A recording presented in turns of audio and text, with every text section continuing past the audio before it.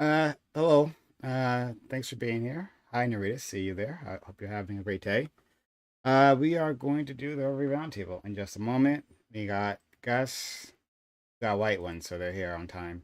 Um, let's drag them in. Started. Whew. We were pulled through the vortex. Oh yeah. Yep, she's here. How we doing, all y'all? What's up, Brian? He might be doing like pre-show stuff. Probably. Hi, sweetheart. Hey, am I still audible? Yeah. Okay. Yes, sir. Kaylee, can I ask you, what are your feelings on marijuana legalization? Well, I said on Twitter, it's a few decades too late, but it's fairly innocuous compared to alcohol, fairly innocuous chemicals. So like I get that it's not the best thing. Like you don't want to promote that kind of shit to kids, but I think it's something that should be much more taxed, regulated, and available than it currently is.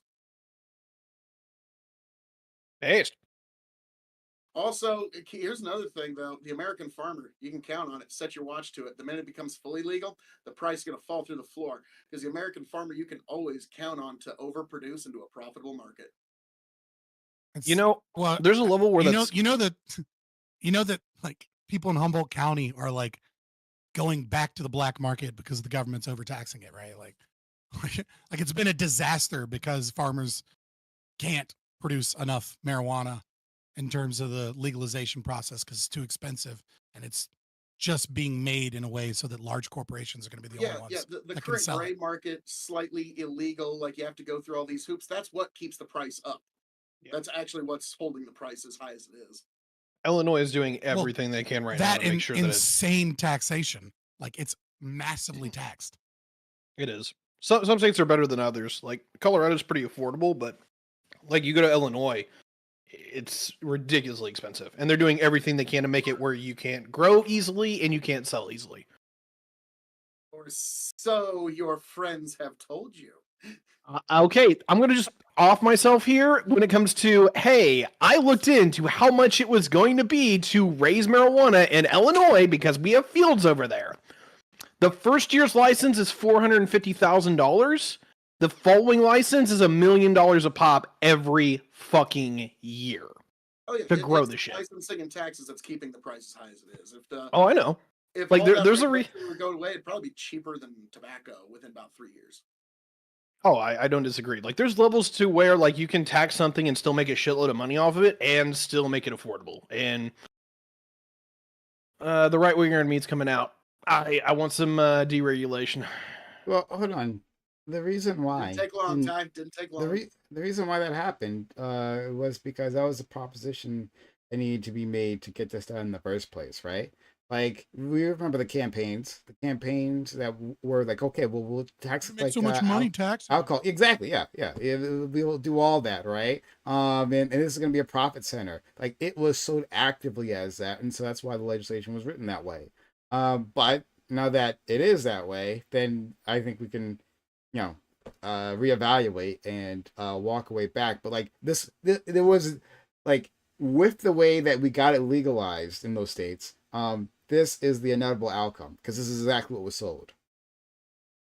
Well, there's levels where needed to keep it legal because before this rescheduling, if any of this would have made it to the Supreme Court, like it would have been unfortunate. Like even no matter how libertarian you are, it'd be like, I'm sorry, guys, this is a pretty clear violation of the supremacy clause. Like, I mean, there's no way you can read this thing and not come to that conclusion. And so this is what was necessary to keep those states. To wipe my ass with the Constitution. Just a piece of fucking paper I never signed. Wait, real quick. Supremacy clause still exists. The DEA has just been instructed to like not.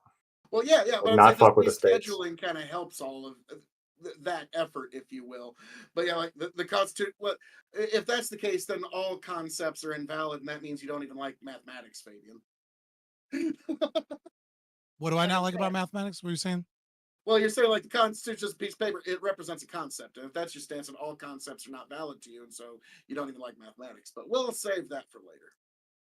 That's retarded. Yeah, Here we go. Here we fucking go. Like that's All right, not like. Fabian, I always want If you to don't like you, but if you make don't, it so if you hard don't for like people to something, like you. Like, I'm sorry. well, just don't be retarded. Like, and then you'll be fine. Like, you're good. Oh Lord, are we live? I'm aware. Yes, we I'm are. aware that the Constitution is quote unquote held in the minds and hearts of people so as it's a concept. So, like, if you Right, like, I'm you're aware. us I'm saying you aware don't that believe in like it, then you don't believe in concepts in general. So mathematics has to be very difficult for you. Transitive property. That makes sense. Right. I never said that I don't believe in the existence of the Constitution. I'm letting you know that as a concept, it's just a piece of I paper, value so it holds no value. Value is subjective. So my personal value is if I had the Constitution in one hand, so your value of right, concepts and toilet paper in the other, right, I would go, the toilet paper has more value because it will not chafe my ass when I wipe my ass with it. There's nothing tough about me understanding a concept. I don't value the concept at the same level that you do. No, you. I'm going to use this argument against you going forward, Scott. It's pretty smart, right? You don't believe in the Constitution. The Constitution is a concept. Therefore, you don't believe in concepts. Therefore, you don't believe in math. Flawless. Or Right, anything any libertarians ever written. There's no jumps in logic there, right? No. It's very segmental. I mean, sorry, man. if it's a do you not realize that like usually that you're wrong here? Like, are you memeing? Like, I mean, do you actually believe that you've said something here that isn't just like a joke? Like, yeah, because you still can't seem to get past it. Right, but like beyond just like trolling as a joke, like, do you actually think that that's like a valid argument or critique against what I stated? Yes. I mean, if you don't believe in concepts, I'm just curious. Sorry, man. No, it's yeah. No. I don't know that I could. So as a math believer, I'll step in, KOE, because I believe in their Constitution. I do. Over there. Like I've sworn an oath to the Constitution, so you know where my loyalty lies here. Look, concepts are a little more real to you. I sure concepts are a little bit more real, like math and everything. Yeah. So supremacy clause. No, this doesn't get rid of this. Like the legalization of marijuana across multiple states, that was never a challenge on the supremacy clause, right? Because the police power is primarily for the states. The feds could go in and enforce drug laws, which kind of happened at the beginning of Colorado's legalization, right? There was stories of DEA raids on various grow houses. But then I think it was Obama who directed the DEA to stop, basically, do not enforce drug laws in states where they've legalized it, essentially. And the executive gets to do that because the executive enforces the law, and he chose not to. And then I think Trump carried that on. And then I think Jeff Sessions rescinded that policy, if I'm not mistaken. But it's been not really enforced since then, despite the fact that the official policy has been rescinded. DC is pretty much the only place where the feds get involved in it. Probably, I would guess so. Well, it's because like DC, but DC is just a concept, Scott. That's actually a concept. Fuck. I don't know. They're pretty lax in DC with their weed laws, as far as I could tell last time I was there. So here's the thing about DC, right? Is that like you have medical marijuana. So you have medical marijuana. So you have medical marijuana. Right? So they have medical marijuana in DC. They have medical marijuana in DC. Where? And medical marijuana. Oh my God. Okay. Do it. So fanatic here. Medical marijuana in DC. Right. But the issue is that you have to be like this can be problematic for you getting security clearance. And basically everybody that works in the government in DC needs a security clearance. And so what ends up happening is they have like gift shops in DC where you buy like a little trinket and then it comes with weed. And so you're not so it's like a loophole. And then the feds come in and shut those places down all the time, but they have business because nobody is dumb enough to get a medical marijuana card in DC unless they don't want to work in the government, right? Because the government still has this because of the federal regulations and things of that nature, that like you can't work at the Pentagon because they'll or you pull a can't work in Biden on any you, half of these right? lobbying firms. Biden like asked like made a survey for the people working in the White House at the beginning of the first term, saying Yeah. you know like what drugs have you done, and like don't worry, it's not going to count against you. So people admitted they did marijuana, and they immediately lost their jobs. So yeah.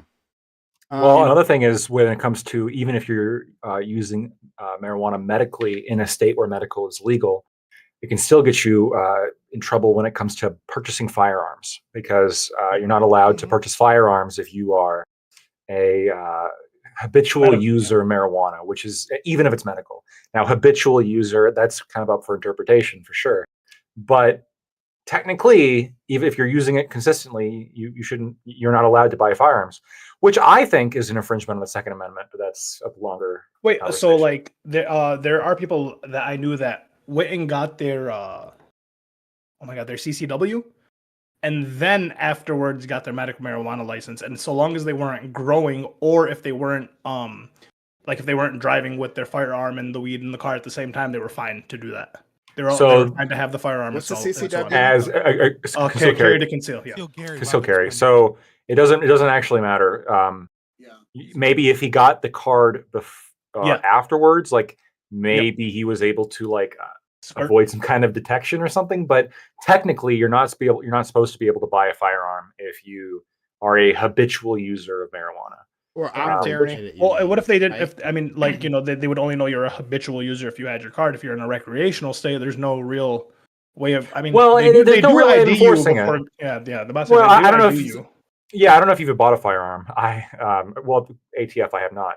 But if you've ever bought a firearm, you'll know. Like they ask you a bunch of just stupid questions, right? Like, are you a fugitive from justice? Are you a habitual user? And like, there's no way to prove that you're a habitual user, right? Even if they catch you with marijuana, that doesn't mean you're necessarily a habitual user. It's purely off the honor system, which is hilarious. Back there. Like, yeah, like who's to say what's habitual? Like, oh, I used to do drugs over there. Now I'm over here. Like, yeah, who's to say what's habitual exactly? I want to ask Scott a question. And I promise it's not like some sort of like gotcha or anything. I'm just genuinely curious. So you said before with the Constitution that like you know you didn't sign it, and that's part of the reason because you didn't actively agree to it. And your ANCAP utopia within whatever region you're in, there's going to be like agreements within the community that supersede like you being there, right, or being born.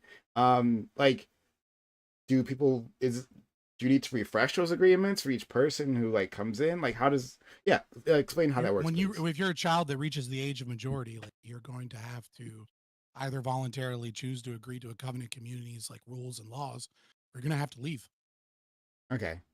So you'll have to like they'll sit down with you and you'll go through it and make sure there's like a meeting of the minds for each of these things, and then. I mean, it just depends on what your situation is, right? Like, so like if you're in a covenant community, let's look at the most ANCAP place apart from Prospera in Honduras, which is pure ANCAP, and that exists today and is successful. But setting that aside, right? The Amish, right? Like the Beachy Amish, the Mennonite, like they're basically ANCAPs. I mean, they pay taxes to the federal government, and they receive whatever benefits that entails. But for the most part, they are a covenant community of libertarians they hate government. They most of them hate taxes. I mean, there's a wonderful video called Dinner with the Amish. It's a great video. You should check it out. It gets rid of a lot of misconceptions and stuff. But like in that community, right? Like if you become a heathen, right? Or you become like, non-religious Mennonite, they'll excise you from the community, right? Like they're not gonna, the Amish are a little different because they're pacifists, but they're not gonna like, even in, whatever ANCAP libertarian society, like there would still be a position where it's like, these are the rules that the community agrees to. We're not kicking a 6-year-old out because they don't have the capacity to consent one way or the other. But when you become an adult, right? And I mean, and I think the Amish is such a great example of this because even most of them do Rumsberger, right? Like they Yeah. go out, they leave the community Go to the to English see if world. they want to be a part of the community, and that is a process of pure voluntarism at that point, because you've completely left the community, you've left your support system, you've gone out into the world, maybe gone to college, done whatever, and then if you come back of your own free will and volition, deciding that you are going to live to all of the rules that the community has and what those rules and those things entail. Okay. So yeah, I mean, there's Well, many Amazing different things ways the of church doing can it. give you, folks. Oh, fair enough. Thanks for answering my question. Doobie? So that's a boring conversation. Do you guys want to talk about the Anti-Semitism Awareness Act? Sure. Because I'm really curious what you guys think about it. Okay. It Do sucks. you guys It's know awful. what it is, or does anybody here agree with the Well, passage of it? I talked about it know on what it Wix is, but I panel for haven't a yeah, little but bit. before you start, I haven't read Doobie, the give us full an bill. overview for everyone else who's watching. Basically, it codifies a definition of anti-Semitism that's put forward by some Holocaust organization. I forget what I think it's like Holocaust Remembrance Organization. I thought it was Um, really the I'll get the link Holocaust for you. Museum. The International Yeah, it's probably Holocaust Remembrance Association. yeah. So and in their definition of anti-Semitism, they have I think the most controversial thing is that it's anti-Semitic if somebody denies the Jewish people the right to self-determination by saying that Israel is a racist endeavor. So that would be considered anti-Semitic. I This sent has the been website with the definition. Thank you. This has been passed now, right? Yeah. And what they're saying is that they're directing colleges to consider these things when they get like Title IX complaints. Or is it Title IX? I think it is Title IX complaints. HR 6090, so basically, 118th Congress. It's to provide for the consideration of definition of anti-Semitism act forth by the International Holocaust Remembrance Alliance for the enforcement of federal anti-discrimination laws concerning education programs and activities and for other purposes. Section 4 definition. Section 2, including contemporary examples of anti-Semitism defined by the IHRA definition. The IHRA definition, contemporary examples of include but are not limited to, and the very big controversial one is claims of Jews killing Jesus or blood libel. And so Matthew 27:24, when Pilate said that he could prevail nothing, but rather a tumult was made, he took water and washed his hands before the multitude, saying, I am innocent of the blood of this just person, see ye to it. Then answered all the people, he said, blood be on us and our children. And First Thessalonians, we both killed the Lord Jesus and their own prophet and have persecuted us, and they please not God and are contrary to all men. There's two verses in the Bible, Matthew's and Gospel of Matthew and First Thessalonians, that if you wanted to be very uncharitable with that definition, makes those verses of the Bible anti-Semitism. Yeah, well, I think it's interesting because I think it's just interesting because right now there are a lot of protests around the country, around the world, about Gaza and Israel, and a lot of these protests, a lot of these protesters would say that Israel is a racist ethno state, right? They would say that having a Jewish state is racist. So they've passed a bill, and at the height of this like hubbub, to say that it's anti-Semitic to say that, right? And that they're directing colleges to punish people for this if they get complaints. Doobie, I think that you've skipped over, I think, actually one of the most egregious parts of the bill, or the definition of anti-Semitism, which is that it's defined as anti-Semitism if you compare any of the practices of Israel to any of the practices of Nazi Germany. No. If you make the comparison, right? So if you say, look, I missed that one. Oh, you'll find it on there if you scroll down. The first link I sent has like 12 things which are the definitions that they're going to use, and then the second link is the actual bill itself. Yeah, so the definition includes that. So if you were to say something along the lines of like, well, I don't like that Israel's putting them in camps. That's what the Nazis did. They put people in camps too. That's anti-Semitism. Or symbols. So like the watermelon, the kafir could then also be deemed as like anti-Semitic because the watermelon's been used as like a logo for the pro-Palestinians, and then the kafir has always been. So if you could be like, if that then induces fear or induces some type of like emotion out of someone, it could be then seen as like anti-Semitic as well. This is also another one. So it's the second one to last one, Doobie, where it's the drawing comparisons of contemporary Israeli policy to that of the Nazis. Mhm. But another one that's just super vague right here, applying double standards by requiring of it, I'm assuming Israel, a behavior not expected or demanded of any other democratic nation. So, Can you say that is there again? anybody here that agrees that this should have been passed? No, this bill is actually making me in favor of Gaza. Like at this point, fuck this. Hey, So Jesus. I would say Because what I think it's I would- really. Go ahead, Scott. MashaAllah, Scott. Habibi. We appreciate it. I would Right. say the interesting thing about it is about the conversation is about the egregious nature of it. And I find that interesting because it's really just a continuation of like you should already assume this. So like the correct answer here isn't these specific provisions are egregious. The correct answer is I have every right to be and say anti-Semitic things. I have every right to say the Jews are evil red devils that rub their hands together and own the banks, and it would be a better place if all the Jews died. please Like, say that you should somewhere be able to else. say Thank that. you. It was a Please say that somewhere else. Here's my last thing. episode of Prime Kais. It was a great My- run, everybody. You My should thing also with be able to this- say that about Islam, and you should this- be able to. this you should applies- easily yeah. be able to say To that. be This is clear, gonna You should end be up- able to say the most. This is- to be This is clear, gonna end up- as the owner of the channel, I disagree with all of that. We love. I disavow. I Just- disavow. just- Disavow, just to be disavow, clear, disavow. I also disagree Yeah, with that disavow. statement.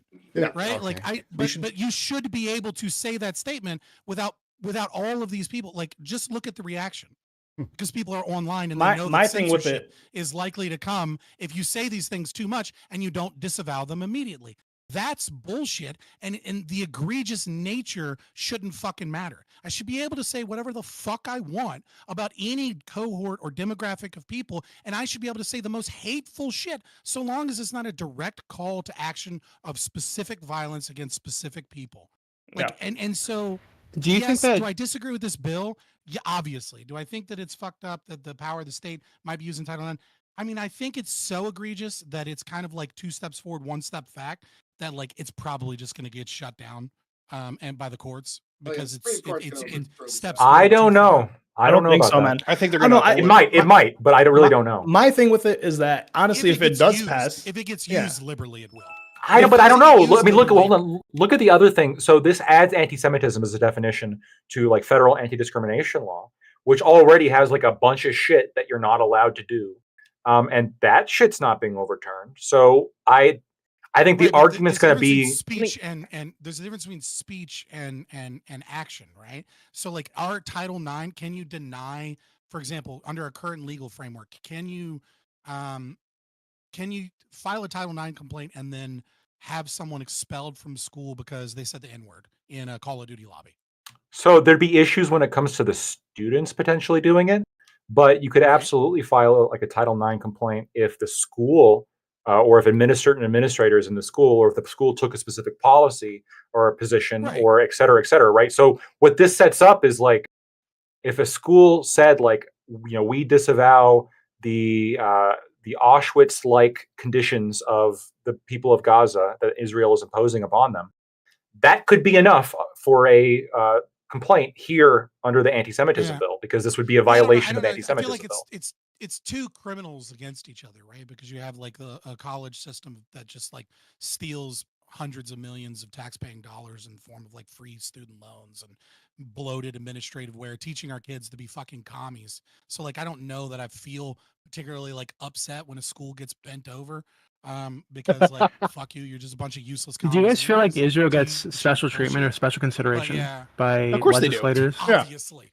Can you- Yeah, So, of course they do. Let's go. Yeah, so like why? let's go- Because there are things like the anti-BDS laws, for AIPAC example, is- right? And I think AIPAC this is, is like, the as bad biggest as the fucking anti-BDS lobby in laws. Yeah. So do you think that? I guess I have to be like careful about how I say this because it's like it's going to be hedging toward the Jews controlling the government thing, right? But Sure. Given that there is a lobby and it is powerful, I think I would say it's called at least as AIPAC. powerful. We know it's Yeah, real. so that's one of the lobbies, right? There are many lobbies toward this end. Sure. It's at least as powerful as the evangelical lobby that people have no issue talking about. I don't think it's that. Why do you powerful, think it but- is? I think this bill and the anti-BDS laws are an indication that it is extremely powerful. Yeah. Oh, okay. This is where I'm going to separate. No. Here's why. Can I get a thought? Is super different. Yeah. Let's so two things from Ali was in line, so let's get Ali and then let's go. I'll let Tiberius respond first. Okay. All right. Yeah, so I don't think that AIPAC is as strong, or actually, let's just say pro-Israel lobbies, right? All of them together. I don't think they're as strong as a lot of people make them out to be. They're definitely not as strong as the evangelical camp in the country, because it now runs the Republican Party by itself, which I never thought could happen. What I do think is the case is that the political class, particularly like what we call the establishment, openly will support them, because they're just, I don't think it's a power thing. I think it's a cohesive. Everyone's marching in the same direction without an actual plan. Well, that's what this is. The evangelicals also support Israel too, right? Exactly. So you could say that they are as strong because they not only have their own lobby, but then the support of the largest. Yes. Yeah. So where I'm going with this is this. The Republicans are like 90% in favor of Israel. The only 10% are like literally the conspiracy theorists that are like, oh, the Jews need to be like, X'd. When it comes to the Democrats, it seems to me that their entire party, or at least the party apparatus, is taking a firm stance and saying we're going to support Israel.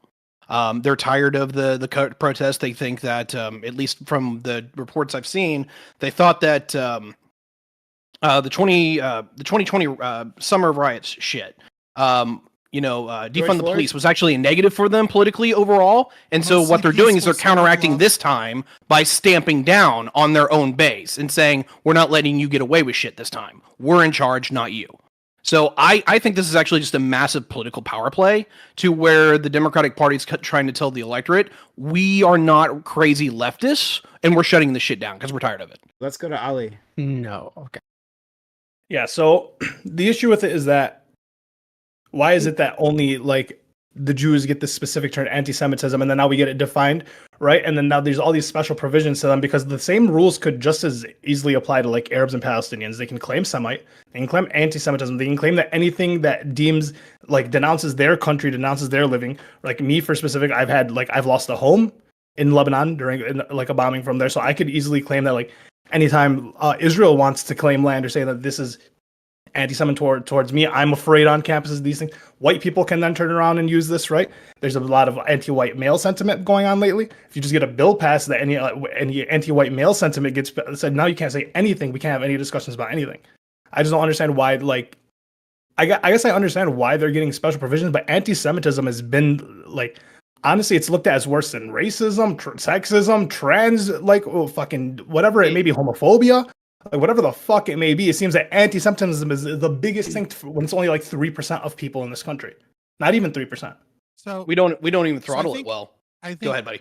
So I think first and foremost, to deny that AIPAC and Zionist lobbies, right? I'll say Zionist, and I mean this literally. I don't mean this the way stupid fucking leftists mean it. I mean it. I just mean it in like pro-Israel lobbies that are for the continuation and maintaining the power and the that's how leftists mean it. State of Israel.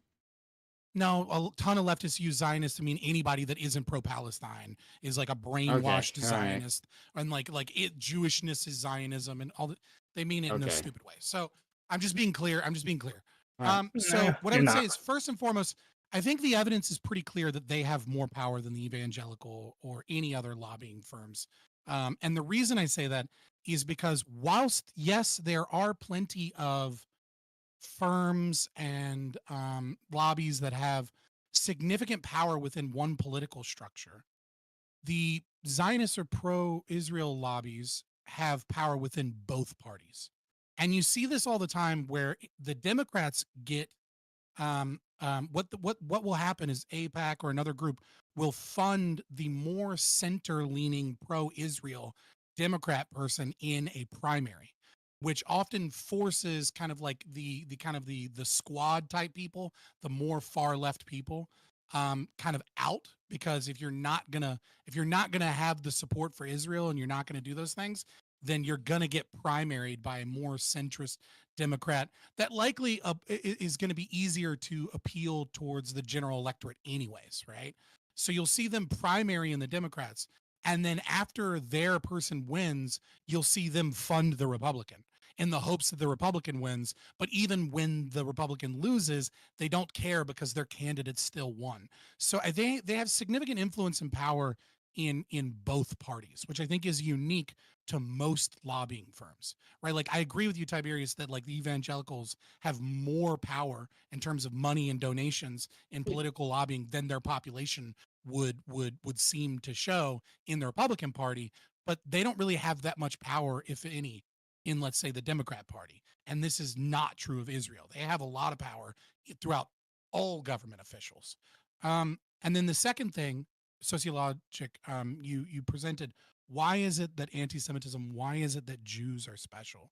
I think, setting aside kind of like power and a discussion of power, um, I do think that the historical context here makes it kind of obvious, right?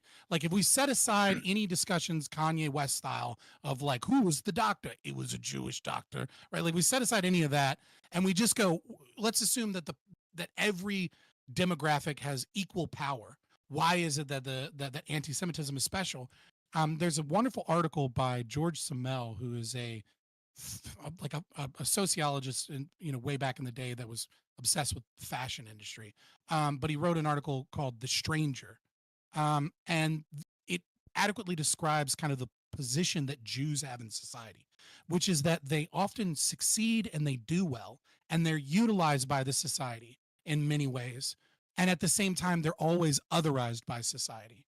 And so because of this, they become a unique scapegoat during times of political tension that other minority groups or cohorts don't necessarily have in the same way. So when shit hits the fan in culture war, it seems like Jews tend to be the canary in the coal mine. And so it seems that there seems to be some level of special consideration, maybe born out of fear, maybe born out of history, maybe born out of power that Jews have.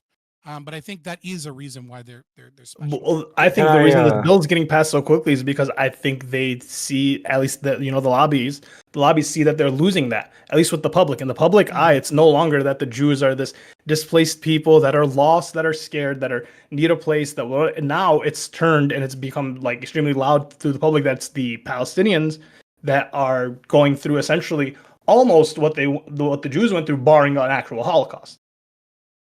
Which, by the way, if the rate things are going, at the rate things are going, I don't know how the answer isn't eventually just like a bomb in Rafah at the end of the day. I don't know how the answer isn't that. So eventually, once that happens, then will Arabs and Muslims be able to claim like the same anti-Semitism fear? Yeah.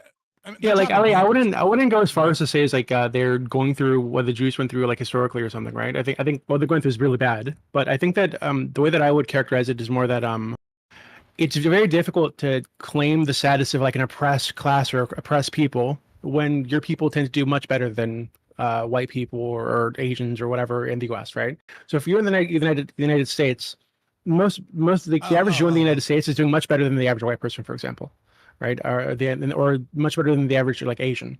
Mm-hmm. Like, so it's very difficult to claim that you're an oppressed class if that's the case. So I think that contradiction. I think it's both. I think that even though it's not a direct correlate, I think people see it as the same thing as it happened like during the time like the Jews were kicked out of, Judea. The Palestinians literally lost their spot on the map, right? And they're being kicked out and declared, right? And so that's why I said until like something like an actual just one bomb hits and tries to kill all these people at one time, barring that, it's kind of the same story. And so I think there's both. It's both things. Yeah, I think the narrative. Many times you're not going to find peace there. You might get armistice for a few years here and there, but you will never find peace in that region. Don't look for it. Yeah. Prime who's next? Sorry, Lactoid. Okay. So I'm looking into it a little bit more, and I obviously this specific question is not something that I do on a daily basis.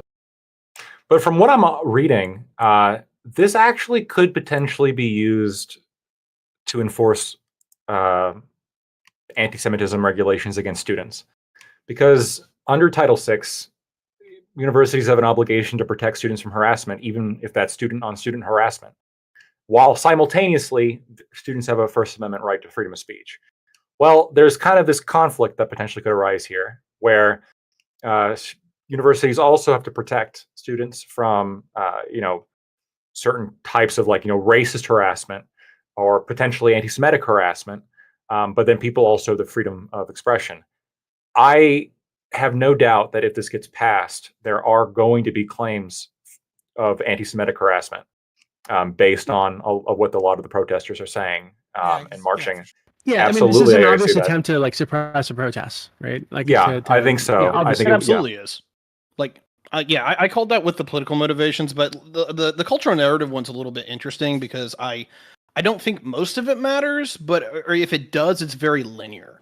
At least for us Westerners, like the Jews are a touchy subject because no one wants to pull a Germans again, right? Like everyone's like, oh, we can't touch that. Don't do that again. Don't even get close to it, right? And we will jump back or literally over backwards to make sure that we don't get close. I think versus the West never really gave a flying fuck about Muslims. Like, I think the biggest difference here is this is the only definition I can think of where criticism of a specific country is part of the definition of discrimination or harassment, right?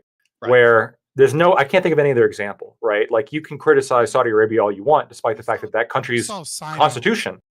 This bill is blatantly a violation of the first. Much lesser extent. To a much lesser extent. Like during the pandemic, people were like, "That's racist" for people to say that came from China, right? Like when we're, You're right. There was this claim, but like at the same time, you can usually I think it was more criticize China racist to what call they it a do. Chinese virus because then anyone who was Chinese got associated with the virus directly. Right. That was the bigger claim. It's like the ethnicity and the state are tied together, and the same is true with China, right? Where when you think about Chinese, you think about China because China is a big power player and enemy. It's not still obviously not the same thing because there isn't a religion associated with that, right? So there's a trifecta with Jews that don't really exist with any other demographic group in the world, which is that when someone says I am Jewish, that often is there's an assumption of Zionism and an attachment to Israel there because of the strong beliefs. Which in of itself is kind of anti-Semitic, though, right? Right, which is, but they want you. but then That's also, what they want you to not do. really. It's 90% support. You're already a nation of Israel, right? So that's like, not 100. If your mother is Jewish, right, full-throated, full-blooded Jewish, and you're born, right, you're immediately you immediately have citizenship in Israel. So there is some tying there, even if it's not by your own choice. But this is common in a lot of countries, right? Like I'm a Swedish citizen despite never being born there. Like there's like, can I criticize Russia? Is that like hatred towards Russians?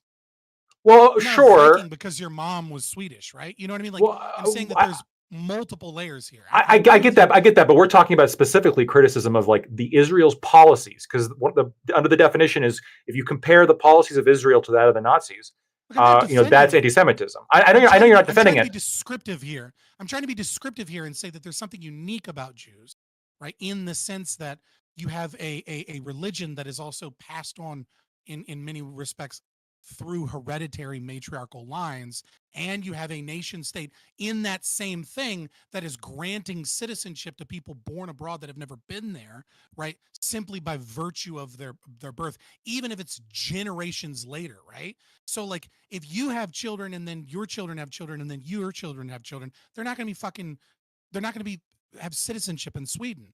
But if it was Jews, you would, right? Like sure. They take it further. The closest example I can think of are the Native American tribes in the United States, where you can apply for citizenship, like if you can trace your blood ancestry, where it's very much based on like your blood, probably even more so than it is in Israel. Not to be, and Israel seems like the only country that's like actively poaching its specific people. It's bringing people over on this free vacation, and the whole thing is basically a timeshare of like, hey, you can get this house, you can live here, and then you would join this military conscriptly for 2 years, mind you. But it seems to be like the only active country doing this, and it like for us to be so like tied with them, the fact that you can leave here, go to Israel, and just immediately join their army, like that is insanity. Can I ask one question? Can somebody poke a hole? Can somebody poke a hole in this comparison here? It's a very easy way to get. It's a very easy way to get American citizenship. I knew plenty of people when I was in the army. First thing they did is join the military, so because it was way easier to get American citizenship. He's not wrong. Yeah, but I feel like it should be weird if like you're leaving an American country to go join another country's military. I feel like it should be weird for us to be like that's our ally We and do it with, such. like Kurds. People do it with Kurds and stuff all the time. But yeah, Well, for the most part, it is sorry, I want to hear what Lacton had to say, and then I'll La- do la- my last- question. Last sentence. Do you guys? Because the comparison I was about to make earlier was Saudi Arabia's constitution is the Quran. So is it Islamophobic to criticize Saudi Arabian policy? Yes. Based. Okay, gotcha. I'll bite on that. Yes. To them, they would think that. Yeah. Now, to us, it'd be like, no. But to them, they probably would think that. I didn't know that was a. I mean, is that No, true? The actually, because Constitution, really? I'm not for Muslims. Their you're not- constitution is the Quran. Yeah, you're not supposed Wow. to. You're not supposed to have that. You're not supposed to have like most Arabs don't like Saudi Arabia. Most Muslims will say like Saudi isn't like a Muslim place. Like it may be like ran and like Yeah. Sharia law and so on and so forth. Not a lot of people agree with the fact the Like way in it's a- ran. They Like love- with they the love same thing with taking the that same thing with Saudi money to Iran. build a mosque in a fucking European country in a heartbeat. Yeah, same thing. Same thing with Iran. Same thing with Iran. Like it is also an Islamic Republic. Most people don't like. There are people obviously who agree with it and want the Islamic Republic that are there. Most people outside there, especially Muslims that are outside, don't like necessarily agree with that. Wahhabism Most people scares in the shit out of Iran people. Let's probably be don't real. agree with it, right? Like, Yeah, 'cause and yeah, so Iran like has the balkanization protests so of so like I time don't know. as So I don't know Despite if it would be people getting the Islamophobic shit to. kicked out of them. So I don't know that it would be Insane. Islamophobic to judge like their policy, considering the fact that like most people would probably judge their policy. Aiko, thanks for joining us. You want to say something? I was just saying that Islam is balkanized, right, by country. So a lot of, I mean, just the Shia Sunni divide itself is a massive one where if you're on one side of it, you're not going to approve of the people that are on the other side. But then there's also these, like the debate topic at the high school level this year, like for 4 months in a row, was WANA, which is West Asia, North Africa. And so we just spent a lot of time talking about the divisions between nations, and the divisions between tribes, and the divisions between like religious sects. And it's very difficult. The only thing that unites them seems, at least in the past, has been opposition to Israel or opposition to the West. But when they're left to deal with each other, they don't stay unified for very long. And that's, of course, that's true of a lot of, like, it was the same thing. There's 400 years of religious wars in Europe, where it's very easy to divide people if you don't have some sort of like unifying maybe threat that would sort of like, even just most recently when Iran like launched those missiles to Israel, who came to the rescue but Jordan and Saudi Arabia, which you wouldn't expect those two countries to have a great love of Israel, right? But their feelings towards Iran turned out to be greater. I mean, there's that, but there's also like the U.S. allies, and Plus they might have stability. had pressure from us to actually, join in on that, right? Yeah, there's always pressure all the time, but the fact that they responded to Western pressure over Islamic pressure like tells you something, that the unity like within Islam isn't I think all makes a good encompassing. point. The fact that our leverage means shit to those people is actually quite telling. Right. So Islam is. Sorry. go ahead. No, you can go. I was just gonna say Islam has been very Like, to anything. not. It's been very dispersed as like a collective authority since the caliphates fell apart. Like as soon as the infighting actually started from that, they've never unified in any kind of major religious way. Going back for a little bit to the previous conversation, like Blackwood, you said that it would be anti-Semitic to assume that a Jewish person is a Zionist, but like that's what like the pro-Israeli side wants you to do, right? Like they want you to assume that Jews in general are for Zionism, that these things are synonymous with each other. So of course you should assume that. Yeah, it's fucked up. Absolutely, and we don't, and that's a different standard that's not held to any other nationality, right? Or religious group or ethnic group, etc. Someone who's Russian is an ethnic group, right? Someone who's like ethnically Russian is not assumed to have some kind of loyalty to Russia. Yeah. Well, but go if you're ahead. Arab or you're a Muslim, you are assumed to have like allegiance to like Palestine and in this conflict. Well, if I just wouldn't this be like a stereotype though? If I just assumed some like you're Arab, you wouldn't therefore be- you must be. Now, I mean, if I may, you this is like just it would be. It's just like that's just how it's being presented, right? That is how it seems to That's be. just In Yeah, the but now it's being Smart presented in heuristic. law It's like though, not- right? What's Well, what's the if I may percentage? for What's the just percentage just one of moment here. Muslims that don't fucking agree with Palestinian? Well, plight? Like, I actually had a you know what I cousin mean? who Like, come lived on. in Israel for a Yeah, but you couple can't years. legally put the two together like Okay, that. okay. though. Let's say No. multiple things on multiple things. One, Agreed. I can raise his hand, so I want to give it to him. But Bill, you sound a little quiet, and I think that's why people are talking over you, which Oh, never happens. well, I mean, that's no good. It's weird, right? That's very unlike Phil. Yeah. Yeah, Oh, yeah. God almighty. But no, I was just saying that I have a cousin that lived in Israel for a couple of years, and we talked about this, and I straight up asked him, like, so Judaism, is it a race, religion, or ethnicity? And I'll never forget his answer. He went, All the above. eh. Yes. And then I asked some other buddies, and they said, no, Phil, that's actually the right answer. Hey, I don't think you're using your mic. Yeah, you're not getting louder when you're getting closer. I mean, you might be using a different mic. Yeah. Yeah. One moment, you beautiful people. Iko, please. Yeah, while he's working on that, I just wanted to. I posted something like in the DMs, in the group DM about American Jews like relationship, and there's some really interesting. Like, if you were to expect American Jews to feel very emotionally attached to Israel, it's actually only the net Jewish opinion on that is only 25% feel very emotionally attached, and then if you look at the age breakdown. As you get younger, that number appears to, like, if you're under 65, that number drops a little bit. So I don't think that that conflation is warranted in the United States. Yeah, I think, if you move over to somewhat attached, you'll see a considerably higher number. But a lot of the more powerful criticism of Israel often comes from diaspora Jews, or even better, like Israeli Jews who live in the area, because the Likud party does not have majority support in the Knesset over there. And so I think that there's a lot of this conflation of being Jewish with approving, not just approving of Israel, but also of approving of Likud and of Netanyahu and of this current attack in Gaza, I don't think is necessarily warranted. I do think that there's sort of a lot of natural pushback that because Jews often get lumped in and attacked as a result, that might make them more like sympathetic or distrustful of protesters, for instance. But the moments in all of this protesting that I thought was most powerful was whenever you see protesters who are Jews themselves holding up a sign that's saying Jews for Palestine or something like that. Because then you can you can separate out the anti-Semitism, which I think is present in some of these protests, with the more sort of valid aspects of that protest movement. And I think it's very hard when you look at all of these groups not to just lump them in together whenever it's sort of convenient for whatever argument you're making. I think we have to work very hard to distinguish between groups of actors that are involved in all of this. Yeah, I think Bjorn had a similar issue, right?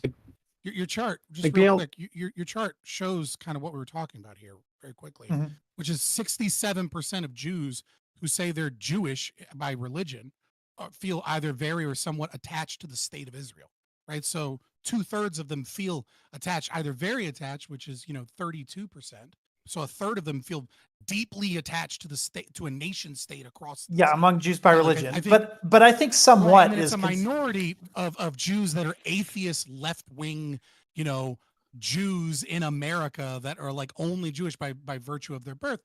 And I think that does exactly kind of what we're saying, which is that the thing is convoluted by the fact that it is hereditary, because atheist Jews in America are all pro-Palestine leftists right now, right? Like they hate it. Or they're just apathetic to it at all. They don't care either way, and they're like, whatever. So it's not necessarily that they're there's no attachment, but they don't care, and they probably side. In this current paradigm, if they're politically active, they're probably. Yeah, I think with the study you've got you've got very somewhat and not at all. I would assume that these atheist Jews, especially the ones that are pro-Palestine and are leftist or whatever, are going to be lumped into the not at all. So what interests me more is the distinction between the very and the somewhat, which, if you're talking about Jews just as a category, it's only 25% who are very connected. So, I mean, I can imagine, even if you're not religious at all, I can imagine why you would have somewhat of an emotional attachment to Israel, because it is part of your identity growing up. It's part of the social structure that you're in, right? But what I'm saying is people seem to be assuming that Jews in America are all very attached. And here it's, if you're not going into subsets, if you're just Jewish in general, that's 25%. Yeah, and look, it's also a very strong intellectual like component. I mean, the joke is that a lot of Jews joke that, you know, they're atheist and they go to temple every Sunday, like that both things are true for them, and they live a life of like intellectual tension, shall we say. Rabbinical Judaism are kind of like that. Scooby, then Can you hear me at all better? There Yes, we we can go. hear Yeah, you. much Yeah, better. much better. Much better. Holy Oh shit! yeah, Yeah. I'm back. Scooby. Yeah, I was just going to say that I think every protest group has this issue, right? Like BLM had this issue with like actual like anti-white racists out there, with people who had legitimate like grievances or legitimate like advocacy. Obviously, like the Trump rallies had similar issues. That like actual like racists and Nazis out there, with normal Republicans who don't believe any of that shit. So I think that yeah, that's obviously an issue with like any massive movement of people. But I think what's happening with these protests, right? And I think this is expressed through this bill, is that there's like a push to not just to shut down the debate or shut down the protests entirely, but to pretend that everybody on that side, including the Jews, are anti-Semitic, right? So, because the fact that they've basically equated like criticism of Israel with anti-Semitism, and now they're encouraging universities to punish people for this. Like I can't think, like Lactode was kind of talking about earlier, I can't think of another country that has this kind of like political sway, right? So one with the anti-BDS laws that are still on the books in many states across the country, and now this getting pushed through very quickly. And it's like a barefaced like attempt to shut down criticism of another country.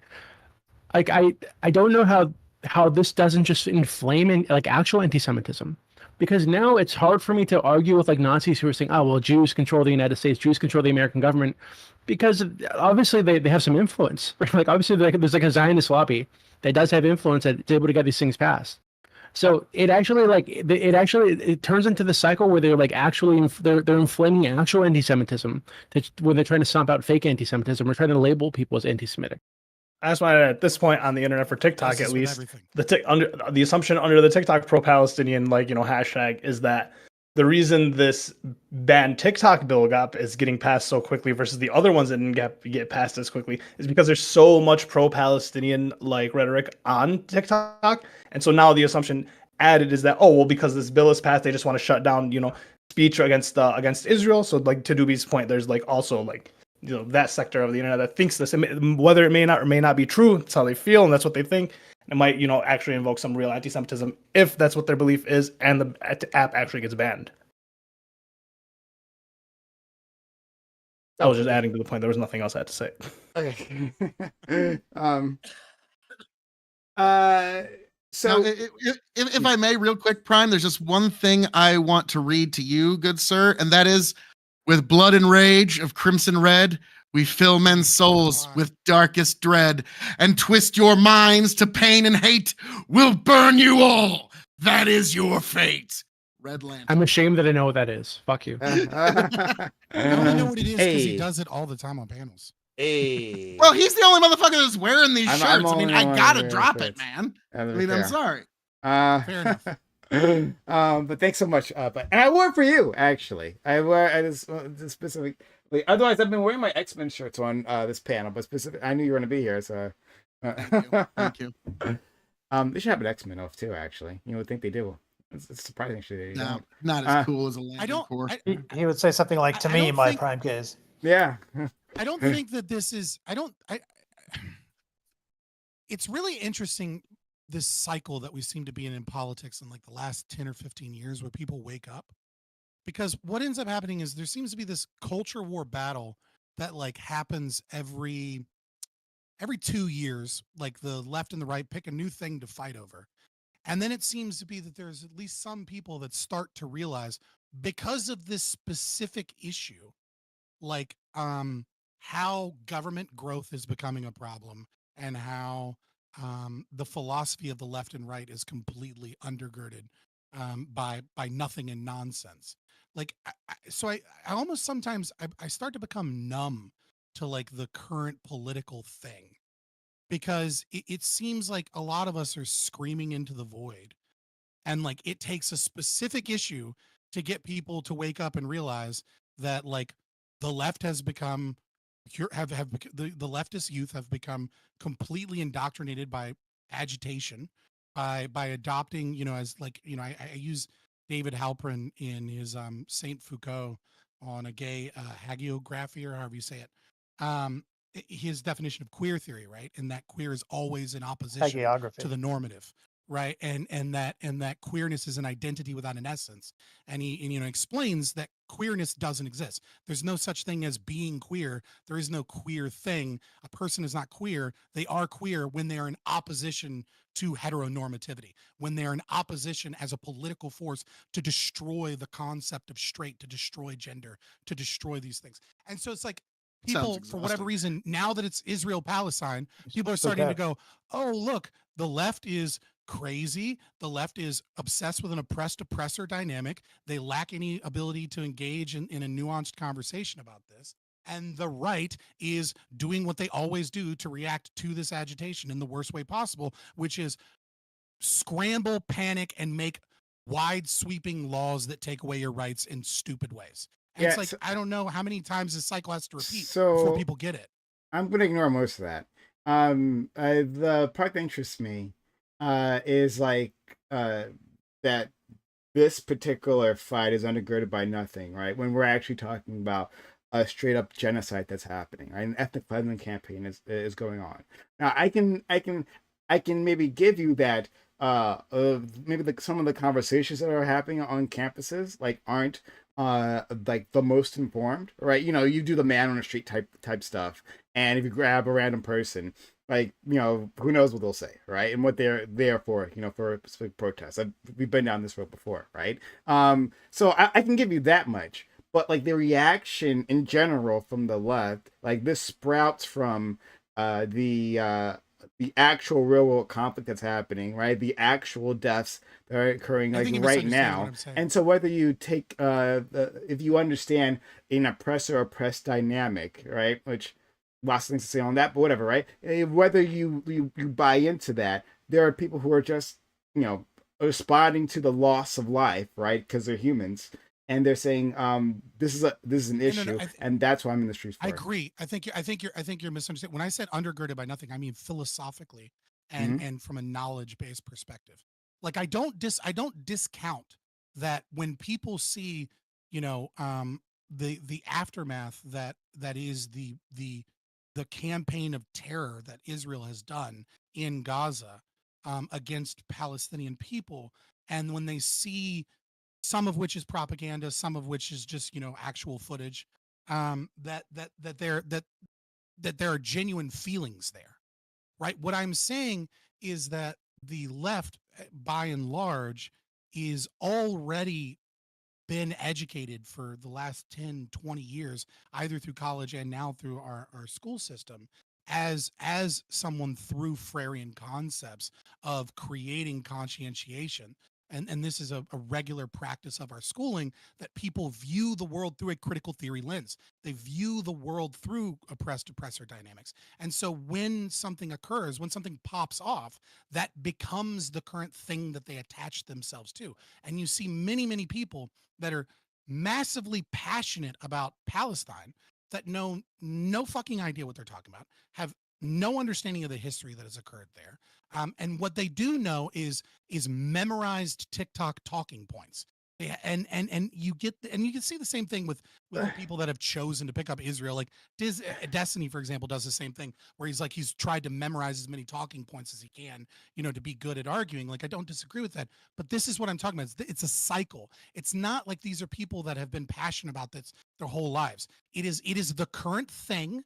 It's the current thing that everybody's mad about. It's the thing that gets you likes on social media and in your friend group. And so and it is the thing that they use to be against Western imperialism. And they don't give a fuck about, let's say, none of them give a fuck about Uyghur Muslims right now. Why? Or what's happening in Sudan. Not the current thing. I hear you. That's because you don't really have much attack to China. You can't really do. What are you going to protest China for? How long before nothing? Like, you have no power there. Hold on. So I'm trying to build a bridge to you, right? So if we're talking about like the online individuals, right, activists, and left or right, right, you get that social media credit, that status for being bombastic and pretending like you give a fuck about anything, right? And so you can end up signing on to these like talking points, right? To create content, right? And show that you are the most, anti-Israel, or whatever, however you want to take this. Like you that is something fair enough, right? But like I wanted to pull back a little bit and talk about like that most people don't understand. Well, that's like for most of anything. I don't know if you can go for how many topics, right, that the public is educated Sorry, on what? when you're not directly sorry.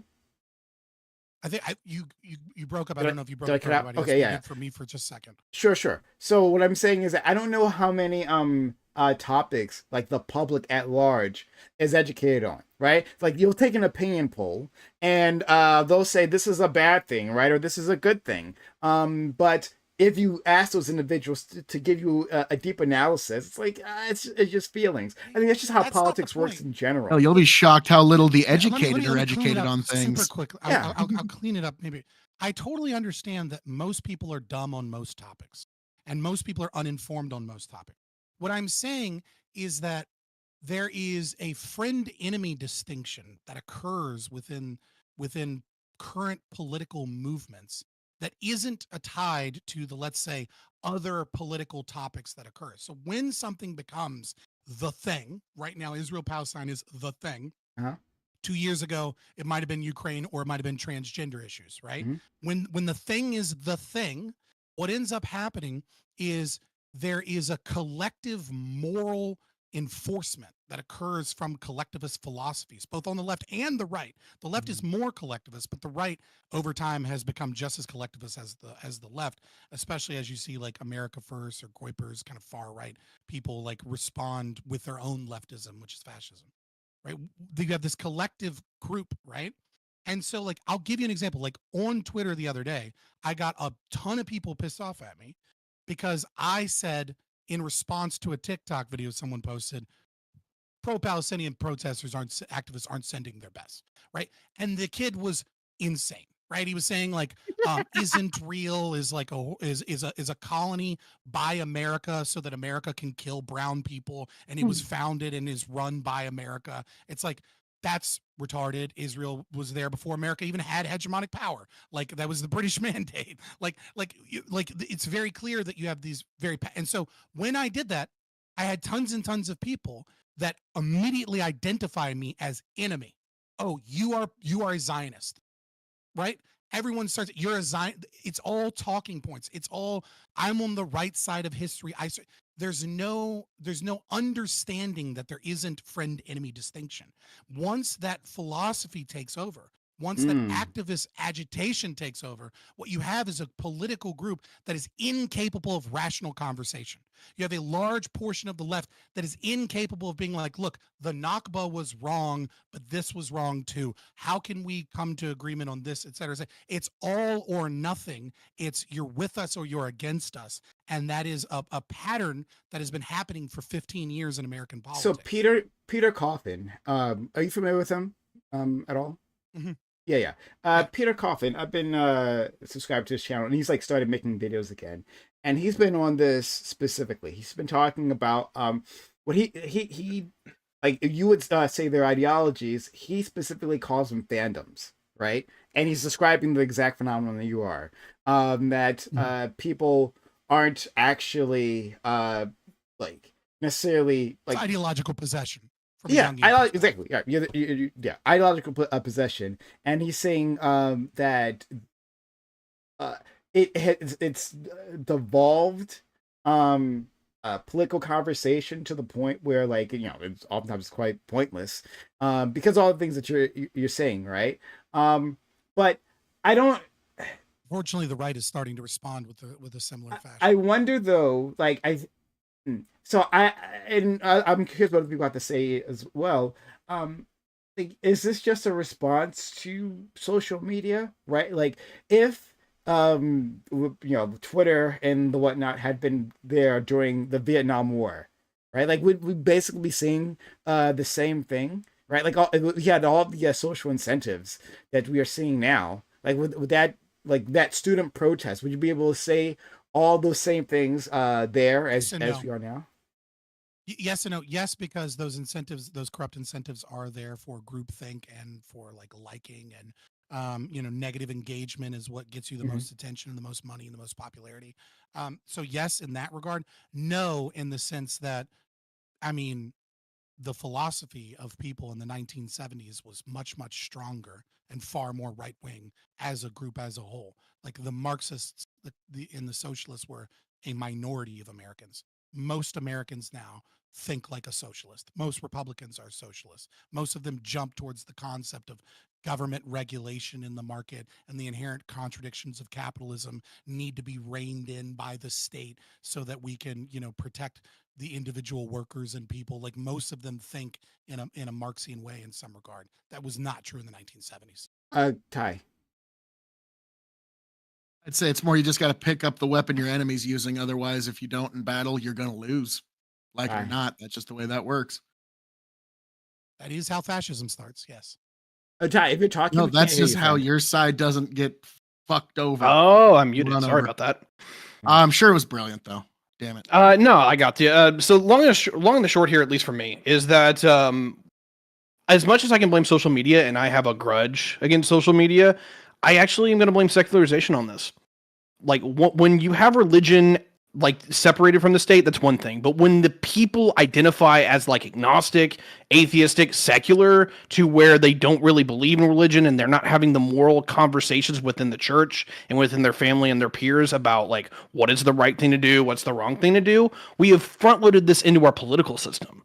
Like the reason why we're seeing so much dogmatism, so much like zealotry out of our political class is the fact that we don't have that conversation in a separate place called the church. We have it now in politics. I'm just firmly convinced that that's the case. It is. It's evangelizing.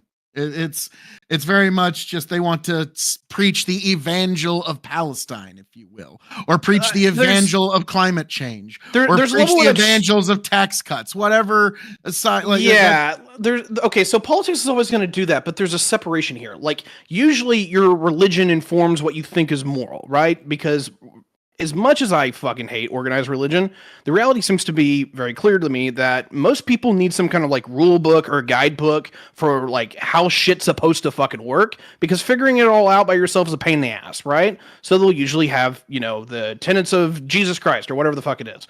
Atlas shrugged. Sure. Actually, yes, right? So when it comes down to it, at least for where I'm at, is that because we have such a society that actually doesn't like put morality, wrong word.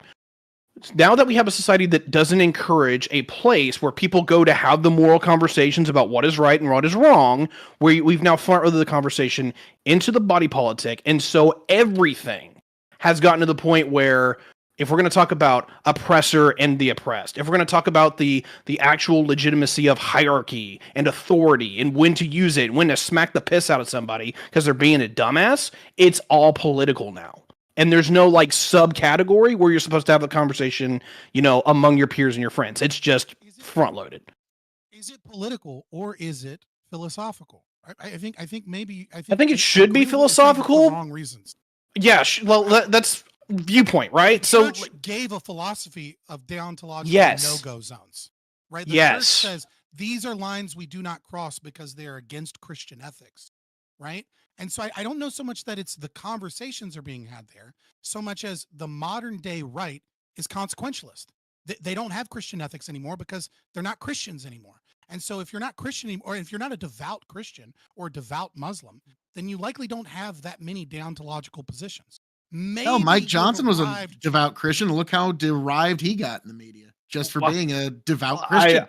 I'm going to rub some salt at Phil doing this. I'm saying you might, but I think you might arrive at from the right at the moment. Rule utilitarian kind of no-go zones as a right winger because you hold some values, right? But at the end of the day, that's a happenstance by strong belief and values that you have. Whereas Christianity, as much as I dislike it because I think ultimately it leads to altruism and is part of the problem. But it was a wall against socialism. it was a wall against the greatest abuses of the state, because it said, you know, that there were certain things you didn't cross, right? Like Jesus did say, you know, render unto Caesar what is Caesar and render unto God what is God's. But also he was saying that tongue in cheek because Caesar wrote on a coin that he was God, and he was saying, fuck Caesar, don't give him anything, right? So there's a lot of anti-government, anti-value things, anti-state based values, especially with hard moral lines, that I think you derive from Christianity, even if you're not a Christian, because if you're a devout Christian, you do have some of those deontological positions. You know, I think maybe pro-life being the only one that still seems to be sticking around. Many of the rest have fallen to the wayside. I agree. Yeah, this is where I didn't want to completely, like, I wanted to give my position on it, so maybe we could have the synthesis here, but it largely is that, in the way that you framed it, I'm largely with you here, is that people do not have those more, like, ethical considerations that are from Christianity. Like, ironically enough, Christianity does kind of want you to be a more, like, small government conservative, because what's your first priority as a Christian? To do the service and will of God, right? If you're not doing that, you know, you're putting the state first. That's kind of antithetical to the religion itself. God, though. It's like when the Pharisee said, "We have no king but Caesar." Like, that's literally, you're saying that you put the state above all else. And so, yeah, in this regard, Tiberius is right. Like, as a Christian, you are a Christian first and American second. What is the will of God, though? That's always the thing, right? Like, right, you should be doing that. Well, you want to know how you find that out? I'm actually in Second Timothy 3:16. All scripture is breathed out by God and profitable for teaching, for reproof, for correction, and for training in righteousness, that the man of God may be complete, equipped for every good work. So, you know, if you're wondering, there you go. The good book, sir. The good book. Look, I have no problem getting Eucharist, Cal Rich, and Phil KOE to debate the finer teachings of what Christianity can be. I'm sure I can let them have at it for a century, and we still won't get it figured out. But, you know, welcome to religion. We've only been debating it for 2,000 years. Phil, is Christianity a concept, would you say? No, it's something much, much deeper. But I appreciate the attempted humor there. But no. I appreciate in question. Well, I was going to say, like, maybe that's why Scott doesn't like it, because he said before he doesn't like it. It might be a concept. If it is to him, then that's understandable. If he thinks it's just a concept, but it's so much deeper, sir. And don't worry, Fabian, you'll be coming back to the kingdom of God someday soon. It'll come to you. Don't worry about it. Scott didn't sign the Bible. I tried. Unfortunately, I'm not that dumb. If I was more Muslim, I'd have the Christianity as a concept argument with you, but I'm not. I was Muslim just like you a few years ago, and yet here I am quoting scripture on stream. So it'll happen for you too, sir. You just got to get through a little bit more of this journey of life. You could be just like that, Scott. Oh no, you'll have a few more years of rebellion. You'll get there eventually. It's not a could; it's an eventual. No, it's I love the eventual. patronizing aspect of the Christian that, like, can't defend his own position and instead says, "Once you get older, you'll understand." Like a parent, no, I'm not saying you'll understand. I'm saying you will. Child. I'm just saying what you will. I'm sorry. Like, I can feel it for you, sir. I can feel it. I'm sure. I know you're coming home. I went to grad school. I went to Liberty for grad school. Like, if I didn't find God there, I'm not finding it. No, this panel's going to lean more towards just weren't Islam. getting spiritually fed in that moment. My God has a bigger beck than your God. The primacy of consciousness is wrong. There you go. If God is real, here you go. Here's how I feel. You want to really know how I feel? You want to really, like, go ahead and burn this bridge fully? If God is real and he has an effect, because bad things reality, happen, though. That means that we can interact with him in material reality. And the moment he attempts to perform a miracle on this world, we can capture him, we can imprison him, we can torture him, and we can hang him in front of the You already did at his crucifixion. So that you already did, Fabian, at his crucifixion. I know. You would, of course, do that. Whoa, is that you anti-Semitism? You would gleefully do it. Yes. Yeah. Oh, look at him doing violence against the Jew. No, your sin crucified him. So, yeah, sorry, man. Of course you would gleefully do so. Sins in the future. And the past and the present. Go talk to the kindergarten children. Like, I'm like, no one wants to hear you silly. Okay. All right. But yet I'm doing so much better. Such love in the air. Such love. I know. It's so loving. But, you know, sometimes you get what you give in this life. And Fabian Liberty is what happens when you order Stefan Molyneux from Wish.com. So What? not a single fucking argument you've made about any of the state shit that you couldn't get from a Stefan Molyneux podcast in 2015. So I heard all this. I heard this act before. This is kind of like Dennis Leary copying Bill Hicks. Damn. Right. Okay. Except you don't have an argument against it. I You just have insults. No, I just told you. I know where you get all your material from. I'm sorry, Carlos Mencia. Okay, so let's push Sure. past this. Sure, buddy. Let's push- Yeah. I've FreedomAidRadio.com is still Whatever available. has- You can whatever download is- that all. Whatever's happening now. Israel Palestine from 9 years let's- ago before Stefan got banned. Oh yeah, because shit's totally changed since then. The sides have changed and the people hate each other less. Totally. Doobie. I'm sure Doobie's gonna say something super intelligent. Go ahead, Doobie. Nope. Nailed it. Never mind. Thank you. I did. Actually, no, I was gonna let you know that the wedding stuff I spoke about earlier, it came up, so I have to go, unfortunately. Right, understood. Um, Good to see you, Thanks buddy. for being here, friend. good talking to all of you. Congratulations. I'm getting Great married in day. August. Thank you. God Care be bless. well, Doobie. Oh, me yeah. too, actually. I hope you Wait, have wait, some wait, hold tadpoles on. pretty soon. Wait Hold a on. minute. Yeah, I'm getting- Are you Yeah, I getting actually married have to the some same good news. woman, maybe? You just No, married no, someone no, else. no, no, no, no, no. Publicly, but I met this girl at Kaylee church. and I are We way get closer along than you guys wonderfully. think. That would be hilarious. if they tried to Doobie. use his name.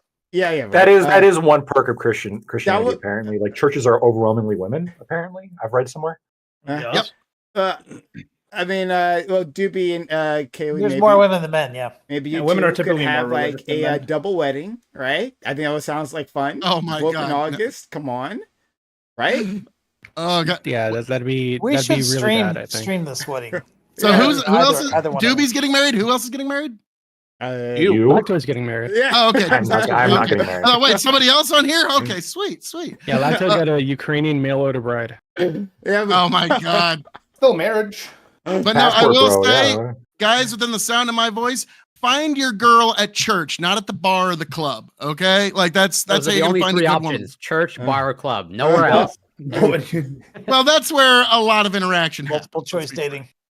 Yeah, Okay, well, I'll see you guys later. Gotcha. Have a good day. Bye, friends. Great talking to you. Peace. Catch you later, Take care, Doobie. So you're saying, God bless. go to the church for my hookups is what you're saying. That's where I should aim. well, you'll find somebody worth spending a life with. Much My more, girl was an ex Jehovah's I- Witness. Does that count? much I'm more not- likely, anyways. I'm going to say this. Okay, look, all best wishes to you. You will agree, though, there are a lot of women who go to church that are also, Old. you know, Lusty? they'd be the kind that like would maybe hang out with Jesus, if you kind of catch my drift. Like they're the kind of that were like, you know, no. Women of ill repute, you say? Now, Yeah, what I will women say- of ill repute, or I think Now, what I will Scott, you say said this, like, Saturn, right? I what think I you will- said- Reformed allow me women. to say this. One of my favorite quotes from Oscar He means Wilde Mary is, Magdalene. hang on. One of my favorite Oh. quotes from Oscar Wilde is, It's too deep every for me. saint has a past and every sinner has a future. Always remember that, because See, that's what I don't like, though, bro. Like, Wait, hold on. how This do is you this feel is- about this is that? what I don't you're like. not a then. debauched sinner. no, no, Everyone no, on no, this no. panel and everyone within the Wait, sound of my this is voice what I don't like. is a debauched sinner. Lactoid, Let me respond to this. Jesus, that's Call all. it No, out. no, yeah. So Like this is the part that I like bothers me a little bit. Where Nala, yeah, exactly, right. You have sure, I get it. You're washed clean of your sins, but are you washed clean of your HPV? I don't know, and it seems like kind of like a risk. Oh my God! Why are we here again? Well, Like, here's the like- thing. Miraculous The healing reason that waters, you would okay, that you attend, can go like, to in here's France. the thing: you need to attend a church Catholic that actually waters matches will your clean you of values. everything. And then if there's somebody that attends that church regularly for a long time, that's almost kind of like a weird, like, relationship vetting for you, because you already know you line up on so many different values that by the time you go out to first dinner and you're having your discussions, like, you find out, oh yeah, we agree on that, we both like that, and it just I'm it just syncs dating. Yeah, up. and they've already had their fun too. So you mean you don't got to worry about All right. Well, like, here's the thing: nobody's clean walking into that church. Don't think you're ever like. Yeah, but here's some the thing, people are like, dirtier than whoever others. you, Yeah, whoever there's a range. I whoever think. you end up shacking up with and making a family with in the end, that person will not be clean of sin. Guaranteed. all I'm going to say regarding this None of us lactoid is that None of most us of this shit is curable now. Okay. Yeah, lactoid. Most, We but have not an answer all. for that. In Most. the Catholic Church, we have a place called Lourdes. It's in France. You can go to, and go you all just the way take to a dip in France? there, and it will take It'll remove all the disease from you. So she okay? gets Oh. she gets to come back to God, I get sent the married, link in and the a side chat vacation to here. France. That seems, jeez. Now Yeah. the Protestants will Turns out just they test give you a that water baptism. and it's full of staph. But I would besides guess. that, I would guess it is Oh! full of staph. Yeah. So is that what cleans it out? yeah, I don't know. I don't know how it Like, works. I The just- staff eats it away. It's the Oh my antibiotics. God. Those are literally the only two things I know is that it'll heal you of everything, and there's lots of staph in it. Okay. What's the name of this river or lake? It's called the location is called Lourdes, but I put a link in the StreamYard side chat. Lourdes. It's a real place. I've been there, and no, I did not come near the water. Okay. IRL stream coming soon, Prime? Phil, I want to ask yes. you. I want to ask you a genuine question, and this has nothing to do with your personal, like your actual personal life. But let's say like the timeline was different, and like you met a girl at church, and like she was cleansed of her sins after, like she went through a fucking train of like dicks, right? We're talking like 2000, okay? Like everybody in the city has had her at least twice, okay, that you live in. But now she's been That would washed not clean be of sins. someone I would start a relationship with. No. Well, okay, why not? Because that's not something I desire. That's just my sexual preference. Okay. So despite the fact that she's been cleansed of her sins. About If you have a 1,000. son, if you have a son and the son said that he found her really attractive, and that he thought she was cool, and you Oh, yeah. knew that she fucked everyone in the town and everyone in the city. Oh, and that she every said one of a your body children's count going of, to like, make several 3,000. relationship mistakes. Don't think you can prevent that. What about marriage? Okay, like that's going to would you- happen. would What you- about You marrying can't- her? Hold on, pause. I'm Stop- going to stop advise trying to interrupt against me it. so that- Of course. So you don't like why would you advise against it? Everyone has a past, man. God heals, bro. She went to church. And the future sins What the too. fuck is wrong with you? Why don't yes, you but believe that also God past heals? behavior is the best indicator of future behavior. So you will be known Okay, by your so- fruits. You will be known by your work after you are cleansed, and that's why you have to know them for a It's while. And almost no, like- it even says It's in almost James like chapter 2, God's you will healing be doesn't known mean a by your goddamn works. thing. No, It's it will almost be like from your works. The healing didn't. Now do there's a somebody fucking that's going to thing be for you. that girl, that 2000 girl. There's somebody out there for. It's just not me. I already found the girl of my dreams, and I'm going to spend the rest of my life with her, So, right. and I love with her. So So, you it's found- not you me. found that's Doobie's because you wife. haven't met her You yet. found At the end of the Doobie's day- at the end of the day, fiance. you give up. At the end of the day, when it's your own child and the stakes are high, you abandon faith for reason because you know that her past shows that the most likely scenario in her future is that she's gonna be a hoe, she's gonna fuck up over your son's heart, and she's gonna fucking stomp on it. That's and you right. don't want that for your son. So at the end of the day, when the stakes are high, you give up your stupid fucking God and you use your brain for half a second and you go, no, not there. But when the stakes aren't high and you're talking about Well, the you have people to on see what the internet, works are all of a first. sudden we believe in. So we yeah, believe you in have the to know what wonderful their things. works are. They will be known by their works, like it says in James chapter 2. So So if you don't have works that Wait, so their sprout past from works your- aren't part of what's washed away?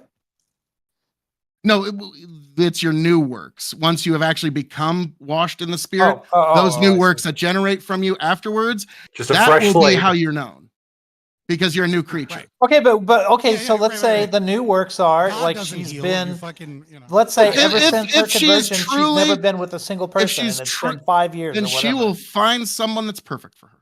I Yeah. know it. If that's what she prays And for, that won't be Lord you, will- and that won't be me, and that won't be most of the guys here. There's no amount of cleansing that can. Well, yeah, occur I'm in already Bailey's I'm already world. taken. I'm off the market. So Oh, I understand that, but like, even if you Sure. were not taken, I don't think you consider this person. Okay, but Lactoid, if she goes to Lourdes after that, Yeah. Okay. As long maybe as she then, gets man. staff, as long as she she might gets come back with staff, staff. then yeah. Okay, but Well, that's The the only rest way of we it- can guarantee it worked, Aiko, is if she comes back with staff. yeah. It's like that's like because I had to be it's kind of like the, honest. Like I stamp you was get known as from a kind of a club, whore for a right? little It's while. your That's like your staph verification. infection. Oh, you've You been have once, a yeah. you have a wild college days, Phil.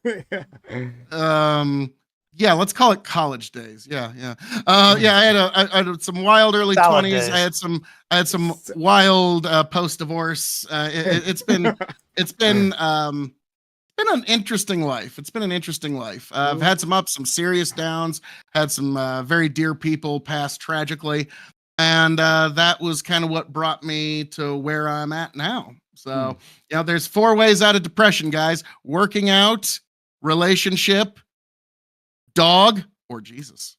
I think the medical community has a different answer. Nope. That's it. Those are the only that's four. Or running through a bunch of women. Apparently, that's also potentially a solution. It doesn't help. The Andrew Tate.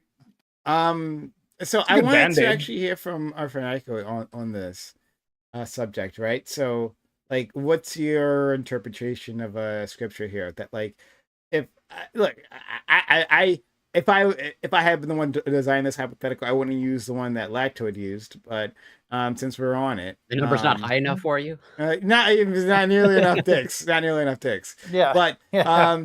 assuming you consider like being promiscuous a bad thing, right? An awful thing, and a sin that needs to be washed, right? Do you think like well, what's your take? I mean, you already heard the Right. So okay. So I've got this like 1 or 2 year panel that's coming up. That's going to be like it'll take a long time to get through. Where we're doing Dante's Divine Comedy, and one of the things that Dante thought, which I thought was highly influential on me, and was this idea that a lot of times, like our sins are connected to something greater than themselves. And one of the things that he does is he puts in Mount Purgatory, which is purgatory is a place that gets you basically from the world like to heaven, and you work off your sins or whatever. And the top circle, the one that's right next to heaven, is lust. Right next to heaven. And the idea is the very last thing you have to do after you've purged yourself of all the rest of your sins is lust has to, like literally, I don't know how much of a metaphor this is, literally has to burn through you. You walk through a circle of fire. And when you emerge on the other side, you emerge in heaven or whatever.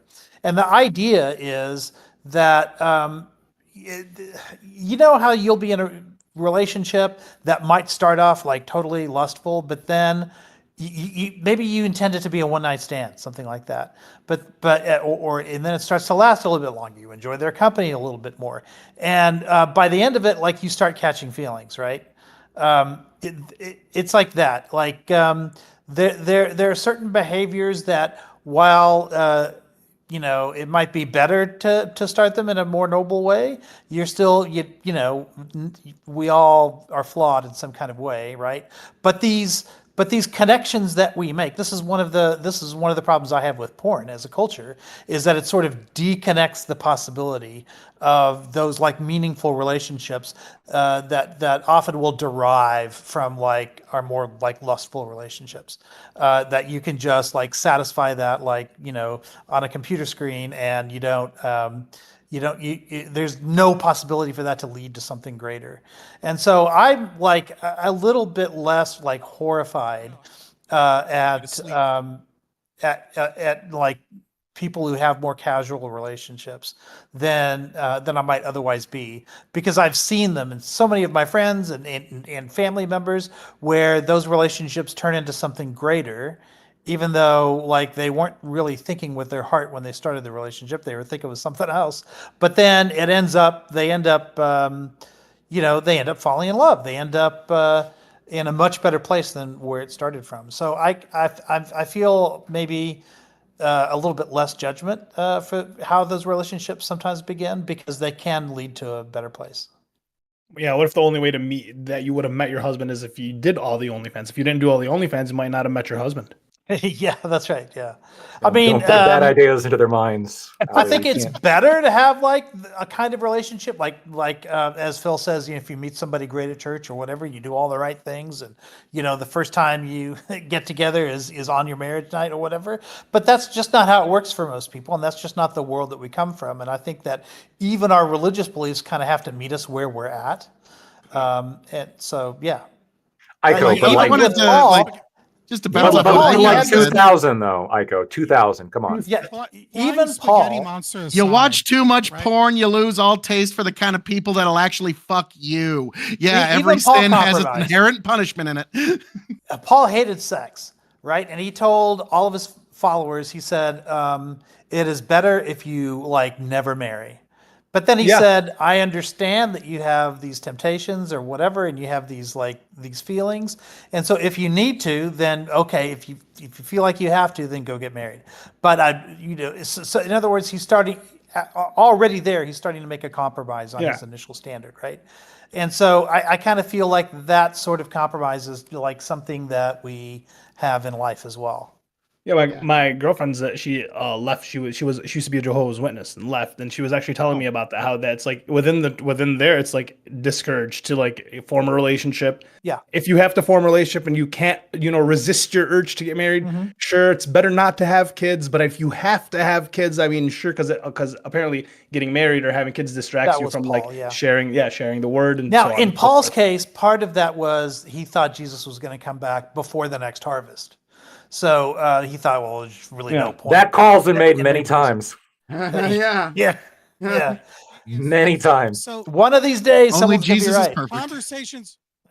Conversations away from fucking religion, right? Like, how about something you can actually fucking use with some common sense as opposed to fantasy land, right? Like, just take Billions seem to fucking use it Barnes just and well, Noble. Your just mic because is- you're yeah, your pissy mic off is on the low. I was just sidelines. about to say your mic is so low. Your mic's pulling a Phil. Billions of This is people seem to use is it quite Jesus well. intervening right now. Yeah, This is what's divine happening. intervention. Yep, there you divine, go, divine man. intervention right now. Is it any coincidence that right when you speak ill of God, your All right, mic can you goes hear me?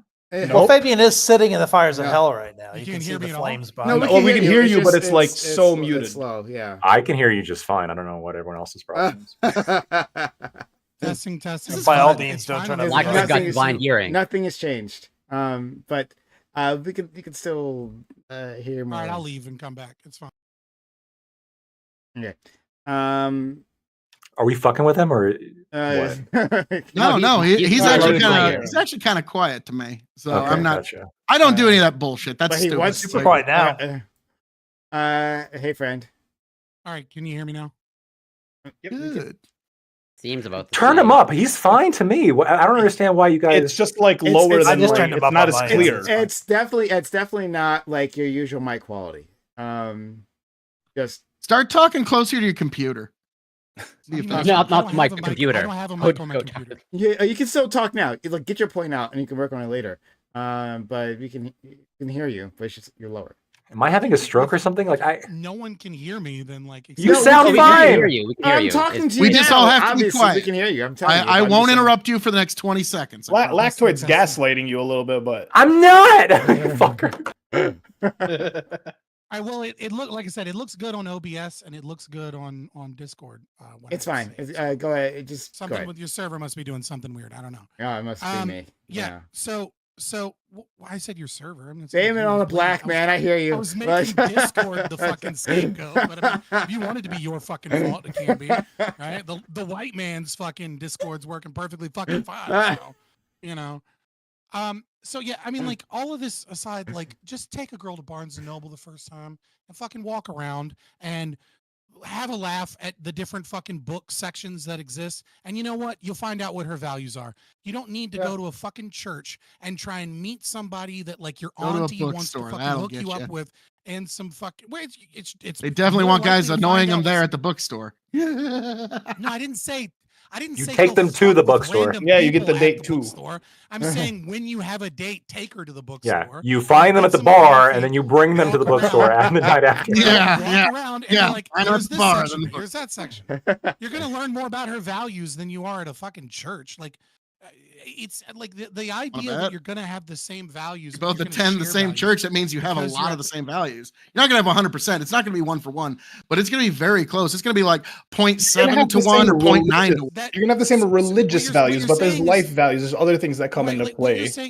What you're saying, the claim that you're making is that 99.3% of values are closely aligned to all churchgoers, which is insane. It's not what I said at all, actually. I actually used completely different numbers. So apparently you need to turn up You said- those earbuds you said too there, zero. my friend, because I What'd you actually used say? completely, entirely different numbers, like 0.7 to 1, You said you wouldn't interrupt her 0.8 for 20 to 1, seconds, by or the way. 0.9 to 1, where the actual, not 93.7 or whatever fucking number you made up out of your ass. So I'm Well, sorry. well, Turn them earbuds I'm up, my sorry. friend. I'm sorry. Yeah, Scott, learn you're- math. I know It's because he you're doesn't believe in it. searching- That's the you're problem. searching- He doesn't believe in math. You're searching, like, hold on, pause. Concept. Come You're on, searching Overstock, you're Stefan Molyneux. So again, I get it. You're searching for a dub so deeply because you don't have any form of argumentation against my ideas that when you say 0.7 that to hurts 1 so and I much. didn't hear the 1, I just said 99.3 because I thought you were saying that you aligned on everything but Yeah, so 0.7. turn up your earbuds, man. Is Phil just the Oh my God. I alternate don't have Gibbs? earbuds in. Like, Yeah, will you yeah, just stop? he is. Will you just pay Unironically, Gibbs attention yes. for a before moment Gibbs. so that you A little can bit hear more me? I'm gonna religious, a come little bit back. less drone bombing. It seems. No less degeneracy. Yeah, I believe in peace. Fuck all that shit. We don't have the No- right to no tell anybody they have weapons? to live in a war zones. No Yeah, whoopins? fuck. How do you feel about Fabulous whoopins? weapons. How do you Whoopins. feel about Weapons? Whoopins. Weapons? Weapons. Whooping. I have a Cold Steel Counterattack 2 right That's a here that I'm going to weapon. be reviewing before too long. Yes, that's a This weapon. is the cheapest thing that appears in a John Wick movie. It's like $45 on Amazon. So What about yeah, whoopins, though? Whooping.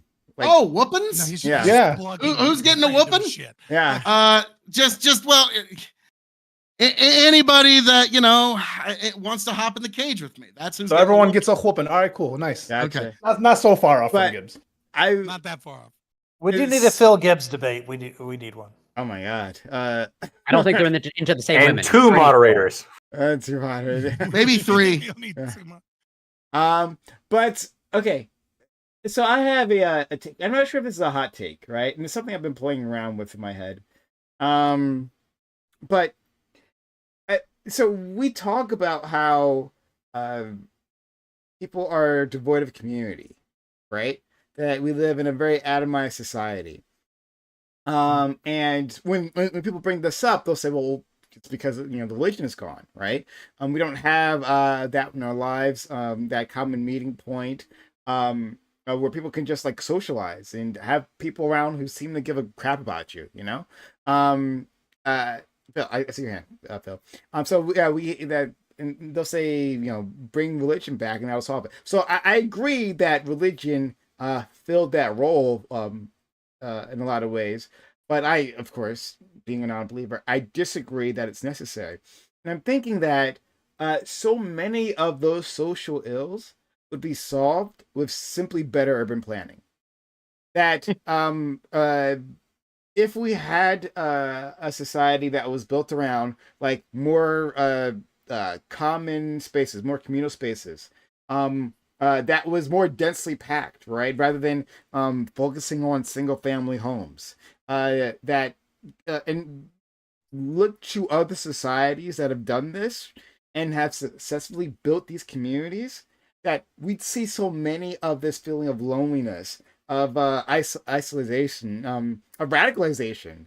A lot of that would disappear if, on the regular basis, you could find people to interact with. That you could just like if you recreated, and I know a lot of people won't like this, but like the idea, but basically what happens in dorms, right? Like in a good dorm, like on a university campus, right? Like people like that experience because they're constantly meeting new people and are having these interactions, and it feels meaningful and magical, and maybe that's why they look back on those times of fondness. If we replicated that, not exactly dorm life, because we know that's awful, but if we replicated Full those, sessions. yeah, like if I think we would solve so many of these issues. So I'm curious If like suburbs were built like college towns where things were a little bit more accessible and walking around, and like there were multi-family homes and things like that. Burn the suburbs. Like they shouldn't be like they can't well, be saved. Jesus. So Okay, let's fight. If they were like burn the suburbs. Yeah. That's just out of jealousy. That's just out of It's pure jealousy. jealousy. Let's go. Allow me to. I don't have a yard. Tiberius, and then anyone else. All right. Just angry that you can't grill. To answer your hang on. question, no, my turn. You said started Ty. with me. I said You said Phil and then first. Ty. Oh, okay. Well, then I can't hear. I'm sorry. Oh, then turn your earbuds I've got you all like max the fuck out right now. Like y'all are really low for me. Tiberius is actually nice on occasion. So, but what I will say is when you're wondering like why is there this big difference in the disposition and the way people think, and why is it that there seems to be this grander loneliness? And I'm not going to say the thing that you think I'm going to say, but this is actually the reason, and this is one of the greatest secrets in the world. There is one fact that every theologian, philosopher, and general thinker is in complete, or anyone that's at least worth their salt, is in complete agreement with. And it is this: we are what we think about. We are the sum total of our thoughts. And look at what we have nowadays to infect our thoughts, our minds, every minute of our day. We have a screen in our face that we all have our daily doom scroll. And you wonder why we have a bit of a black pill defeatist outlook on look at what everybody is intaking. You are what you consume. You are the media that you intake, and we're all influenced by it. And that is why we are where we are today. The media is only a piece of, like, the media is what you're watching when you're inside, away from people, right? And you have no community around you, and so you're watching the most inflammatory thing that makes you feel something, right? Rather than like the humdrum loneliness of your regular existence. So if we were having those communal interactions to begin with, I don't think the media would have that same effect. The reactionary media would have that same effect, right? It's different when I found the church when you get, I was when so essentially happy you to get meet to nice touch people. grass every time you walk outside, because those where your friends are at, like they're Internet right there. degenerates. Now everyone's friends are in chat rooms or in freaking stream Exactly. chats or comment sections or Discord or whatever. That's it the may only be. place people have a fist fight is in a message board. Yeah. Exactly. So I think that I definitely think that there's problems with the way that we interact. Like I've had numerous neighbors in the time that I've lived in this house, and I've lived in it for about 8 years. But like I've gone into so many places, urban and rural. Like the only places that I've been consistently is the burbs, where people actually know who the fuck their neighbors even are. Like they'll actually take the time to house greet and warm and talk to people. Like the vast majority of the time, particularly in urban areas, like people will not find out who lives in them in their next fucking apartment. So there is levels to where what you guys are talking about, I think, is kind of real, but I think it's because we're antisocial.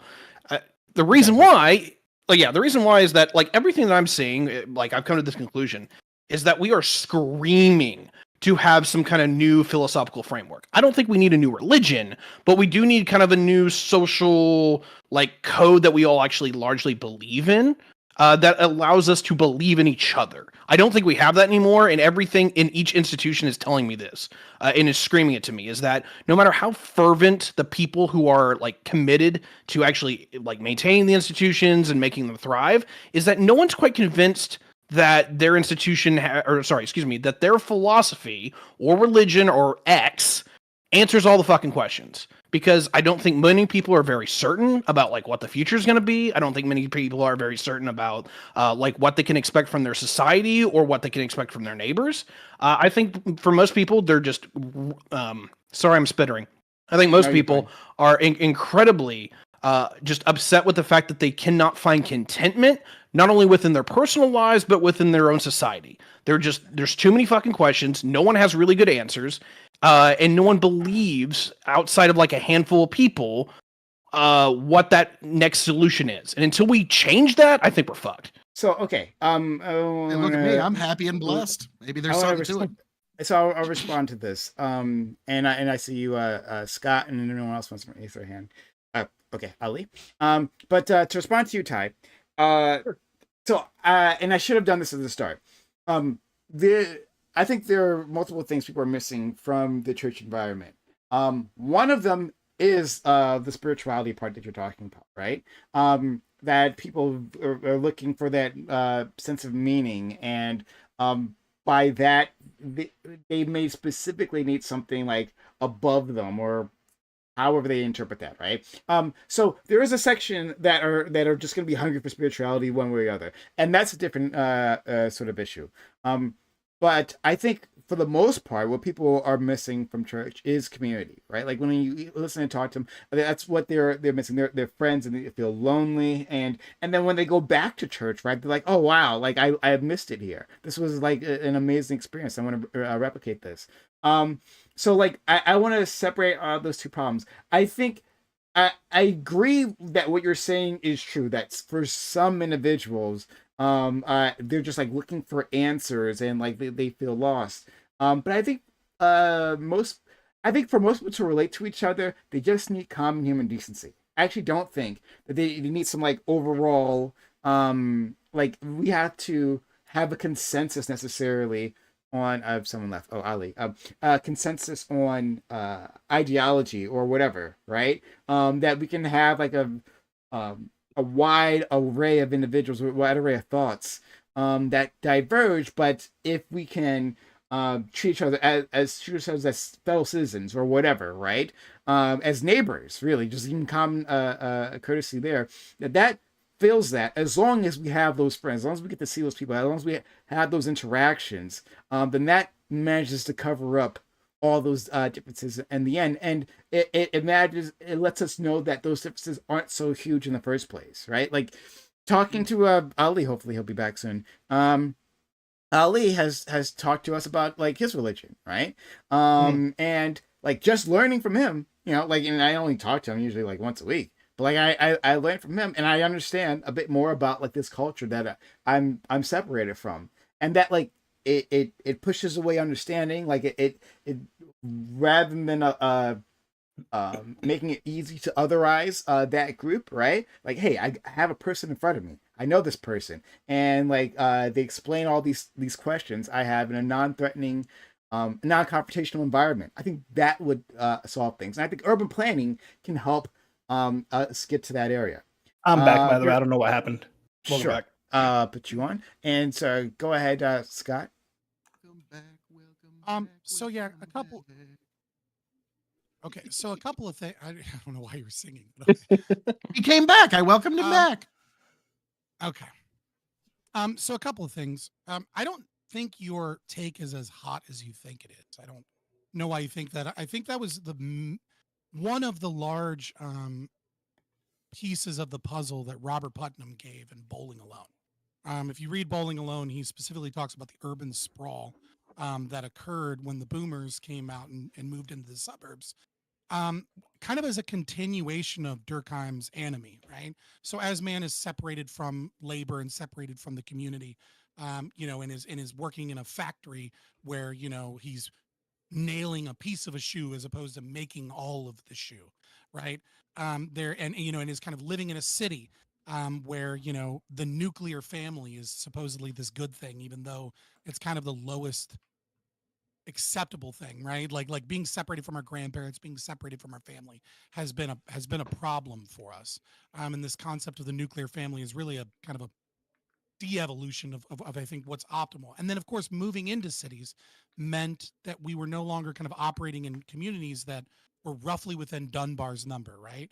Which is that most people, when you lived, in the 1800s, everyone in town knew who everyone was, and almost everyone that you interacted with in your life you knew. And so the moment there was an outsider, you knew that it was an outsider. And so what does this mean is this has an effect on our capacity for a high trust society. It has an effect on our ability to assume that the person that we don't know that we're interacting with, whether or not they are someone that's going to defraud us or lie to us or harm us, or whether or not I can trust them when they say I'm going to fix your porch for $200, etc. And so all of those, lower trust slows things down, but you can't artificially force trust in a society. So in Robert Putnam's Bowling Alone, he talks about how moving to the suburbs was such a problem and such a kind of an extension of this enemy, right? Like an additional level of enemy separate from the community, because what happens is people live in one neighborhood, and yes, they, like Tiberius said, suburbanites they know their neighbors, right? Because suburbs are more high trust than cities. Obviously, crime rate is way lower. It's the same person next to you. You have a yard. You can see how they take care of themselves, etc. But the problem is that they work in the city. They live in the suburbs, and then they shop in some other area. And so you're no longer shopping, working, and living in the same area. So your community is completely separate. I mean, there are a lot of things. I think everyone should read Bowling Alone. It's an amazing piece of work. Obviously, it really describes how Gen X and the Boomers kind of fell apart, without really having much to say about millennials, and Gen Z weren't even a thought. But yeah, you should definitely read that, because I do agree for the most part with Prime Cuts. The issue that I have is that urban planning is almost always a disastrous failure. It sounds nice on paper, but when governments try and plan how humans live, it is ever more complicated than the other complicated government projects, right? Like it there are problems with every government. There's no such thing as a successful government program. It's impossible. But when the government attempts to do something like lower the price of milk with a tax subsidy, that's relatively simple. Obviously, they have to steal money from somewhere, or they have to lose money in order to do so. But they can reduce the tax of milk. Trying to plan urban areas is really, really difficult.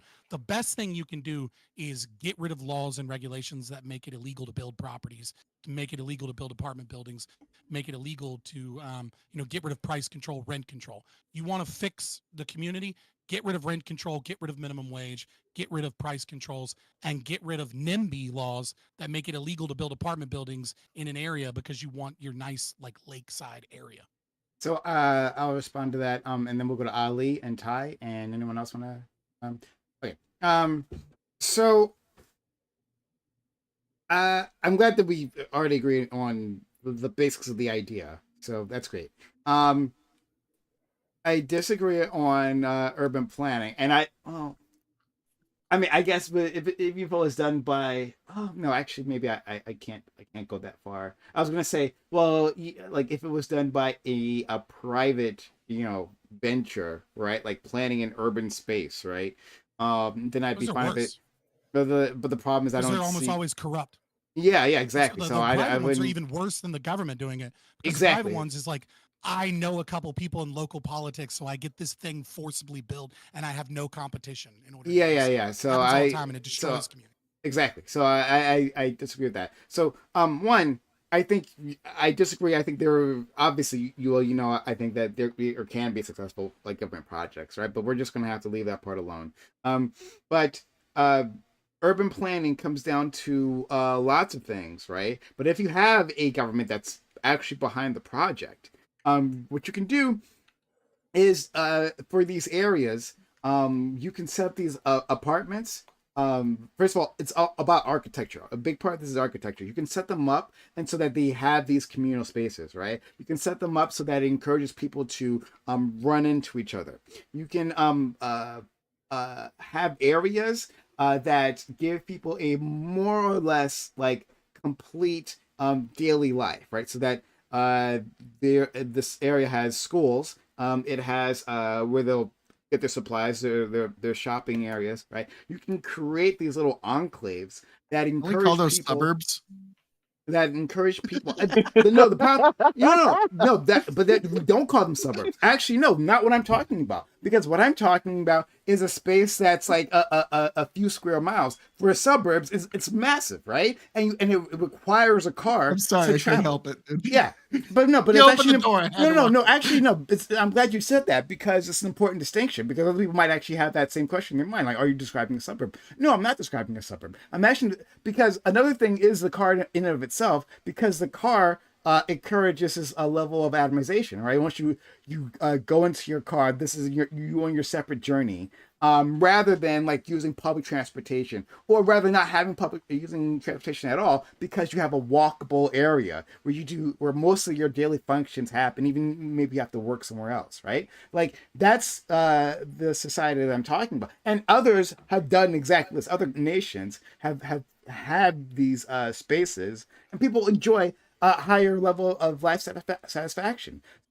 So I believe that yes, you can have this level of urban plan that's not actually that difficult. Like if you have the government behind it, and it's impossible for China to do it.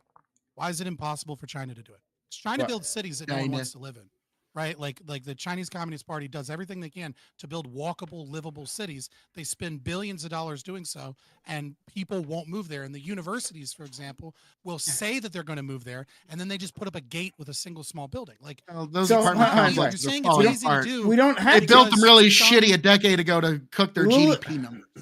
So literally, what I'm saying is, your argument is that because some places somewhere have built via central planning walkable cities, and you think they're nice, that like that process is repeatable. The problem is that evidence shows that process isn't necessarily repeatable. You can step into a community and give them something that they may desire and get lucky, but you can also step into a community and give them something that the market doesn't want, which is what we see in China, right? Where they build cities hoping that these public transportation livable cities will work. The market doesn't want it, so they don't work. Like the right way to do this is to get rid of the regulations. The ghost cities were to show that there was new building and new construction going on in China, so they could cook their GDP numbers about 10 years, 15 years. Yeah, so that's why we have a lot. I think there's a lot. We were built really shitty, really slapdash, and that's why nobody's wanting to move in. I don't disagree that tofu construction exists, but it's not an argument against what I'm saying. Yeah, like, China builds that's just one of the reasons why they're not moving. Yeah, I'm saying. Well, what I would say is that one, what China was doing, there are so many interests involved in it that go beyond like a straight up government planning of these spaces. That there were so many other agendas there that like that whole thing fell apart. But I don't know if I would ever. If the Chinese Communist Party was even trying to do the thing that I'm talking about, right? Like I've never heard that they were necessarily trying to make like it will walkable. It will work when I'm the socialist in charge. God. No. I'm saying that I don't know if the project that I'm talking about is the project that they're doing. Like this is the first time I'm hearing that myself. But my understanding of the way that of what they were doing is completely different, right? Like the point is like to build the housing was to juice their economy, right? And the places that I'm thinking of, like that wasn't the goal. But in any case, the point is that like you're going to plan a building of new towns and cities without tons of business interests and corruption being involved. Like it's not fucking possible that the government's not going to involve the private market at all and then just build a fucking a ghost town. Like who are they going to sell the properties to? Eventually it's going to be private interest. Like private business is going to be deeply infected with whatever you attempt to do if you would try to do this in America. And what you're going to do is you're going to have bidding for government contracts via friendships and anti-competition practices. It's going to be 10, 20 times what it would be if the market just built it. The only thing that you need to do is get rid of those zoning laws and regulations that keep the suburbs from being exactly what you want them to be, which is building apartments, building communities where people live in these places. If you get rid of those laws, the market will do it for you. The suburbs is absolutely not what I want. I want high density right, because populations. The suburbs have NIMBYs. Right, because the suburbs have zoning laws that make what you want illegal. Oh, like I don't care about the zoning laws. So like the thing that I will agree with you is that it would zoning be difficult. Laws are the number one. I agree with you. I agree with you. Shut up. I literally just said I agree with you. You don't have to interrupt me to say like the same thing that I agree with you. Like so, what is that? Like the thing that the other thing I agree with you is on how difficult this would to be replicated in America with the political system that we have. That private interests would come in and wouldn't dealing with private developers if we go through that route. That makes this all more difficult because if they're making an investment, I would have the government build it. I'd have the government build it, right? I'd have the government finance it, build it myself. I would. I would do that, right? I don't know why you're asking about that because it's obvious. It should be obvious to you exactly what I was going to do, right? You don't want it built, yeah, I know. That's not what I'm saying. That's not what I'm saying. 4,000 years for it to get built, though. No, okay, all right. So I get it. You guys disagree that the government can do anything, right? And so we're gonna have to disagree on that completely. Right? So I'm at least subcontract that shit out. We're gonna leave that alone because we're not gonna work that part out, right? Fair enough. I'm saying that I agree with you that within our the American context is actually very difficult to do. I don't think it's impossible, but I think it's very difficult to do because we will have these other private interests involved. But I'll get back to you. I promise I'll get back to you. But I gotta let other people in. So Ali and then Ty. I was gonna say, I think it's less about the city planning. I think it has less to do with city planning. And you got unmuted. I believe the voice of God. Yeah, I had to. I was muted. No, you were unmuted. And all right, cool. Yeah. We were getting an echo. It was pretty trippy. It was like a Jaggers. It was like a fish concert. You're good. Yeah.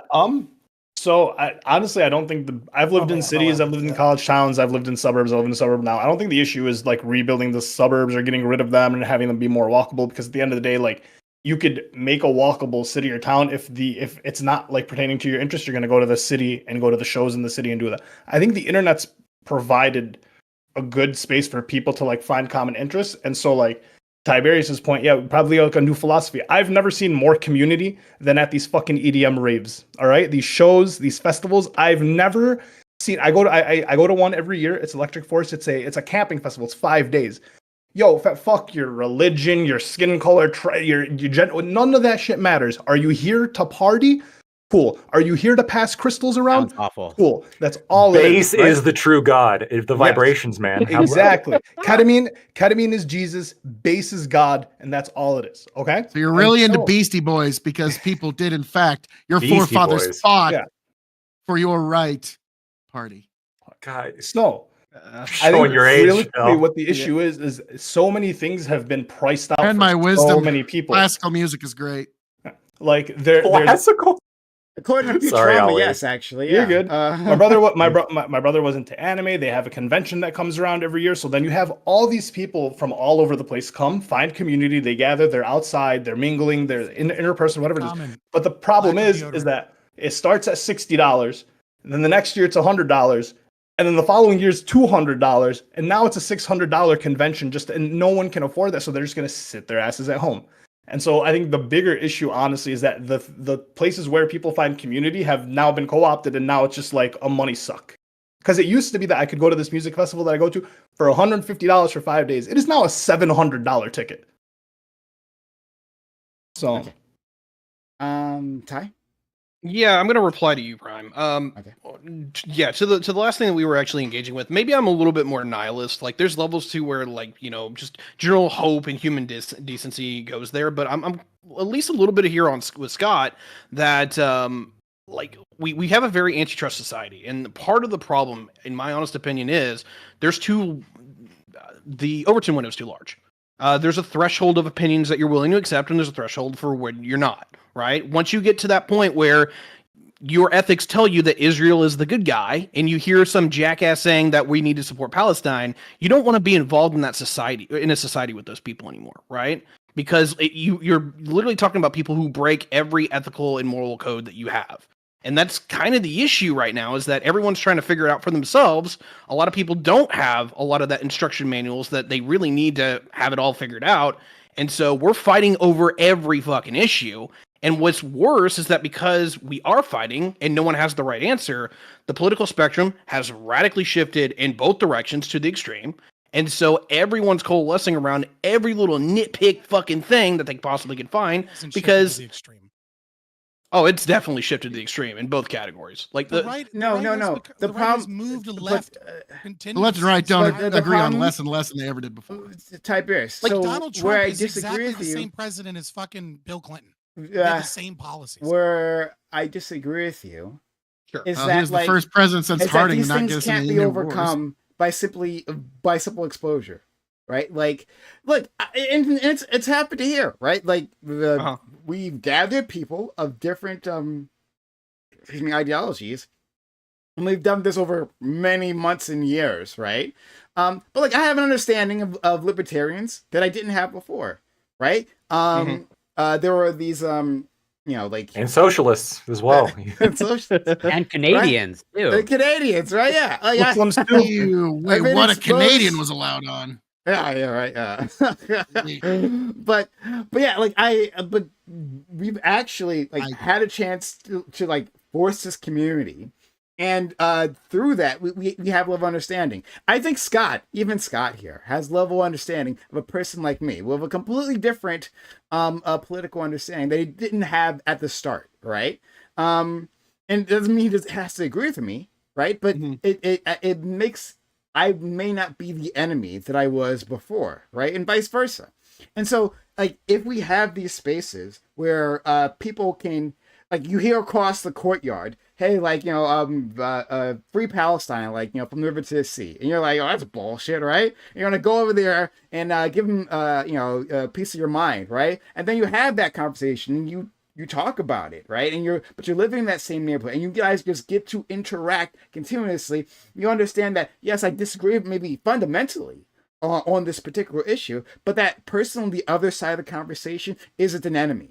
We literally separated ourselves by a political ideology physically, in terms of physical spaces, right? Right. Across this nation. And I think that's definitely part of that problem. When you can so easily otherwise people, like I was talking about with, like, in terms of Muslim individuals, right? When you can so easily otherwise those people because you never interact with them, well, then that'll lead you to it. I'm not saying that this will solve, like, those political disputes. I'm saying that it doesn't become so vitriolic in the way that you're describing. And I don't think it's because there's a lack of some sort of unifying ideology. I think it's simply a lack of interaction of those common spaces that we can work it out.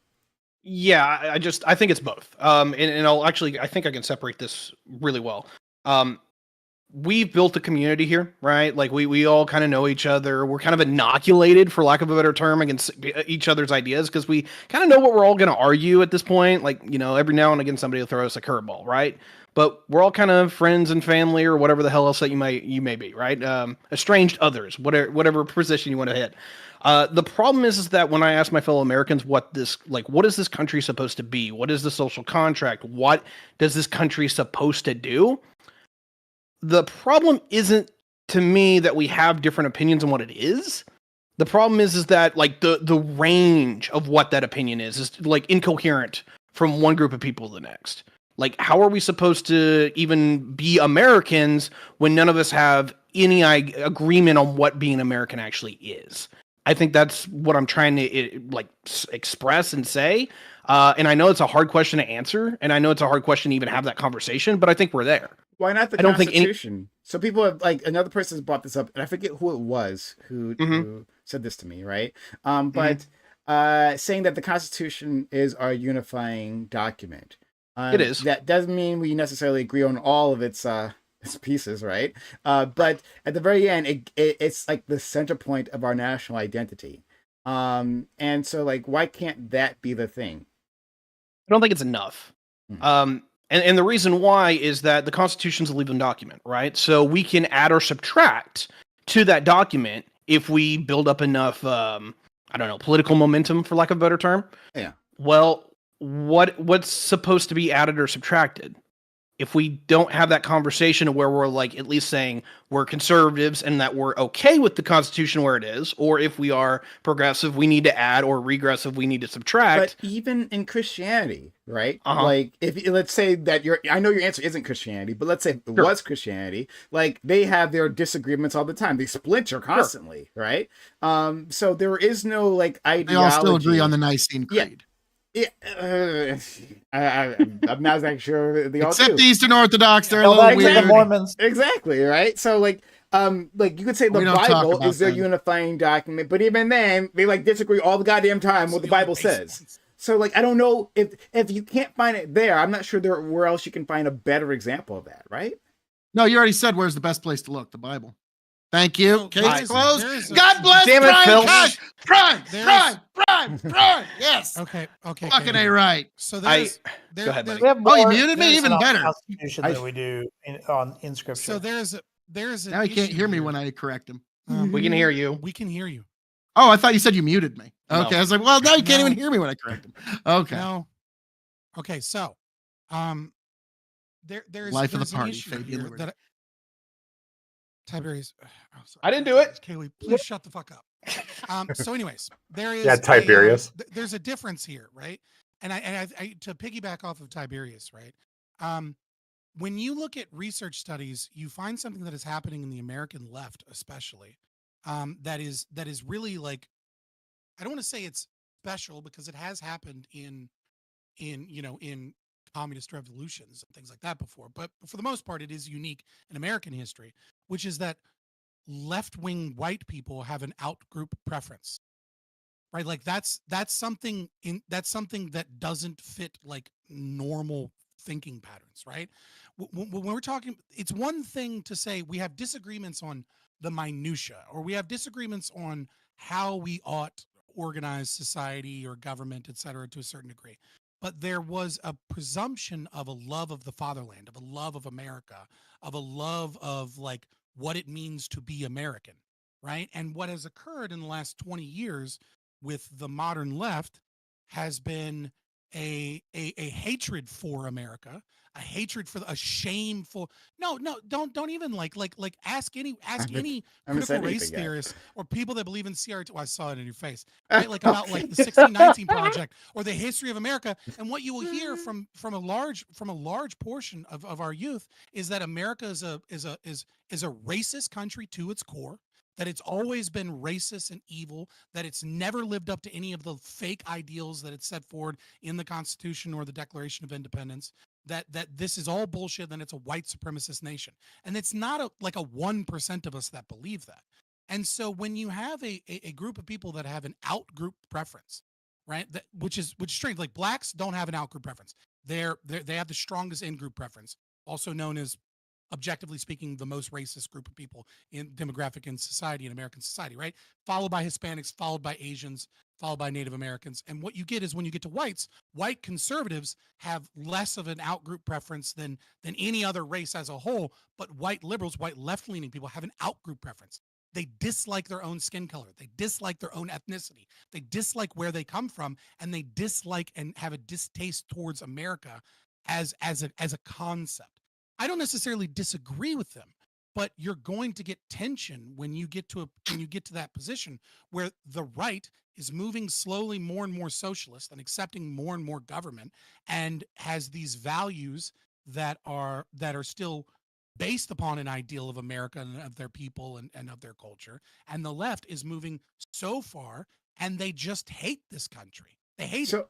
So have we ever had a group like that in history that has an explicit out-group preference? So I'm ignoring the in-group out-group thing, right? So we haven't had polling to know that for sure. The thing, so the list of objections to America that you started off with, right? Like I sign on to most of those things, but the difference is, I think, the thing that I think you're missing for a lot of people, and I feel that, okay, I want to phrase this very carefully, right? Because I can't speak for everyone, obviously. I can't speak for everyone on the left. There's almost certainly people who fit to a T what you just described.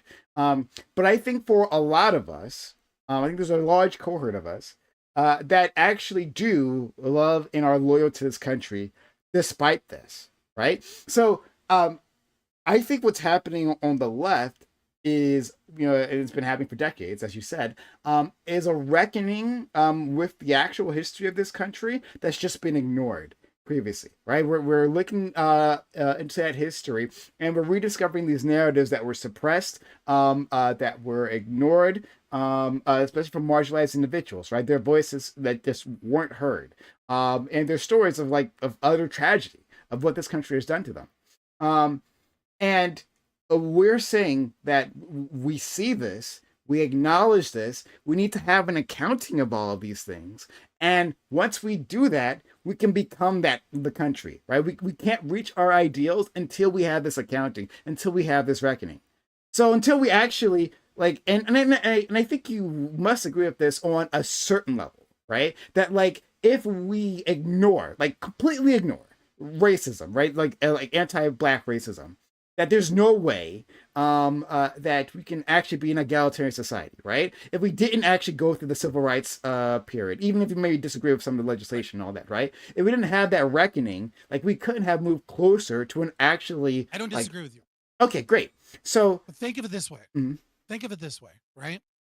I don't necessarily disagree with you, right? I welcome the collapse, if it brings apart libertarianism as opposed to Marxist revolution, but if the left is leading it, it won't. Fine. When you say accounting, that's a very vague word with a lot baked in there, but let's set that aside, right? Let's, set the revolutionary aspect of the left aside for just a moment. And what I'm trying to state is that when you look at the 1970s Vietnam and 60s Vietnam protests, what do you have? What you have in the Vietnam protests is you have the neocon right saying we cannot let one country fall to the domino of communism. And what you have on the left is you do have Marxist agitators, without a doubt. You do have leftist agitators. But but what we saw was the moment the Vietnam War ended, there was a collapse of that hippie movement. And that's why you had the Weather Underground Project and shit with nobody with them anymore. right? Because the commies were this really small portion, growing, but small portion. Majority of the left were saying, you have not lived up to your principles as a nation.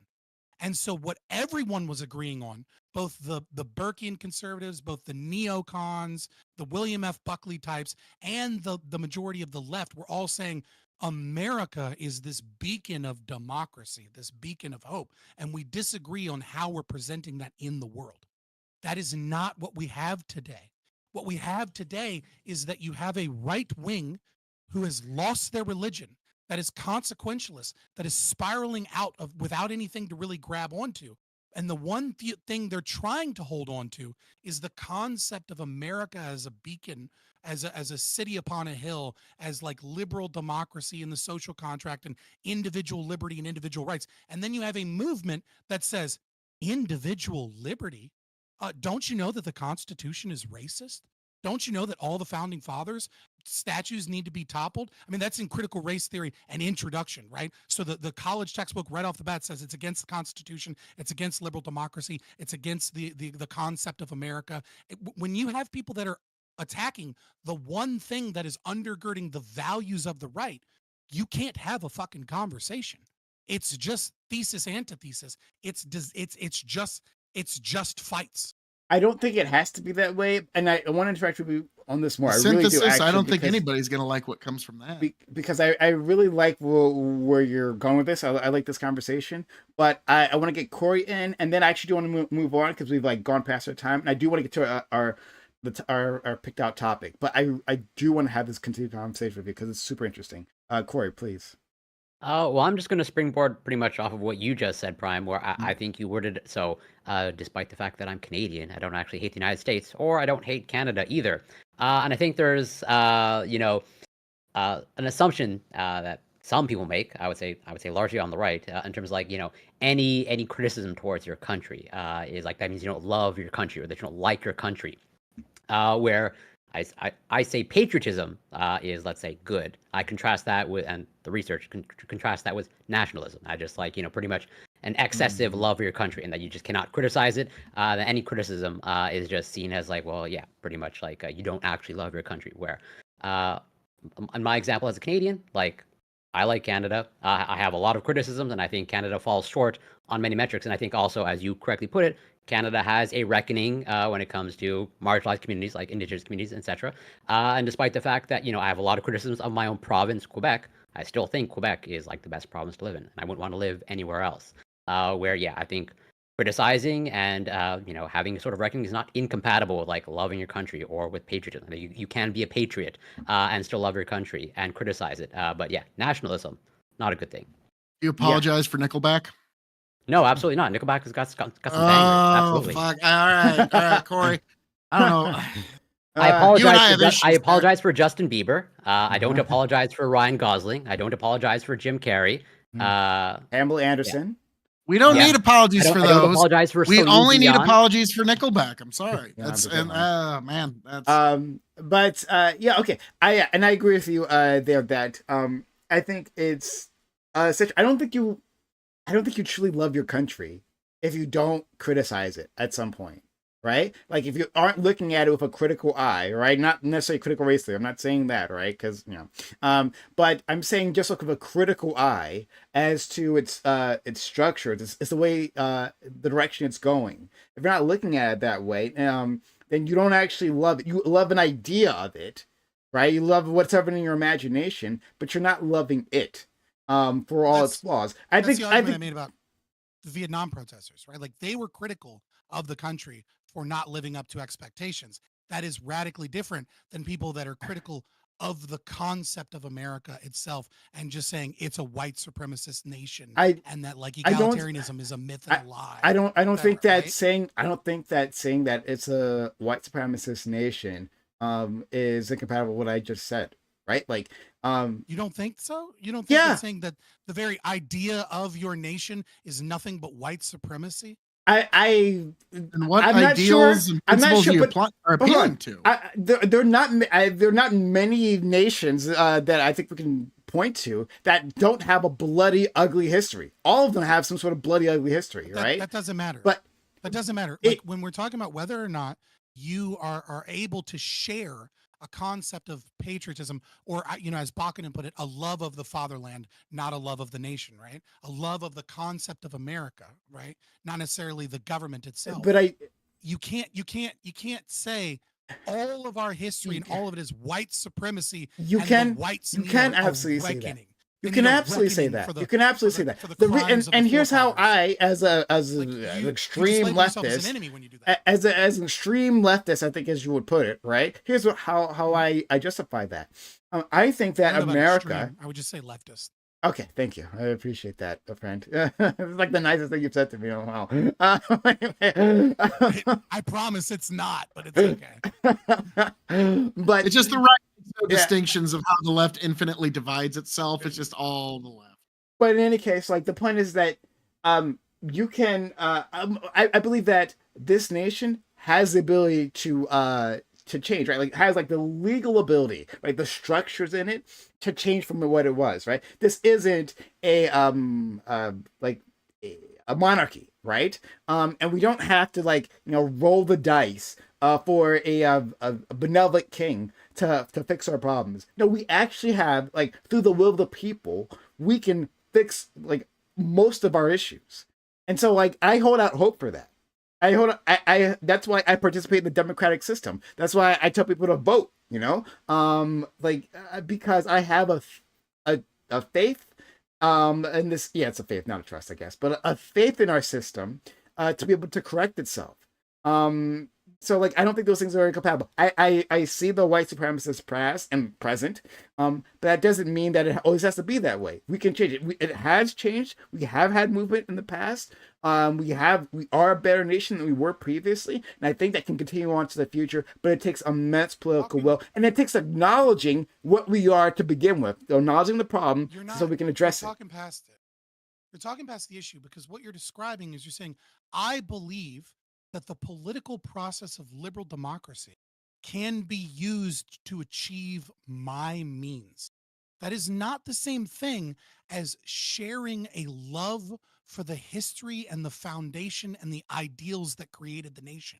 These are two totally different things. To say, I believe that I can use liberal democracy to bring about the appropriate level of policies and structure that will achieve the means of the egalitarian society that I wish, is just talking about the political strategy and the weaknesses and strengths of the political system that we're in. That is not the same thing as saying, I believe the founding fathers pushed forward Enlightenment principles further in the birth of a nation that was able to I go do believe that, against the hon. I believe concept that. of I do monarchy. believe that. I think that's written within the Constitution, right? Like with a lot of other horrible things. But I think in the end, no, hold on. I don't have to love, but I don't have to love. No. I don't have to love every line of the Constitution. You have to believe in okay, these things. Great. I'm not. Right? I'm an anarchist. Like, fuck the government. Okay, I'm fair with enough. you. Let's destroy it. What I'm saying is when we talk about a high trust society, and when we talk about being able to compromise on political policies throughout a nation that is a liberal democracy, what I'm saying is you have to have a shared core value structure that values your history, that values your ethnicity, that values how you got to where you are today and the ideals that founded that document in this nation. And if you don't have those, what you have is political warfare, not a system of like kumbaya where people are coming together under a social contract theory. That's what I'm saying. I really want. Okay, so I really want to like dig into this more because I think it's a really interesting conversation. I think you're saying a lot of fun stuff that I want to examine, but like we have this other topic and I really want to get to it. So we'll have to pause this for now. To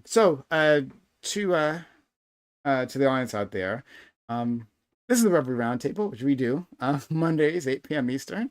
We got a great group of guests here. I'm going to introduce them quickly, and they'll also give their opening statements at the same time so we can get to it. But guys, if you've been enjoying this content so far, hit the follow button. And in case you haven't done so, if you're out there, just like jump to the channel, hit the follow button. If you are on YouTube, hit the subscribe button. Consider supporting this channel if you haven't done so yet. Like if you liked all the conversations we had so far, been super wide ranging, and I think a lot of a viable perspective, different perspectives. So help me help you by bringing this to you. If you have Amazon Prime, says Prime Gaming, use that one free sub per month here, or resub, all that good stuff. That's how I make this happen. It doesn't happen without your assistance. So if you're out there, consider doing it. If you haven't done so yet, you'll get your emotes, you get ad-free viewing. So like ads won't interrupt when Scott is on his rant. I know you want to hear every second of it to be enlightened, right? So to avoid that, consider subbing to the channel. Okay. So I'm gonna introduce the topic first, and then I'm going to go down. You guys can introduce yourself if you want to, or just jump into the opening statement, whatever you want to do. It doesn't matter. So topic is the Boy Scouts of America is changing its name to Scouting America. This comes after allowing girls, gays, and trans individuals into their ranks.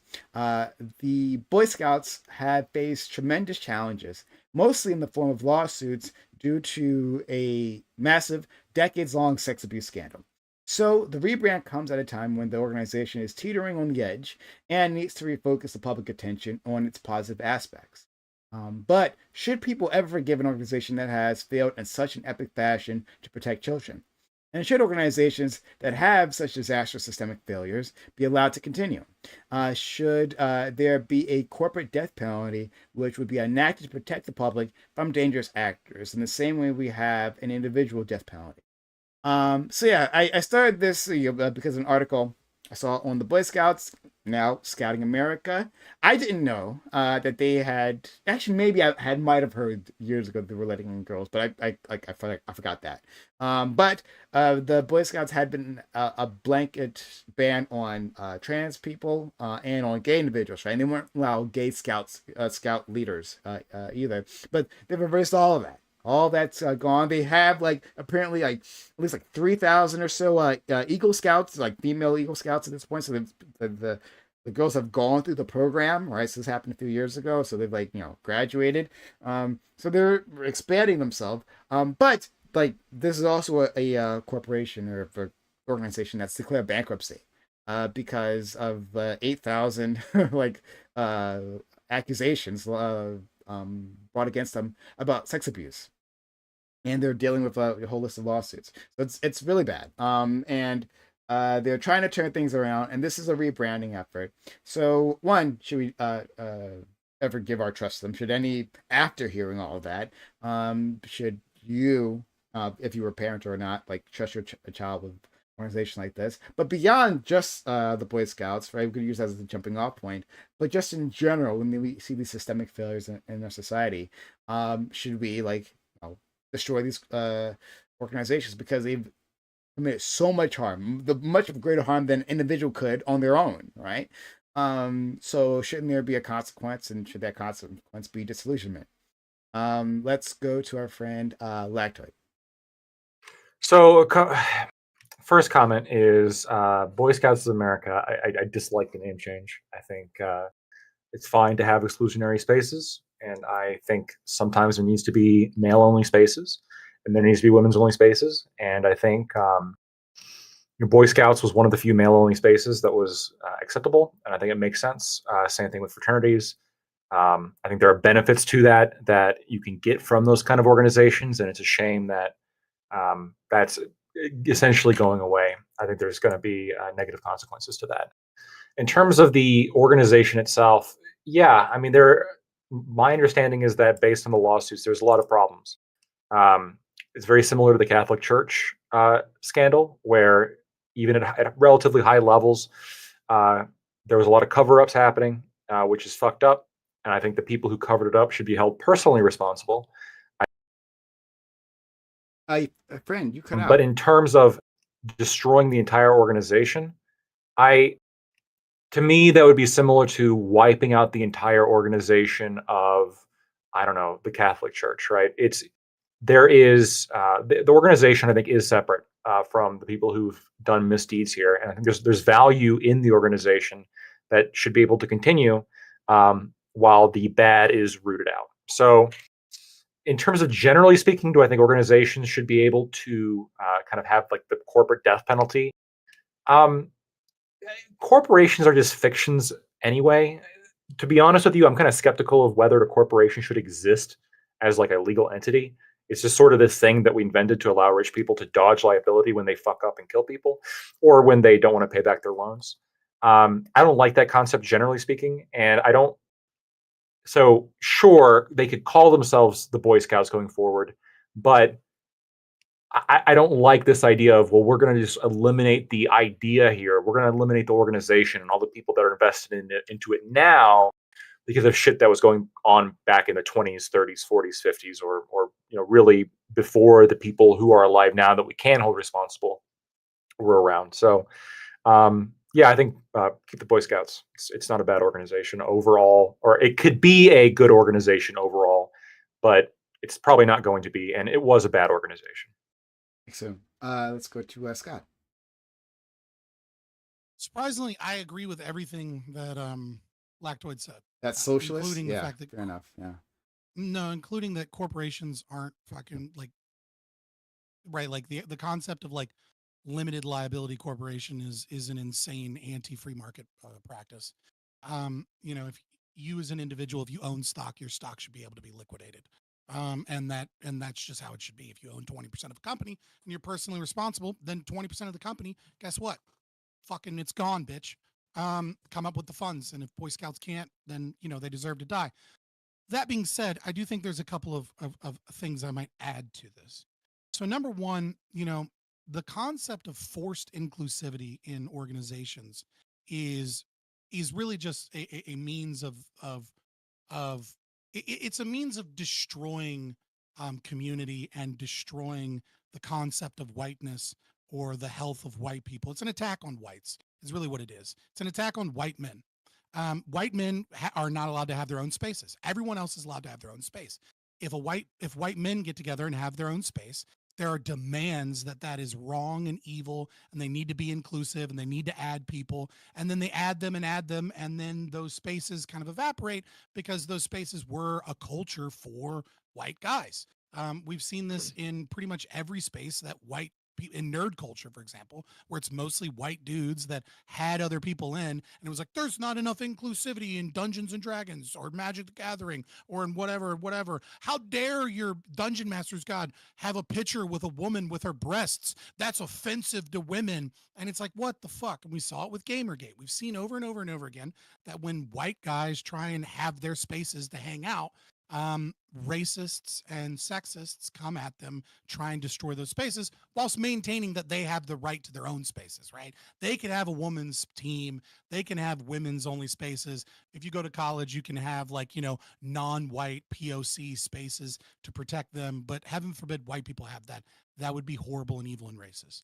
In terms of the name change, again, I kind of don't give a fuck about the name change of a place that let a whole bunch of kids get molested. Like I don't like, what I mean? Like I kind of like all of these people should have all of their assets completely taken away, which would almost certainly kill the organization. But assuming the organization could survive that, I would say that places where adults have access to children, especially where they have access to males only, is almost certainly going to be rife with child molesters.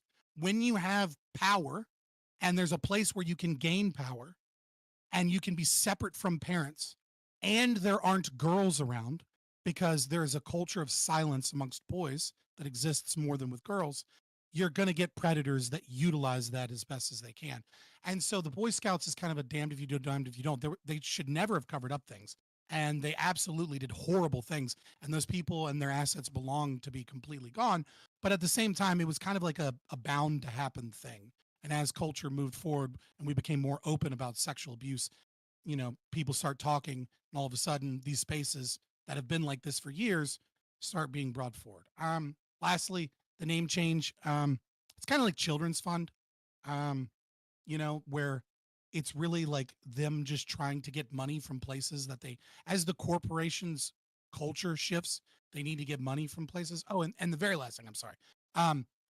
Fuck the Boy Scouts or the Scouting America, whatever you want to call them, in the sense that they get boosted from the government. They don't get direct government funds, but they don't get direct government funds, but they do the National Guard and the Army constantly lets them use campsites. They use their transportation. They use their tents. Like the Army gets mobilized when they're not doing anything to help out Boy Scouting events. And like that shouldn't, like that special consideration shouldn't exist for them because it's an anti-competition practice against other groups being able to compete against Boy Scouts. Okay, thank you so much. Phil Kelly. Well, I will say for everybody within the sound of my voice, it is I, the man of the hour, the man with the power, the man that makes you the podcast coward, the prince and potentate of the political parlance, the lord of the Scottish Highlands, one handsome man if I do say so myself, Phil KOE. You can, of course, find me at KOE Nation on YouTube, TikTok, Twitch, and Twitter-X, depending on your political persuasion. That's K as in King, O as in, oh my God, you can find KOE Nation on YouTube, TikTok, Twitch, and Twitter. E as in extremely happy to know you can find KOE Nation on YouTube, TikTok, Twitch, and Twitter. And right before I get to that, folks, join us May 18th, Saturday night at 8 for the 5th annual Andre the Giant Beer Bash. Join us for that party, folks. It's going to be great. KOE Nation on YouTube and Twitch. You can find that. Now, we're going to get right into Boy Scouts of America. I promise y'all, Scouts honor. Now, first of all, I got to say, Fabian, there is a white people only space. It's called ghost hunting. Okay, if you go to ghost hunting, like you're more likely to find a ghost than anything other than white people hunting for ghosts. Okay, like that's a little bit of a warp of a Joe Rogan bit, but no, I've seen that in my own life. No, like so there is such a thing as white only spaces like ghost hunts and shit like that. Now, what I will say is I was actually in Scouts as a kid. I was a Boy Scout. I didn't make it to Eagle, but I did help in a couple of cookie drives and all that kind of stuff. You know, so yep, Scouts honor.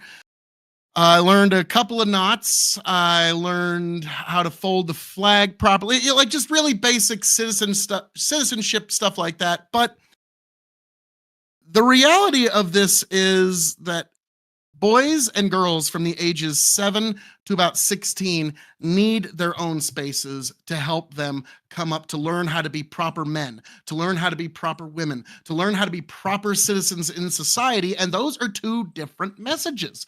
Okay, the way that you relay that to a man or a young boy that's growing up versus the way you relay that to a young girl growing up is going to be two different ways. I know this. I teach children's Sundays, children's Bible studies on Wednesday now, and you have to teach two entirely different ways if you want to actually get through to especially kids this age. And so this is very unfortunate that this space where young boys do learn citizenship, now, again, like it's been stated, that is going to attract the worst among us. So if that organization hopes to survive in the future, they're going to have some form of accountability to the point where everybody can see what's going on. I mean, short of live streaming the camping trip, I really don't know where they go from there, because it's unfortunate because this does teach great traditions, but it's kind of like the previous discussions we were having.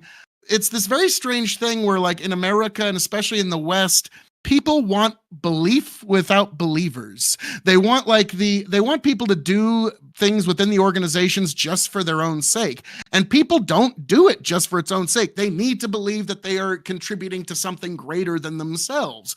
And this is why the church is one of the few things that's even left in the West where you can contribute to that outside of say like you want to join the military or something, but that's also not ethereal. That's not spiritual. That doesn't spiritually feed you. That's just giving to the government in essence. And so when you want the belief without the believers, the thing that you got to understand is the changing of the Boy Scouts to Scouts America. It's going to sound like a strange little bird walk, but it's really not. You want to know one of the reasons why Dune 2 was so tremendously successful? Because it didn't shit on its fans or the source material. It actually was like, it actually did something for the people who actually liked that material. And so this is another one of those, like, okay, people who used to be in Boy Scouts, are you going to, like, I'm curious, like, just a quick show of hands, how many people on this panel were in Scouts? Was there anybody in Boy Scouts at all? Okay, me, Ty, it looks like, all right, like, Ty, and Lactoid. All right, the three of us, gentlemen. You take, if you have a son, you putting him in Scouts? Probably not. No. Exactly. I'm sorry. They are no longer adhering to the principles that founded them. And so we shouldn't be shocked that, like, when this happens, and so it's going to be the unfortunate reality is, well, can scouts continue? If belief can continue without believers, sure. No, let's be frank. By the end of the century, there will be no more Scouts of America. Okay. And folks, that is my entire statement on that. Scouts honor.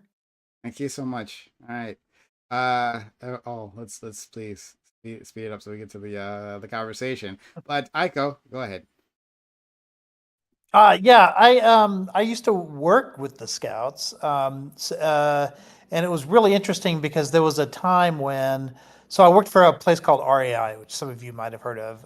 I worked up at the corporate offices up in Seattle, and we kind of had it rolled out a national program to try and, because we sold things like, it was a company that actually it's a co-op that sold like things like tents and sleeping bags and stuff like that. So we had a strong interest in people that, would go out and do camping and stuff like that. And what we found was that trying to work with the Girl Scouts, they don't do anything like that. So for a while, I tried to sort of make connections with individual Girl Scout troops that were interested in actual scouting that they could do. And so a lot of the girls that were interested in that kind of stuff that would join up for Girl Scouts thinking that they were going to get to do that. And then they get there and they're learning like computer skills and sewing and things like that. Although sewing is a scouting skill. But most of what they were learning was stuff that was sort of stereotypically assigned to girls. And so they weren't able to get that in the Girl Scouts, which is why some girls wanted to be in Boy Scouts, because it would give them the sorts of activities that they sort of associated with scouting.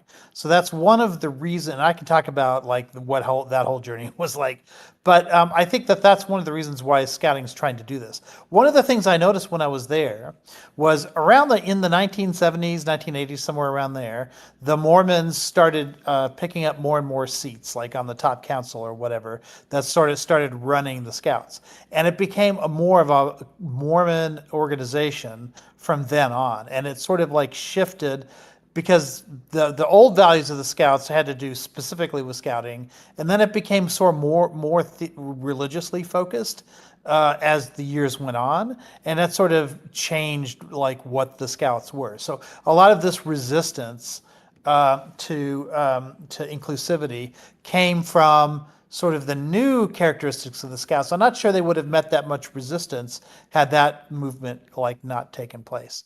So then all of these scandals arrive, and it gets associated with the scandals that happen under other religious organizations.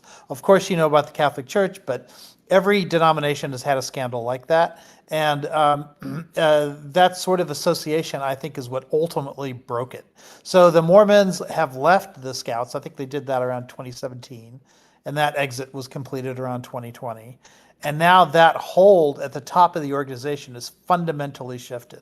So they kind of have an opportunity now, because they're trying to make a break with their past, because they did have, I think people don't realize how big the scandal was. Like they were on the hook for many, many, many millions of dollars. And it's amazing to me that they've survived it all.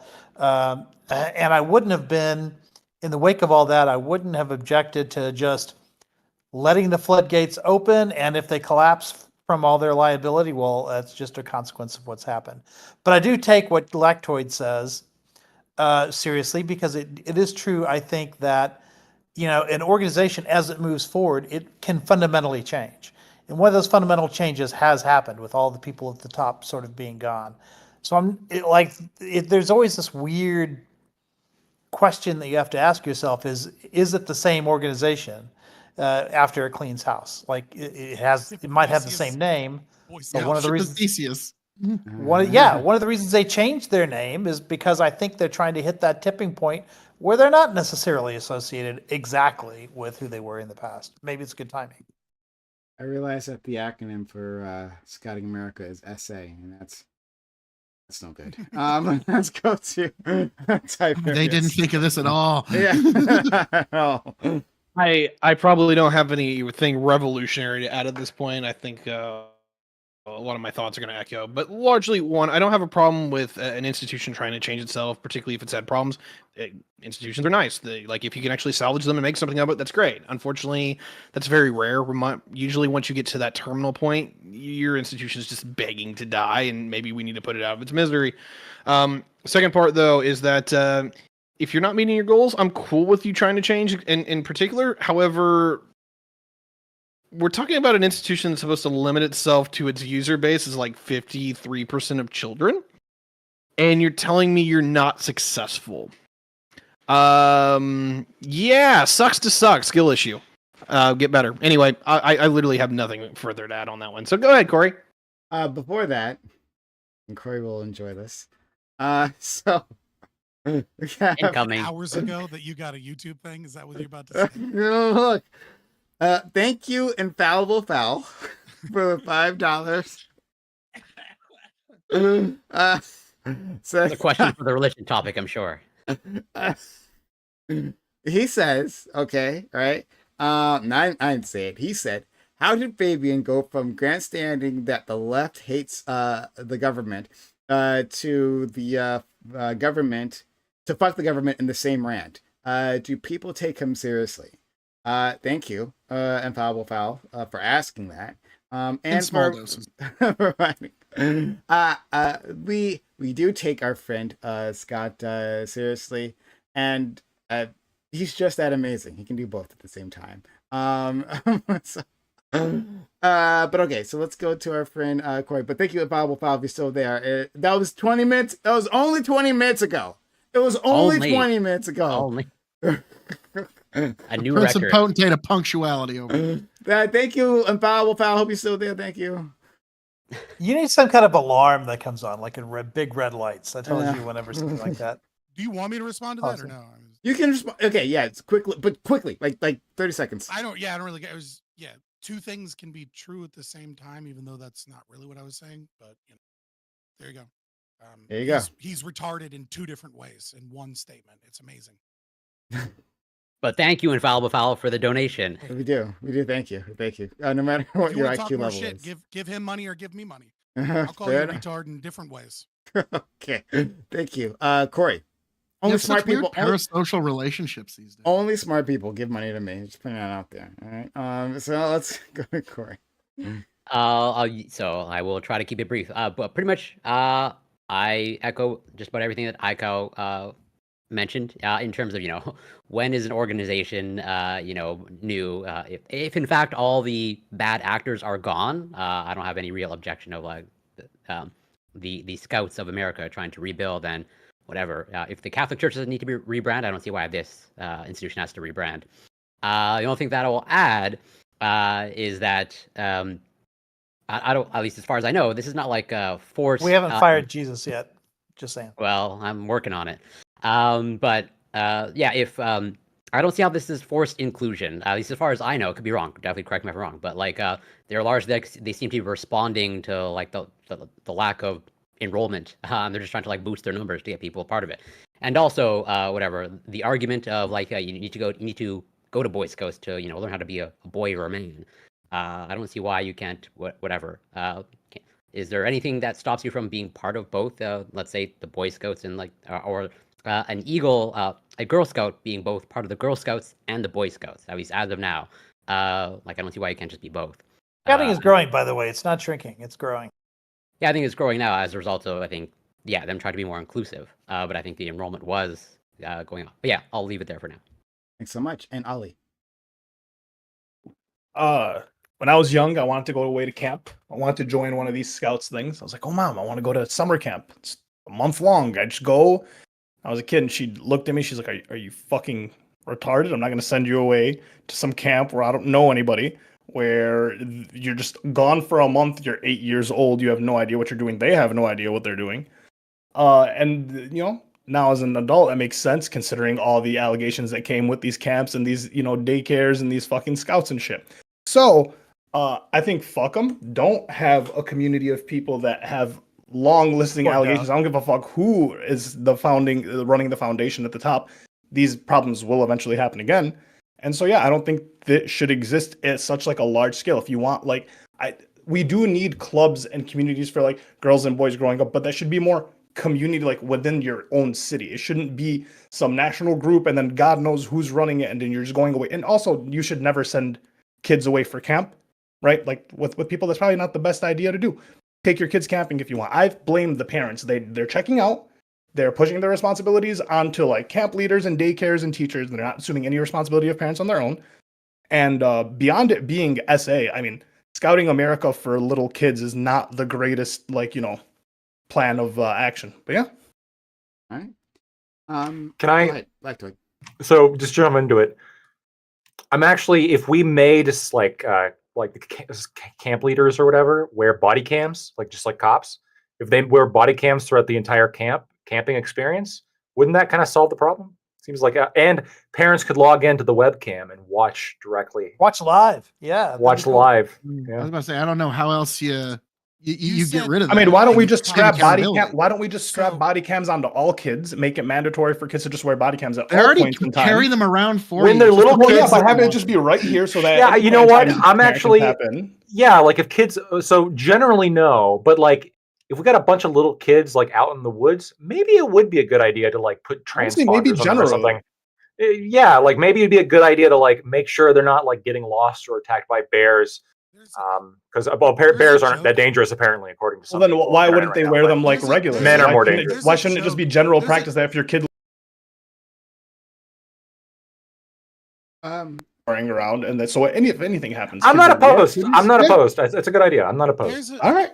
There's some TikTokers that already do that. There's a Yep. joke that Bill Burr had like in like the early 2000s about watching a Duracell commercial, and then a woman hits a button and then Kevin just comes out of the woods to her and he's like, "Hey man, don't tell me about batteries. Like, what the fuck was on Kevin?"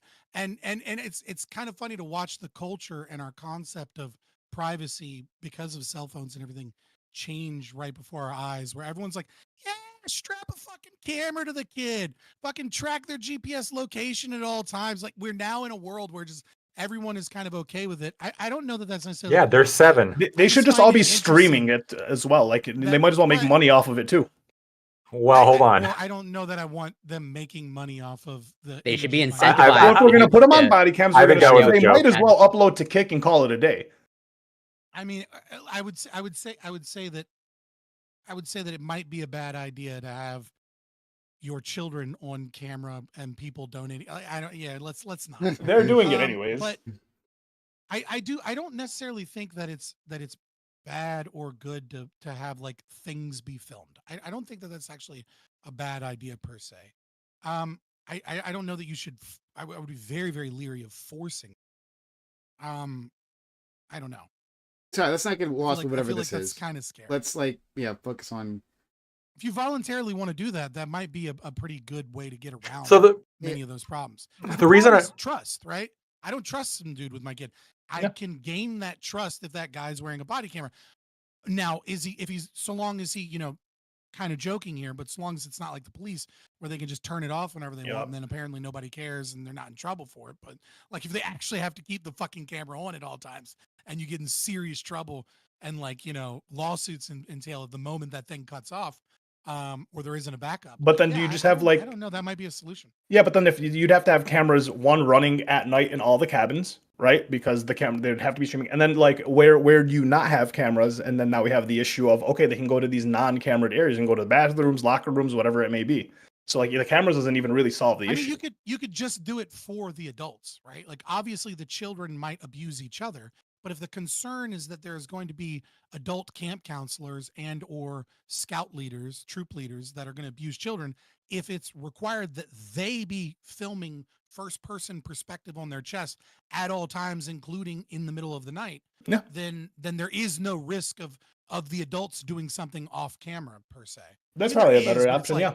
Unless they're like a fucking cat bar. Now, I will say, give me just one moment here, because there's something that we're kind of like, the reason that they do these trips in the first place is so that kids can get out into nature and experience like what it's like being out in the wood, like having his body camera and you're streaming online. Like something's a little like, they should do that with their parents. If I may, because yes, what you're saying there, Ali, is what I did one time when my daughter was 7, I took her out to this little patch of woods that my great grandfather. We've been farming it since his time. There's a little tiny spring. I let her go out into the woods. I let her even go around a little hill and have some unstructured time alone out in the woods. And when I found her about 15 minutes later, you know what she was doing? She was poking a rotten log with a stick. That is as much fun and learning and good time that as a child can possibly have at that age.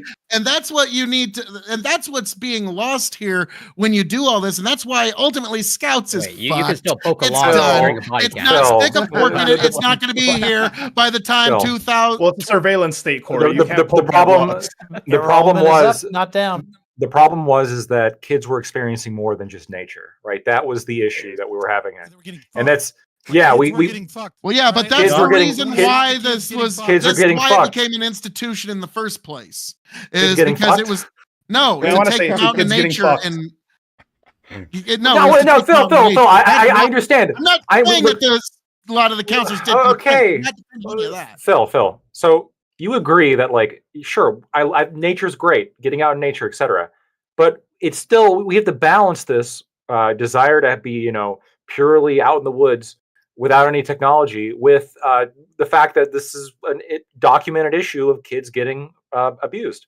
So That's why Scouts is done. There's no good answer. answer. I think there is a good answer, honestly. I think the idea of putting body cams on the camp counselors or the camp leaders, I think that could be a solution, right? Not only does it document the entire trip for whatever purposes, but it's a safety tool. It allows parents to feel more comfortable sending their kids to scouting. I know I would feel a lot more comfortable if I had a kid and I was thinking about sending him to scouting. I'd be way more comfortable if I knew that like the adults there have cameras on that are always going, and like if there's any issue, school teachers? No, public school teachers. I think public schools should have cameras in all of them for the exact same reason, Phil. So some of the schools around me have been implementing. There's like a social media specifically for parents and teachers. So there's like a social media that they've been using for parents and teachers specifically, where like the teachers can upload from stories essentially of like what's going on in their class and blah blah blah, and you can kind of see what's going on, and the parents are the only ones that have access to this. And so like it is essential, almost like having body cams. It may not be 24/7. It may be up to like the teacher's discretion what they're showing. But we are kind of getting there. I don't see a problem with teachers wearing body cams. Just like social media, where you upload the best parts, right, of your life. That's what. Well, it's one step, right? Yeah, it's one step. I would say there's a substantive difference between camp counselors and schools, because there are laws that demand. Yeah, statistically, your child's far more likely to get assaulted in a public school than by a camp counselor. Statistically. Whether by raw numbers or by aggregate, you can look that up. That's based off the amount of time spent. It's going to be amount of time spent in schools are way more than like camps. Go ahead, Scott. Regardless, that should be true. Excuse me. Let's just let Scott go. Okay, right. That's you're literally doing the low IQ feminist take of like, I would rather be in the woods. Giving you numbers that are right. Sorry, man. I don't know what you're fucking like. Sorry, like, oh, that's just so low IQ. Quote accurate statistics that are correct. My God, man. I understand that you don't understand. You need a better gimmick.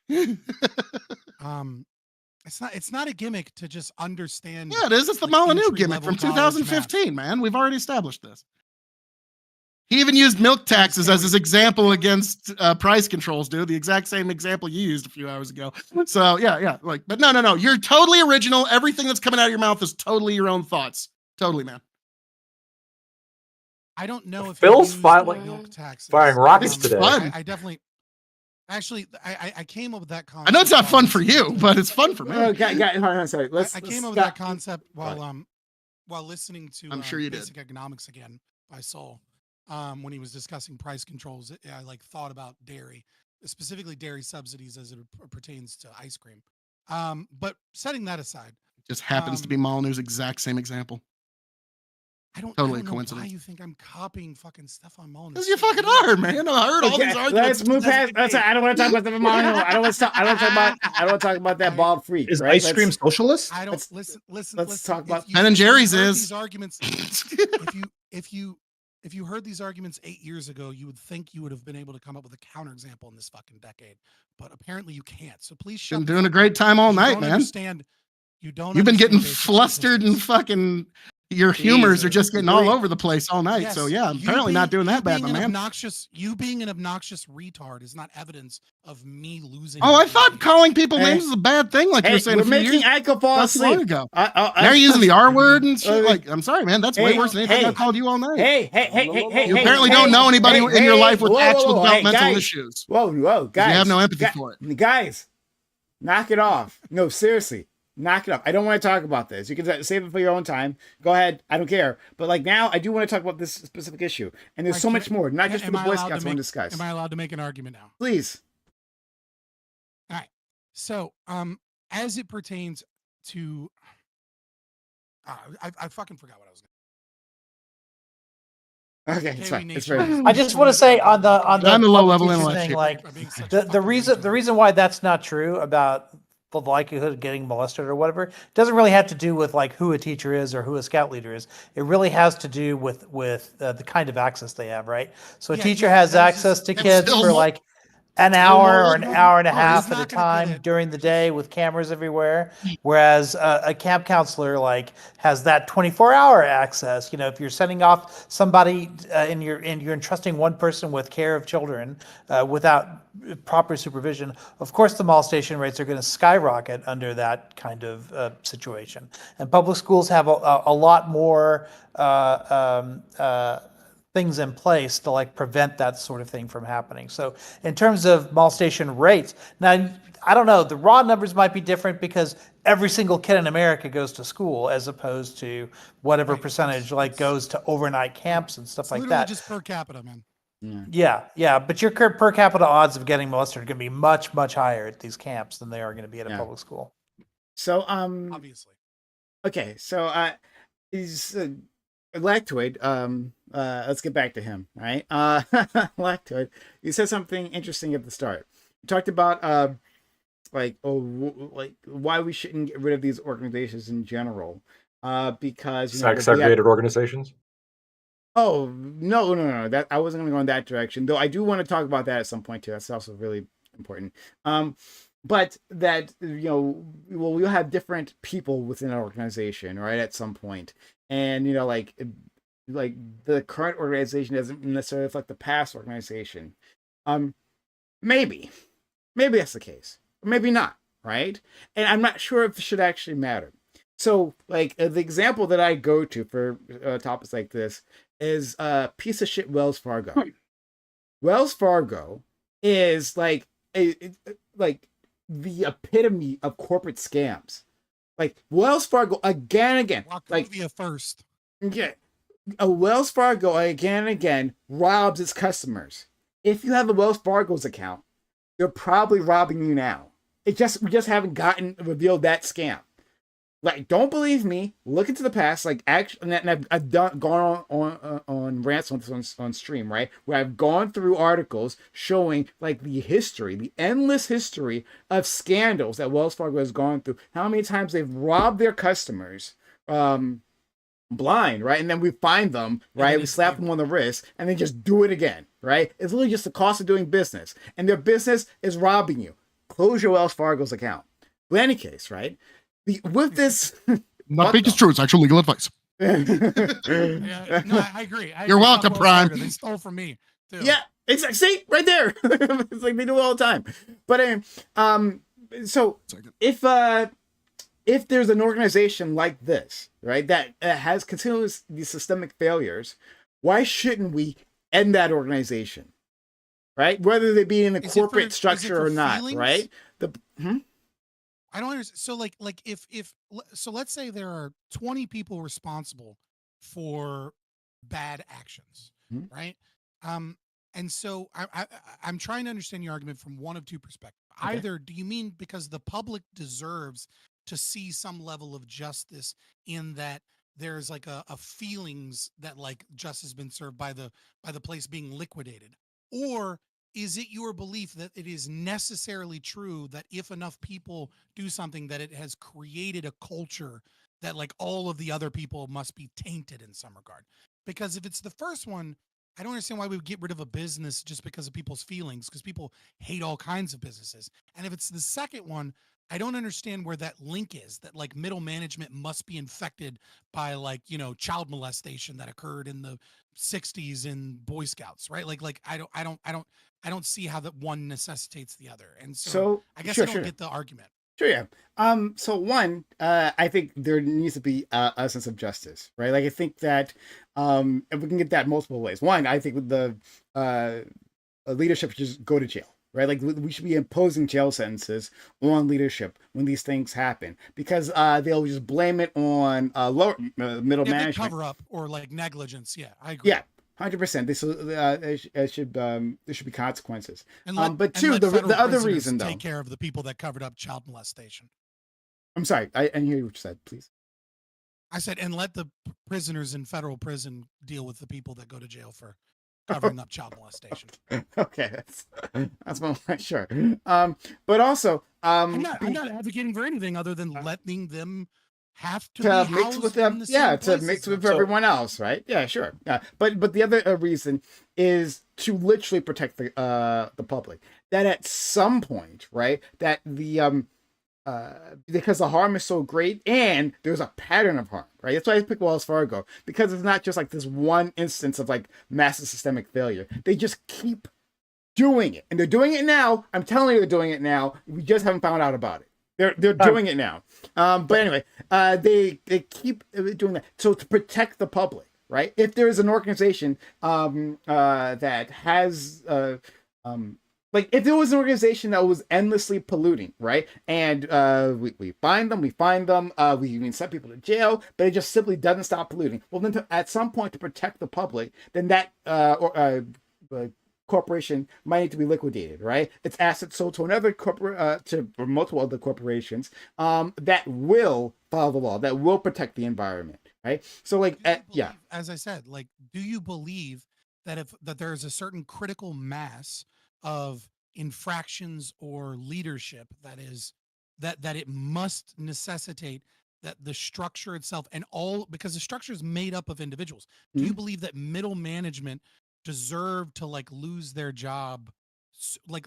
I'm not actually, the only argument I'm actually hearing is that you seem to be making a connection without making that argument explicitly.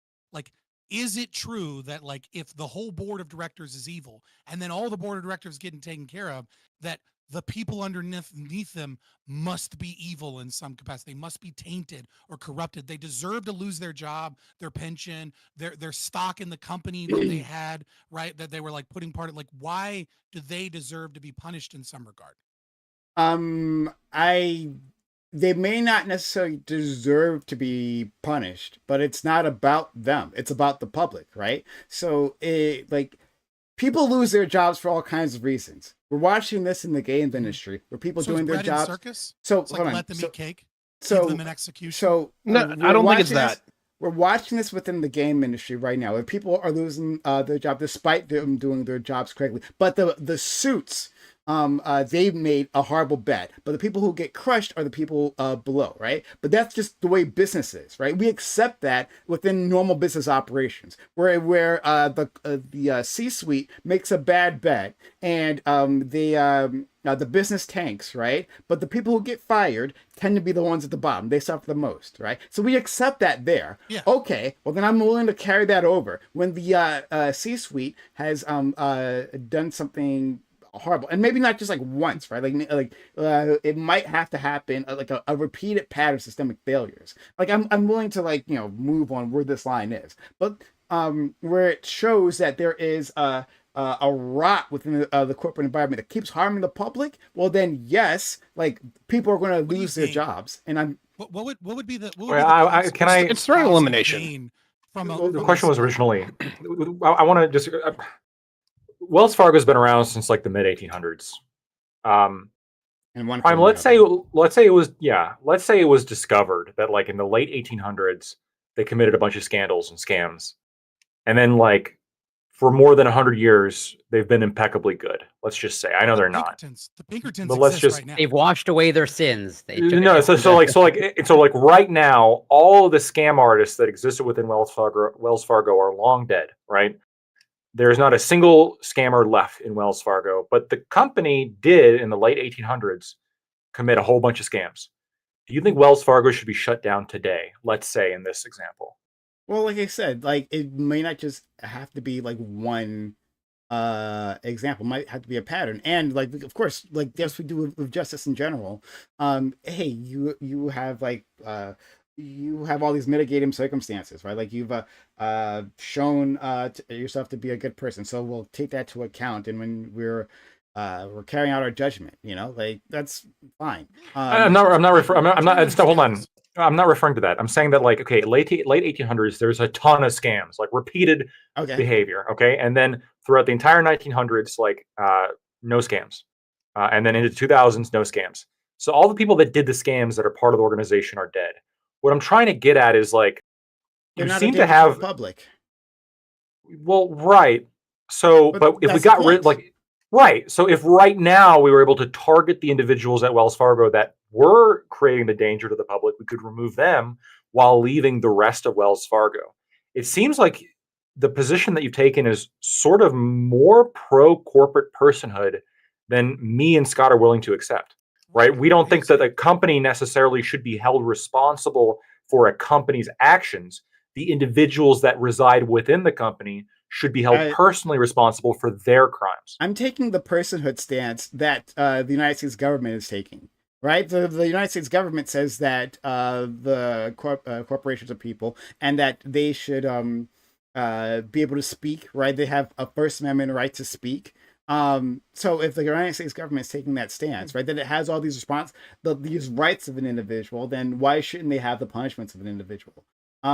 So yeah, in your example, it seems in that case that the corporation is no longer a threat to the public, and so if I was the one in charge of the case, like okay, well we'll fine you So maybe or whatever. We can't send the perpetrators to jail, but maybe we can find the organization, right, which we do. This is what I was describing earlier. Guys, corporations are people too. So let me. So hold on. I don't believe they're Prime. people, but sorry. Well, no, But- Prime. this is what I was There describing are. earlier philosophically. Hold on, with hold on, David Halpern. hold on, before you do that. There are organizations like, so I understand that you want this to be applied to Wells Fargo as well, but there are organizations that do more or less like get the death penalty, right? Where they're shuttered down, they're forced to liquidate, they're renamed into like a recovery corporation. The government will put some specific CEO who's like FTX is the best example. Yeah, I was just gonna say So and that guy also did the same thing with Enron. So so like it happens, right? When the companies do like misbehave to some point, like the government says, whoa, we're gonna like kill you now. Whether or not Wells Fargo deserves that or not, I guess is up for debate. But like I hate the concept of corporate personhood generally. I think that it is a way for rich people to dodge responsibility. I 100% agree with you. I don't want rich people to dodge responsibility as well. The people who caused a 2008 financial crisis, they should be in jail. They aren't in jail. Yeah. And the ones that committed fraud, yes. Yeah, they should absolutely have been put in jail. So I agree with you. The other thing I was going to say, what was the other thing I was going to say?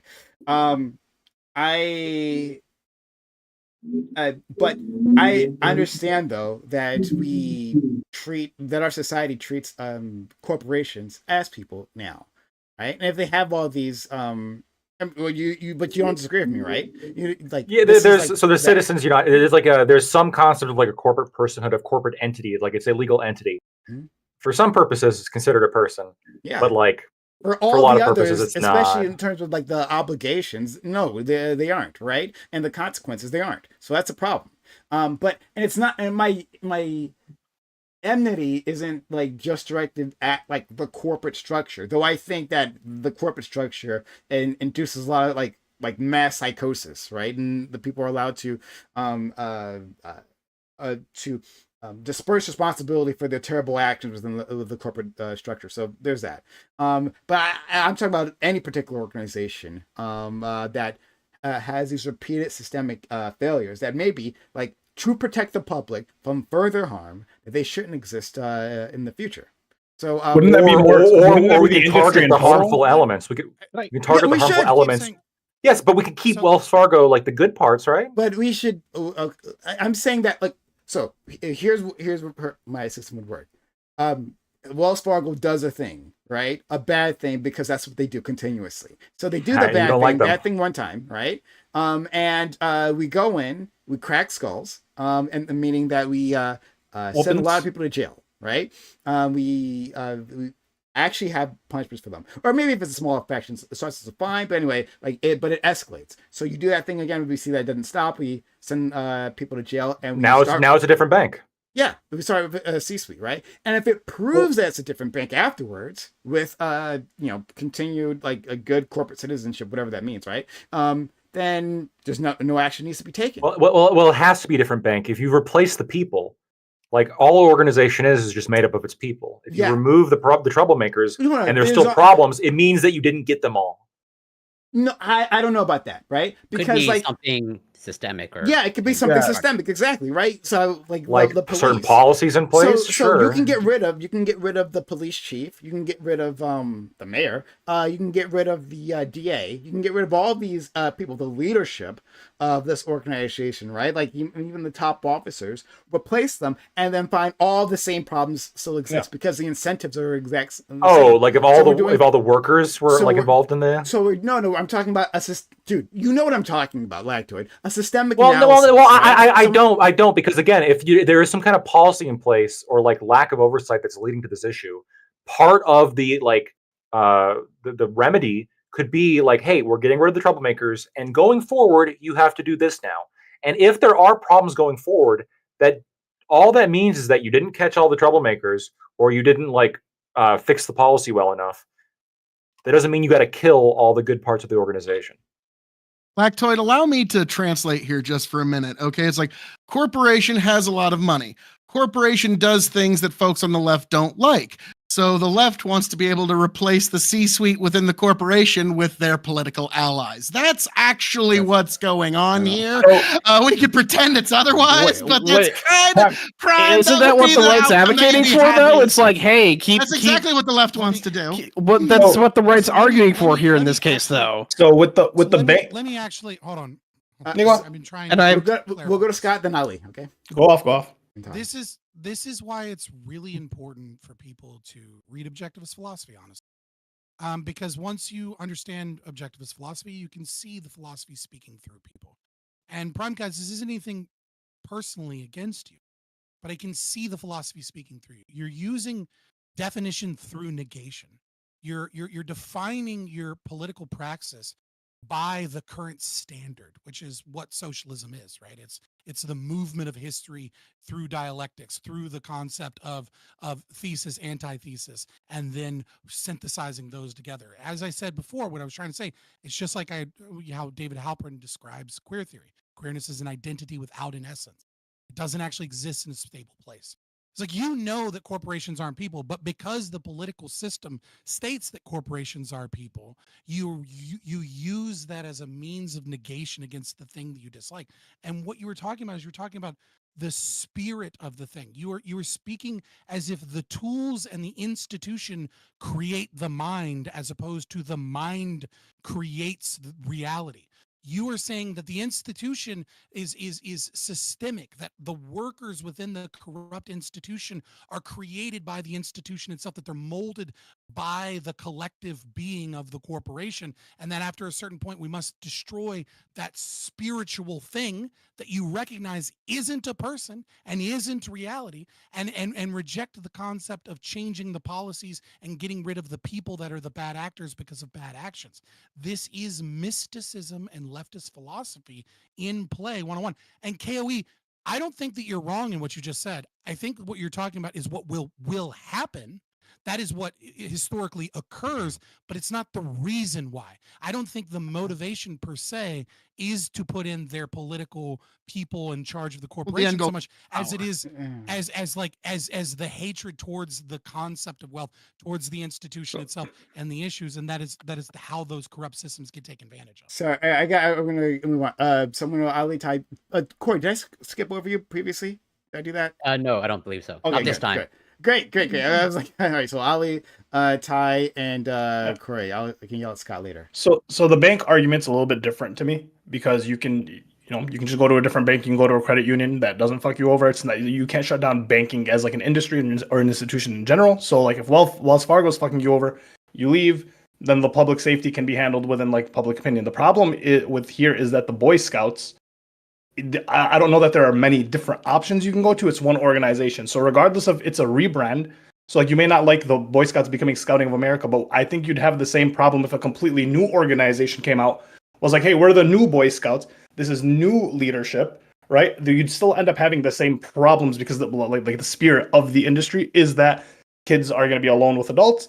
And then so I don't know if you have more of like an issue with like the specific corporation that is Scouting America or just like the industry that is like Scouts and camps in general, like daycares and stuff like that. So because like when you guys are arguing the banks, it's like really seems Wells Fargo specific, not banking specific. Whereas with this, it's really like the whole, Well, Wells Fargo is not the only bank that does you can go to a different bank. I agree, and there are lots of other banks that should have been Banco de Vatican. That's the shady shit down there. The 2008 financial crisis. Absolutely, there should be more. Now, 100%. Like Wells Fargo, I'm just using it as an example because they are particularly egregious. You should close your Wells Fargo accounts. I don't know if I mentioned that. I'm going to go open one now just because of that prime. So like with the Scouts, stick it to the left. With the Scouts, our rebrand doesn't do very much because, in your opinion, a rebrand is just self-harm. Yeah, it's just a rebrand is just like, okay, it's like a new name. They're just trying to skirt under the bullshit that they've had before. If anyone looks up the name now, it won't be linked to all these like so on and so forth. But even if a new corporation came out and we're the new Boy Scouts of America, you're still gonna have the same intrinsic problems, just like when you find them out later. So the problem is the industry, not the like corporation. Which I think to Lactoid's point is like shutting down the corporation. I don't think and I think body cams are like the solution to this systemic issue, like making sure adults are always under supervision when they're around children. Or also when they're around my money, right? When for bankers. Well, this is a good point. Yes, people with financial, like people in like high positions of financial power should probably be monitored to some extent. I think everybody should be like your job should be monitored to some extent. This is the point of management. Oh wait. Actually, I have a question here. Lactoid, like to what degree? Like, are we talking just like the company should watch them? We talking the FBI should watch them? Like, what level of monitor are we talking about? It would obviously like depend on like the level of vulnerability that's associated with their task. So around children, I'm like very much more okay with like constant surveillance on behalf of the job. But when it comes to by their supervisors, by their supervisors in the job, right? So like if you are in the Boy Scouts, it would be like you would have the cameras on there, and that camera footage would be available to like the board, or like some kind of separate reviewing agency, or et cetera, et cetera. Okay, so I get you there, and I have a barometer question for both Prime and Lactoid because I don't know whose side I really want to come in on here because I think there's some arguments that I actually agree with from both. Just in general, Prime, like how generally do you think? When you look at corporations, like, do you think that they're generally negative, positive, kind of like lukewarm? I think they're generally neutral, right? I think most corporations are profit-seeking organizations, and that's okay, right? And I think most of the time, like the business of doing business is perfectly fine. I think that along the path, people get screwed over, but that happens within life in general, and like in any organization, not like just within a corporate environment, certainly. But people get, the unfortunate things happen. But so that's not what I'm talking about. Like I'm talking about like big failures. But yeah. Right. So the problem is I'm trying to like figure out whose side I really agree with here more because I think they're both right. So like I just need to ask Lactoid because I agree with you pretty much largely in what you said. So like Lactoid, just real quick, should people not be held responsible for the actions of an entity that they are a part of or enable? Right? Because you are on the board of a corporation. How liable you are for that corporation's failure? Versus the person who's literally just the fucking teller at the bottom, right? Like, they don't make decisions. Yeah, I think people need to be held, regardless of what kind of organization they're part of. People need to be held responsible for their actions, and if they're in a position of authority, and they have an obligation, a duty that they've taken on to prevent certain actions from happening, then you can hold them personally responsible to some extent as well. So. And this would just be a general rule across any organization, right? If you're the person tasked with preventing the child abuse, and like you just like, or here, a better example, if you're the person tasked with like stopping the school shooter and you don't, you hide outside the school during the whole time, you have taken on that duty and you have neglectfully failed at that duty. And I think there should be some consequences on you for that reason. Just in the same way, like the person doing the shooting should also get like severe consequences, probably worse consequences, right? It's going to be a case by case basis. But like whenever you're in charge, there's a level of responsibility that comes there that I'm willing to hold you personally responsible for. What I don't like is I can open up Lactoid LLC, put my assets on it, and then own that with a shell company called Lactoid 2 LLC, and then have that be through 8 other shell companies, all called Lactoid LLC 1894. I've seen this, right? Getting to specific people, you got to like go down the chain to actually get to where the money is. And like when you see it happen time and time again, like I have, like the whole system just, you begin to realize like how contrived the whole system is. We're really pretending these things are people. Like they're literally just, we came up with them. We wrote them on a fucking piece of paper. Okay, so like this is where I'm You're a little hurting lost. corporations' feelings, Lactoid. I know. Okay, so I'm kind of anti-corporate. I'm like minus 20 out of 100, right? Because while corporations can serve a very valuable purpose, is that like I do hold them severely liable for the shit that they will pull off, particularly like, you know, negative connotations, what they do. Yeah. What I do have an ethical problem with is when you destroy a corporation and you fuck over the bottom people who have no authority within it, but they're just like, you know, cogs in the wheel. Like, do we have some kind of like ethical responsibility to like either say fuck you because you're just part of it and you're an enabler, or is it like, hey, you deserve some kind of compensation? Like, so we liquidate the assets and they get it. I'm fine. Wait, let me respond to this. So real quick, that's the strength of my system as opposed to Prime's terrible system, which is that for me, like the people who are held responsible are the people who did it and the people who are in charge of them to make sure they don't do it. If you're not in charge of them to make sure they don't do it and you didn't do it, you shouldn't get punished because you're just an individual who's part of an organization that you didn't do the bad thing and you weren't held. You're not responsible for doing the bad thing. Not the executive, though. I mean, it's kind of like you want punishment without consequence. So hold on. So multiple things here. One, I think if we're doing a full liquidation, we've gotten to the point of that, I'm fine with like the workers being compensated, right? Like for the loss of their job. So getting a piece of that liquidation process. Like I hadn't thought of that, but I think it's a good idea. So I like it. But furthermore, on the other hand, Lactoid, like you are fine. I know you're fine, right? Because I've heard you be fine. I'm damn fine. Workers losing their jobs, right? For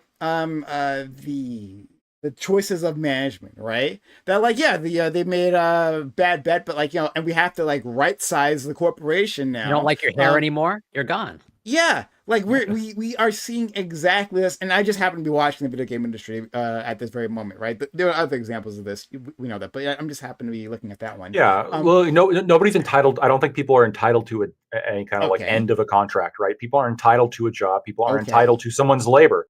But what people are entitled to is to not be held, not be coerced against by a government entity, unless there's like specific parameters that are set. So you're only like they've committed a crime. So is that it? So is it that they aren't being first of all, they aren't being held responsible by a government regulator. They're not going to jail, right? They're not going to jail. And if it was like the SEC that like decided that your corporation is completely fraudulent and they shut it down, would you?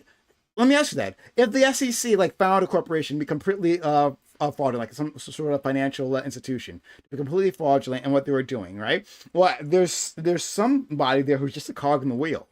But that organization is going to be dissolved. We've seen this happen already, right? Like, do you think that that corporation should continue to exist afterwards, despite the whole thing is like a fucking Ponzi scheme, let's say? Yeah, I guess I would be opposed to entire organizations just being dissolved outright by the SEC. To engage with your question, though, because I could imagine, I think FTX is a great example of this, where you remove some key players and the whole organization essentially kind of folds, like because the whole thing is kind of kept together by a few key players and some tricks. And so, yes, there's going to be people who lose their jobs. That's It's understandable. It's the Pareto principle of any organization. About 20% of the people are going to make up about 80% of the productivity of any particular organization. Yeah, I don't know about. I'm not sure about that. Let me ask you this, Prime. Maybe this can help. If you, let's say, like a CEO is like found guilty of like rape, okay, terrible crime. Obviously, the shareholders didn't do it. The workers didn't do it. This CEO like raped a secretary. It has nothing to do with and so you remove the CEO, but it turns out that despite being horrible, like a horrible person, he was actually an incredibly good CEO. And now the company starts performing very poorly because you've removed the CEO. Surely you think the company should be allowed to fire their workers when they're losing money, right? I have the perfect analogy to ask for you guys on this. I want an answer though, real quick. No. So you're saying that the CEO was removed and replaced with someone who was not as good and went to prison, and there was a business downturn. And should the workers be let go? Yeah, I'm saying I accept this. I'm saying I do too. Accept. Okay, so I don't know why. So we don't. Well, no. So I accept them being able to be let go if the company is like, okay, we're losing a bunch of money, we've got to let people go. What I'm not okay with is the government saying like, oh, the CEO raped, therefore this whole company is really like a rape company. We're going to shut down the whole thing. Why? But even in the system, even the system I proposed to, that wouldn't be the case, right? So you like the thing I specifically outlined like would not include that. I don't know why you're even talking about it. But going back to what I was saying previously, I'm trying to find the difference here. Because if you agree with me that a Ponzi scheme, right? Like I set up an organization. I'm doing it right now, right? Corporation Alpha. Corporation Alpha is a Ponzi scheme, right? I get you all to join the top row here, right? And then I pay you back with the middle row and then the next row, right? Ponzi scheme. If that's found out, and then I have other people under me who are working with me, right? And that corporation is shut down because it is a fraudulent organization, correct? And you already admit that that's okay. So what's the difference between that and then? What I said is like the people who are like engaged in the fraudulent portion, they get punished. It was specifically set up to no. I'm not saying that everyone goes to jail, right? I go to jail. I'm not saying that you're saying that everyone goes to jail. What I'm saying is that like the government action should be limited to only the individuals that are responsible. And yes, if the company needs those individuals to survive, that doesn't mean that the government has an obligation to keep the corporation alive. What I'm not okay with though is when you're talking about Wells Fargo, the example that you used, I would not be okay with the government coming in and just shutting down Wells Fargo. They can go in and pull out key players, and yes, if that leads Wells Fargo to collapse, then they collapse. I think we're missing each other, right? And I think we might be. If someone else can maybe restate this better, then I'll accept that. I can tell you what's going on here. Okay. Here's the issue. It's because you're a leftist. I think, and I tried to do this in the very beginning, which I said I gave you two options, option A or option B.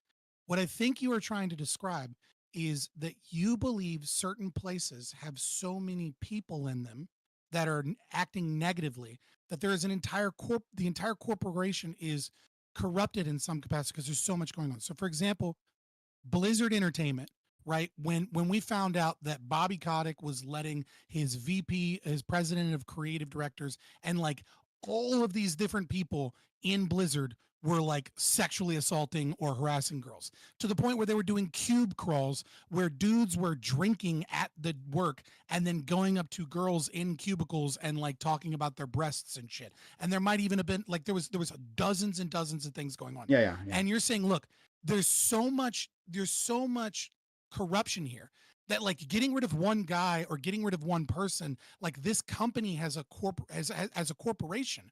I'm not confident if we got rid of 4 or 5 people that there wouldn't still be cube crawls, that there wouldn't still be people that adopted these behaviors and all of these things, continuing this behavior because it's become endemic to the corporation itself. And what Lactoid and I are saying in counter to that is get rid of every bad person that did a bad thing.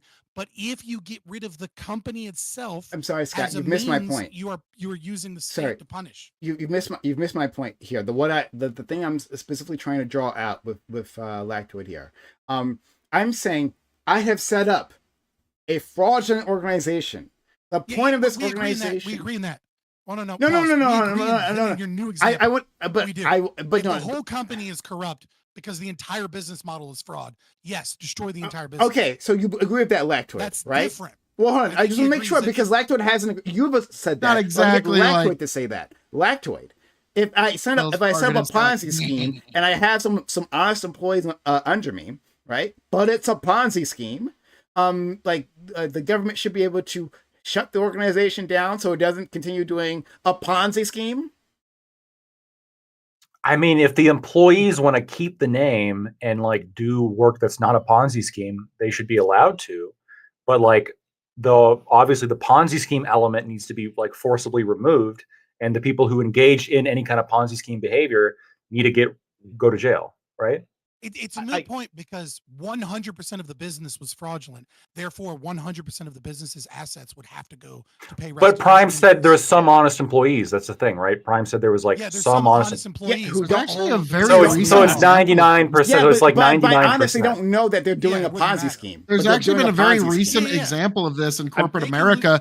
WWE, look up the accusations against Vince McMahon right now. Some really ghastly stuff. He's fighting charges of sex trafficking, of all kinds of crazy shit right now. They got rid of him completely. They cleaned house of anybody that even had the stink of Vince McMahon on him. And the WWE is rolling on. They just had one of their most profitable WrestleManias in the company fucking history. The Rock is now on the TKO board. They did a complete sweep. Now the McMahons, other than Paul Levesque, his son-in-law, there's nobody with any power there now. The Rock now has more power than Vince McMahon in professional wrestling as of this year. Speaking Chinese to me, Phil. God damn it. Prime. I still have a question. Sure, and I will get to that. 1,000 bits from Naritas sent, and he said they gave it to me because for Phil's counter to Scott's BS. So thank you. I appreciate it. I'll do it for free. I'll do it even again. It's the least. You are doing it for free, I believe. Yeah. Like, this is a hobby for me. I don't even understand why. Subs, but thank you, Naritas, for helping me. Yeah. So, go ahead, Lactoid. Respond to me. Ty also wants to respond. I think someone else maybe. I think like no, Corey never got to finish his point. Never got his point. It's okay, Sorry, Corey, go for it. Well, I'm interrupting the flow. Like no. Fuck his flow. Wow. The Fubu jacket's so nice though, and he is fine. Speaking past each other because you don't understand each other's philosophy. It doesn't. Well, it sort of relates to. I think it does relate, but it might not be as interesting as I find it to be. But I think there is an interesting conversation to be had of like, can a corporation be set up such that it's inherently sort of corrupts or like turns good actors into bad actors. Like I take the point that let's say in the Boy Scouts, as Scott brought up, like that probably attracts certain bad actors that want access to children. But I can imagine a world or a scenario where I think there's abundant evidence that we unfortunately many humans were products of our environments. Everyone knows the Stanford prison. Pardon me. That's why I use the example of Blizzard because like literally they were doing cube crawls. Yeah. Like the regular employees are drinking and like making comments about women's breasts at the fucking job. Like it was that endemic to the company culture. Yeah, there might be something built into how we set up corporations that like it just turns people into bad actors. Again, I was going to allude to like most people know of the Stanford prison experiment, whatever, the Stanley Milgram experiment. Like, yeah, for whatever reason, you set things up properly in a certain way, and people can do horrific things for whatever reason. And maybe some corporations actually run like that. I don't know. But I think there's something that might be going on there. Can the example that you brought up before, Prime, like the Ponzi scheme from the beginning, I guess this would be like more along the lines of what Corey's referring to as the sick company, like the 100% like the problematic company. Like there's something endemic about it. But the problem is the examples that we were talking about before, like Wells Fargo. I mean, Wells Fargo's, for however much you hate it, maybe you'll rhetorically call it like a Ponzi scheme, but like the whole organization is not like a Ponzi scheme, right? It is Wells Fargo. It is a bank. You probably build the pharmaceutical industry. The pharma companies, better than banks. Well, you also have the scouting, the Boy Scouts, for example. Like there's some good elements. There has been some good elements of the organization, and so when we're talking about nuking a company, like I'm just saying that yeah, unless literally 100% of everything is like destroyed, then by the virtue of like excising the bad, you would naturally destroy the entire company since you've just gotten rid of all the bad. If it's like 50% bad, slice, cut off, amputate the 50% that's infected, and then the 50% that's not infected, There's no reason to kill them. Just right. Let's see if this works across the board, though, right? Because you asked me about like that downturn and remove the CEO, right? But if the CEOs of a corporation make a bad decision, right? They make a bad, like, not a legal one, right? But just like, bad product rollout, right? They think that gamers want more live services. Turns out gamers, like, keep telling them they don't want live services, right? And they have a disastrous game, I don't know, right? That kills the Justice League or something. I don't know. But in that case, right? Should then the people who punish, like, it should be like the C-suite, right? The management, all the people who made those decisions, right? The first people, at the very least, the first people who should get fired, you would agree that when there's a bad product rollout, should be the people at the top then, right? Because they made a bad decision. Sure. Yeah, I wouldn't enforce this by law because like the hiring and firing is within that, like that organization's discretionary. But the discretion lies. But what I think. Yeah, like if I was, let's say I owned a corporation 100% and like management made a bad decision, I would target them first. I think Kevin O'Leary said that like the first person to go in any of the companies that he buys is the CEO. Like he'll buy a company and then like if the CEO doesn't do exactly what he wants, he just gets rid of them because he doesn't think they're that useful. Okay, well that makes sense because Kevin O'Leary is a higher power. But in most companies there isn't no higher power, and the that's not true. Ones who make the decision, CEOs are workers. Yep. I'm not kidding you. They work for the shareholders. They work for but the shareholders may not. I mean, CEOs also aren't owners. Or if okay, sorry, hold on. I'm not gonna. I don't want to get distracted. They're not even capitalists according to Marx. I don't want to get distracted by that, right? My point. I specifically said the C-suite any which way, right? So you clear out the C-suite. Let's say, or if it's not a corporation, let's move away with the corporate structure because it trips us up. It's because it's a democracy. It's another organization. It is. You vote. The shareholders vote for the board of directors. They're the representatives, no. right? It's another organization, a company that doesn't have a corporate structure, right? Where they have a single member LLC that does not have a corporate structure. Yeah, right. And they have but they have people who work under them, right? So should management be taken out from the top? My point is that like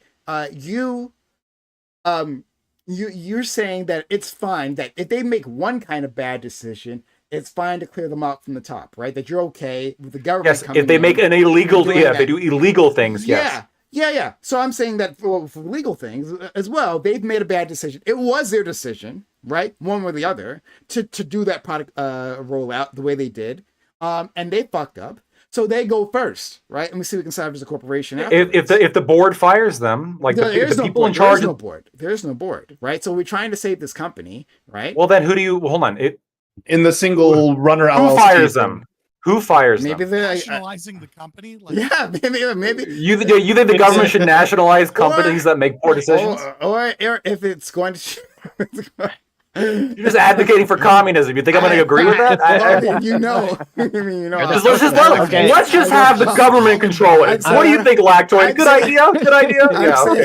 I'm not. No. Have the workers control it, right? We sell socialism, right? Now we got socialism. We can organize them into councils. We call them Soviets. Yes. No, you just came in. Hold on. So you mentioned that earlier, and Lactoid made fun of it because some of these employees might be some of the ones that are culpable, right? But there's another alternative to this. I worked that company I mentioned before, REI. It was a co-op, but it was not a worker-owned co-op. It was a member-owned co-op, and that structure might work a little bit better for this because it is the customers who are the ones at risk of getting ripped off that would then own the company. In this, welcome to most insurance companies. Look it up. Insurance companies. If you look up a mutual insurance company, I mean, major companies like Geico, for example, like these are mutual insurance companies, which means the owners of the company are the policyholders. Right. Yeah. Credit unions are another example. Yeah, credit unions are exactly what I was going to bring up. Like that is sort of the closest thing in the banking industry to what I lived with. But it was really interesting because like REI, what REI does is it takes the profit that it makes at the end of the year, and then it adds that up, and then it gives it back to the members, who are the owners of the company. Or of the co-op. And 1 year, it's almost always 10%, but 1 year they gave a 5% dividend, and everyone went nuts. That happened about 30. I think it happened in the 80s, so 40 years ago. And ever since then, they've done 10% every year consistently since then, because they didn't want to cross the members, because the members own the co-op. So They vote for the leadership. The government should have taken over Citigroup. They should have fired everyone in the C-suite. They should have the shareholders should have taken a massive haircut. The company should have been liquidated and spread between other corporations. And then and those assets could have been also employees who could have gone as well. And if they weren't going to get hired, they should have gotten a share of the liquidation. But the ones who should be made whole first would have been the customers of that of Citibank. I don't understand. Why should the government have taken them over? To what end? What's the point of the government taking them over? Why not just let business fail? Isn't that what he said? Because of the systemic forced liquidation? Because of the class struggle revenge. Because of the I hear you that maybe we should just let it fail, and I think maybe for most corporations we could let it fail, but like in the Citigroup's case, that might have caused more damage. So yeah, like I think the government has insured those deposits, right? So government now has an interest in making sure that that its investment doesn't bring that they don't encourage other companies to take advantage of that sort of protection for the customers. The best way to not encourage that is to let the business fail. Well, if it fails, make bad market decisions. If it fails, all of that money that's being insured will now have to be paid by the taxpayers to make the depositors whole. Yeah, so we should liquidate that company. I agree. Right, engaging in a consequential analysis of less taxation because you did an evil thing from the onset, which was insure businesses via the taxpayer, is not really an answer to the question. But you just asked but what you asked was to what end? $34 trillion in debt. But you 12%. You said the phrase. You asked the question to what end, and then you're surprised that the government has a consequential answer to what end. No. I'm not asking about. That's not what I said. I asked Prime Guys why the government should have overseen the collapse and nationalized it in some regard. He likes government. Why not just let them fail? Well, I do like government. That's true. That's absolutely true. Don't ever forget that. I love government. Right? I want to fuck it. Right? I know you. Yeah. Yeah, but so governments are people too. But the reason why was what I was keep you warm at what night. I said combined with what Aiko said. Yeah, that's exactly why. Because all of those reasons. But hold on, I gotta let in Ty and Ollie. They've been waiting a long time. I really appreciate it because I feel like I have a perfect litmus test for this conversation. If I need to explain the reference, I will. But should Los Polos Hermanos from Breaking Bad been broken up forcibly by the government? And if I need to explain any of that, I will. But I think this is a great litmus test for that was a well-run chicken joint. Okay, I think so. There was some cocaine in the back or some meth in the back room. So sorry, it's it was just a lab under the chicken coop. I think no. I'll answer your question directly. No, I don't think Los Pollos Hermanos should have broken up. Because it wasn't. I don't know. It should have been replaced with leftists. Because look, to be fair, it is a front, right? It's a front from an illegal organization. But I don't even remember the timeline because I haven't seen the show in a long time. But they supported the local firefighters and the police and stuff. I forget if the Los Pollos came first or his Fering's involvement in the drug corporation came first. I forget. I don't think I that don't matters too remember. much for me. No, No, the drug might. ring came I first, didn't watch and Breaking Bad. That shit sucked after the third season. they bought Los I didn't Pozomanos, watch I it. think, like after the Oh, after okay. their organization got so big, they had to figure out new ways to launder the money. Yeah, and that's how quick Los Pozomanos. quick came to rundown be. for you, Light Toy, because I really wanted your opinion on this. You have a chicken restaurant, Mexican style, chicken restaurant. Okay. They are very successful, have like 28 locations throughout the entire Southwest. Great moist Like, chicken. They're huge like benefactors for like little charities and all the shit, like all the good things for a corporation. Plot twist, they are a front for a massive methamphetamine laundering organization that has pretty much taken over the North Mexican cartel. Like, it is that huge, multi-billion dollars worth of Other stuff. than that it's labs one under the little thing, restaurants. other than that one little thing, Gustavo Fring, the CEO, great stand-up guy. Do they sell so good chicken? should this It's like if it McDonald's like had meth labs on five their out of McDonald's. 5 stars, all of He it. treated Like, his employees well. Yeah. yes. Yeah. Okay. He's a And good then boss. what happens? All right. The CEO is basically caught up into it, and because he's running the whole thing behind the scenes, where it's a giant drug laundering organization. Okay, Spoiler cool. alert. Should this company be allowed to continue, or is the poison so innately ingrained into it to where it should be dissolved?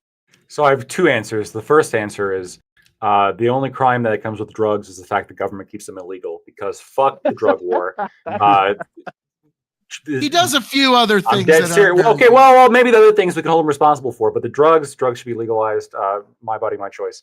But the answer as to let's assume that it was something that I felt should be illegal. No, I don't see a reason to close the whole restaurant. You get rid of the meth. Meth is bad. Let's just assume you get rid of the meth part. Well, he kills a lot of Uh, people, I believe. Yeah, you get rid of the meth. You get rid of the meth part. You get rid of the murder. You get rid of the murderers, right? The people who are killing a bunch of people. You get rid of the people that knew about that whole kind of like syndicate and organized like blah blah blah. You remove them, and then the restaurants, they get to keep all their chicken recipes. They get to keep their restaurants open serving chicken. They just don't get to serve meth anymore. Who's going to run them though? You fired everyone. Yeah. No. There would be like new people that would rise to the ranks and become the runners of the new and improved Los Or Pollos to assist, Hermanos. like you can put it like in some sort of conservatorship until they can like get their something conservatorship. Figure out something. Yeah, I agree. I wouldn't shut it down because like again within the system that I had stated previously, right? That you would start by firing the people in the C-suite. You know, all the people who made decisions, right? And then you would see, let's see how it goes from there. But then they do it again. All right, then we clear them out again. Then they do it again. All right, then maybe this organization shouldn't So meth be looks fine. around. What So Los Pollos Local had a child trafficking ring. So this is too much, right? same So concept. wait, Get rid of the child traffickers. listen, Keep the chicken. Well, okay, Listen, hold on. listen, Let me say one thing. Please I'll let say me clean this I'll say up. one thing to It's been Ali, so and then you long. can go. I'll say one thing to Ali. Okay, please, thank you. I love you. Meth is an individual choice. Because I wanted to talk.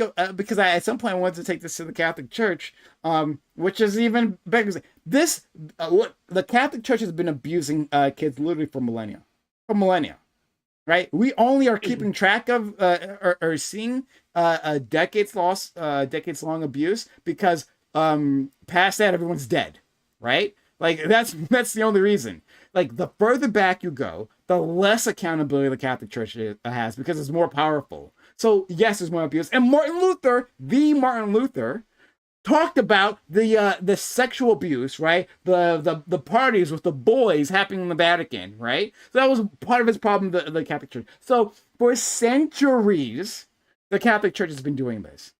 And so, like, should that organization continue on? I think that's an interesting question. But all right, so let's Scott. You're gonna abolish the Catholics? I wouldn't abolish the Catholic. I wouldn't abolish just the Vatican. Oh my God. Just We've the been having Vatican. a retarded conversation for like an hour and a half. It is so meaningless. Here's why it's so fucking meaningless. If you, it's really this simple. If you have a company worth $100 million and it requires $50 million to maintain all of its day-to-day operations on the legitimate parts of its business, and there is enough crime where the restitution is more than $50 million, you don't need to destroy the company. The company will simply be destroyed by paying restitution to the victims of the crimes it committed. If the crimes that the individuals that actually committed within the company are like $10 million, then you still have $40 million left over, and there's no reason to get rid of the chicken joint. We're using these like absurd, extreme examples where they wouldn't fit within the process anyway. There's no reason because, like, for example, the Breaking Bad situation, it's like if you murder a bunch of people, the amount of money that you're going to have to pay to restitution for murdering family members and all of this other shit is going to be way more than the value of the chicken joints anyways. So there's no reason to maintain. But that's not the case with the Boy Scouts, right? The Boy Scouts were able to pay the fines and now they still succeed. Because if someone owns those chicken joints and they're responsible for restitution to the victims, then they have to sell those chicken joints. You're just saying not enough kids got raped. Has a very special chef named Walter White that can bring in millions in a matter of weeks. We should retain gotta be very. We should retain that guy. So if the Boy Scouts get hit with the fines, but they can pay the fines and still continue to operate, then no, the like that issue still remains. Like, how many people did they really kill? Like 10? I mean, if you get rid of they can afford that. People that did bad how good's this chicken though? And you pay restitution to everybody. Let's say, because Boy Scouts of America is a charity organization as well, right? So let's assume for whatever reason, somehow magically, fucking every person on the Epstein client list fucking comes together and rubs their nickels together and fucking gives Boy Scouts or Scouting America fucking $3 trillion. I don't know how the fuck they got it. Fucking somehow they did it. And they pay back restitution to every single victim that has ever existed throughout the company's history. And they still have $1 trillion left. Then there's no reason to shut down Boy Scouts of America, save one, which is that people, the community, and this is the philosophical problem here, the community feels that they have a right to restitution because of a sense of justice, a sense that bad things happen to bad people. It's an argument, it's a collectivist argument about the spirit of the enemy of the class struggle being destroyed. If you get rid of all the bad people from Wells Fargo and Wells Fargo pays back restitution for everything that it did, there's no reason to shut down that business other than this philosophical need to eat the rich. It's not actually an argument about restitution and property rights. Scott, why would Wells Fargo need to pay back the victims as opposed to the people who actually did the crime? Shouldn't they personally have to pay them back? Why should Wells Fargo have to pay anything? Well, Wells Fargo as an entity shouldn't exist separate from its owners, right? Right. So we agree on that. Right, like I'm saying in a situation where someone is a private owner of the company, right? Where let's say they haven't made it public. Wells Fargo is obviously a publicly traded company, so it's going to be different because the stockholders don't have any problems there. Every individual should be punished for that. But even in the instance where a company, right, is 100% privately owned, that is when the calculation comes in. In a company that is publicly traded, there's no fucking reason to steal money from the public shareholders so that other people can feel good about eating the rich because they want Wells Fargo to collapse. Like, go fuck yourself. So you're a thief. in any case, like you said, oh well, this isn't an argument about restitution and property rights. Of course not, because I don't give a fuck about that. Of course, that doesn't factor into anything that I'm saying. Exactly. Great. So I don't know why you even brought that up. Right. Great. You were trying to create a sure you can yes you can say that. You can say that I just want to eat the rich. You can ignore everything else that I've said, right? And just like inject your perspective in there that it must be that I just want to eat the rich, right? Okay, go ahead. Yeah, I want to eat good chicken. The original conversation was about the Boy Scouts, not about being. But then feel free, but don't come at me saying, well, you're not respecting property rights. I don't give a fuck about your property rights at all, right? So that's understood. So let's move past. So then that was pointless. So it was pointless to interject that. All right, so we can move past that. Thank you. But you just got exposed for your bullshit. And yes, I got exposed. Hold on, you come in here and you argue, right? You yell at Gibbs, you yell at KOE. You tell them, oh, you're not adding anything to the conversation, right? But you stop the conversation. You get hell upset because you haven't gotten a chance to talk in the last 5 minutes. And then you tell us, and then you and then you go down this whole route just to say, hey, it turns out Prime is not an ANCAP. Oh, who could have known? Any which way, moving on of our lives. Thank you. Corey, go on. Find an argument. I'm writing it down in my notebook. That Prime's not an ANCAP. Yeah, please. Because you don't know. Thank you. Right. Today I learned. Right. With your spaghetti argument. Spaghetti argument, man. Again, throwing shit to the wall. Okay, I'm just thank you. announcing Hold that on, I'm flipping Corey's sides. turn. It's Great, chicken, thank not you. spaghetti. Noted. Yes. Spaghetti pollos and hermanos. fried chicken. Yes, thank you. Let's go. Corey. Wait, that wasn't a black thing. Just to be clear, that was a Breaking Bad reference. Okay, Peace, love, and Oh, fried yeah. chicken. No, I just want to be clear. Okay, I already said noted. Right? I already said it. Corey. I didn't think it was a black thing until you said that. Yeah, all the non-racist. no, made it- I you made it a got black it. thing, No, black when or Prime thing. said like, "Oh, fried chicken," and I'm like, "Wait a minute, no." No, I didn't think that until you said this is a black You made thing. it a black thing. It's not a black thing. It's a Breaking Bad. is It now. wasn't a reference. black thing until you It is denied that it was now. a black thing. All right. Like, I was like, Don't oh worry, no, he's did not I do a racist. It's that racism? goddamn Ah, FUBU jacket. Let's go to Corey and let's go to Ty. Boo and rock. So Scott, I'm curious. So for let's say a company and like restitution, do you think let's say they're a company that has resulted in death, let's say the opioid crisis and certain companies being held accountable, do you think is there a cap in your world on like the price of a human life in terms of how much a company should pay if it resulted in death, out of curiosity? And what would you do, or like how it would work if like now the company it has resulted in potentially death, but they've gone to the point that they are like failing and they can't pay restitution. What would happen in that scenario? Like, you can put a price on life voluntarily beforehand. You can't put a price on life after the life has been taken, right?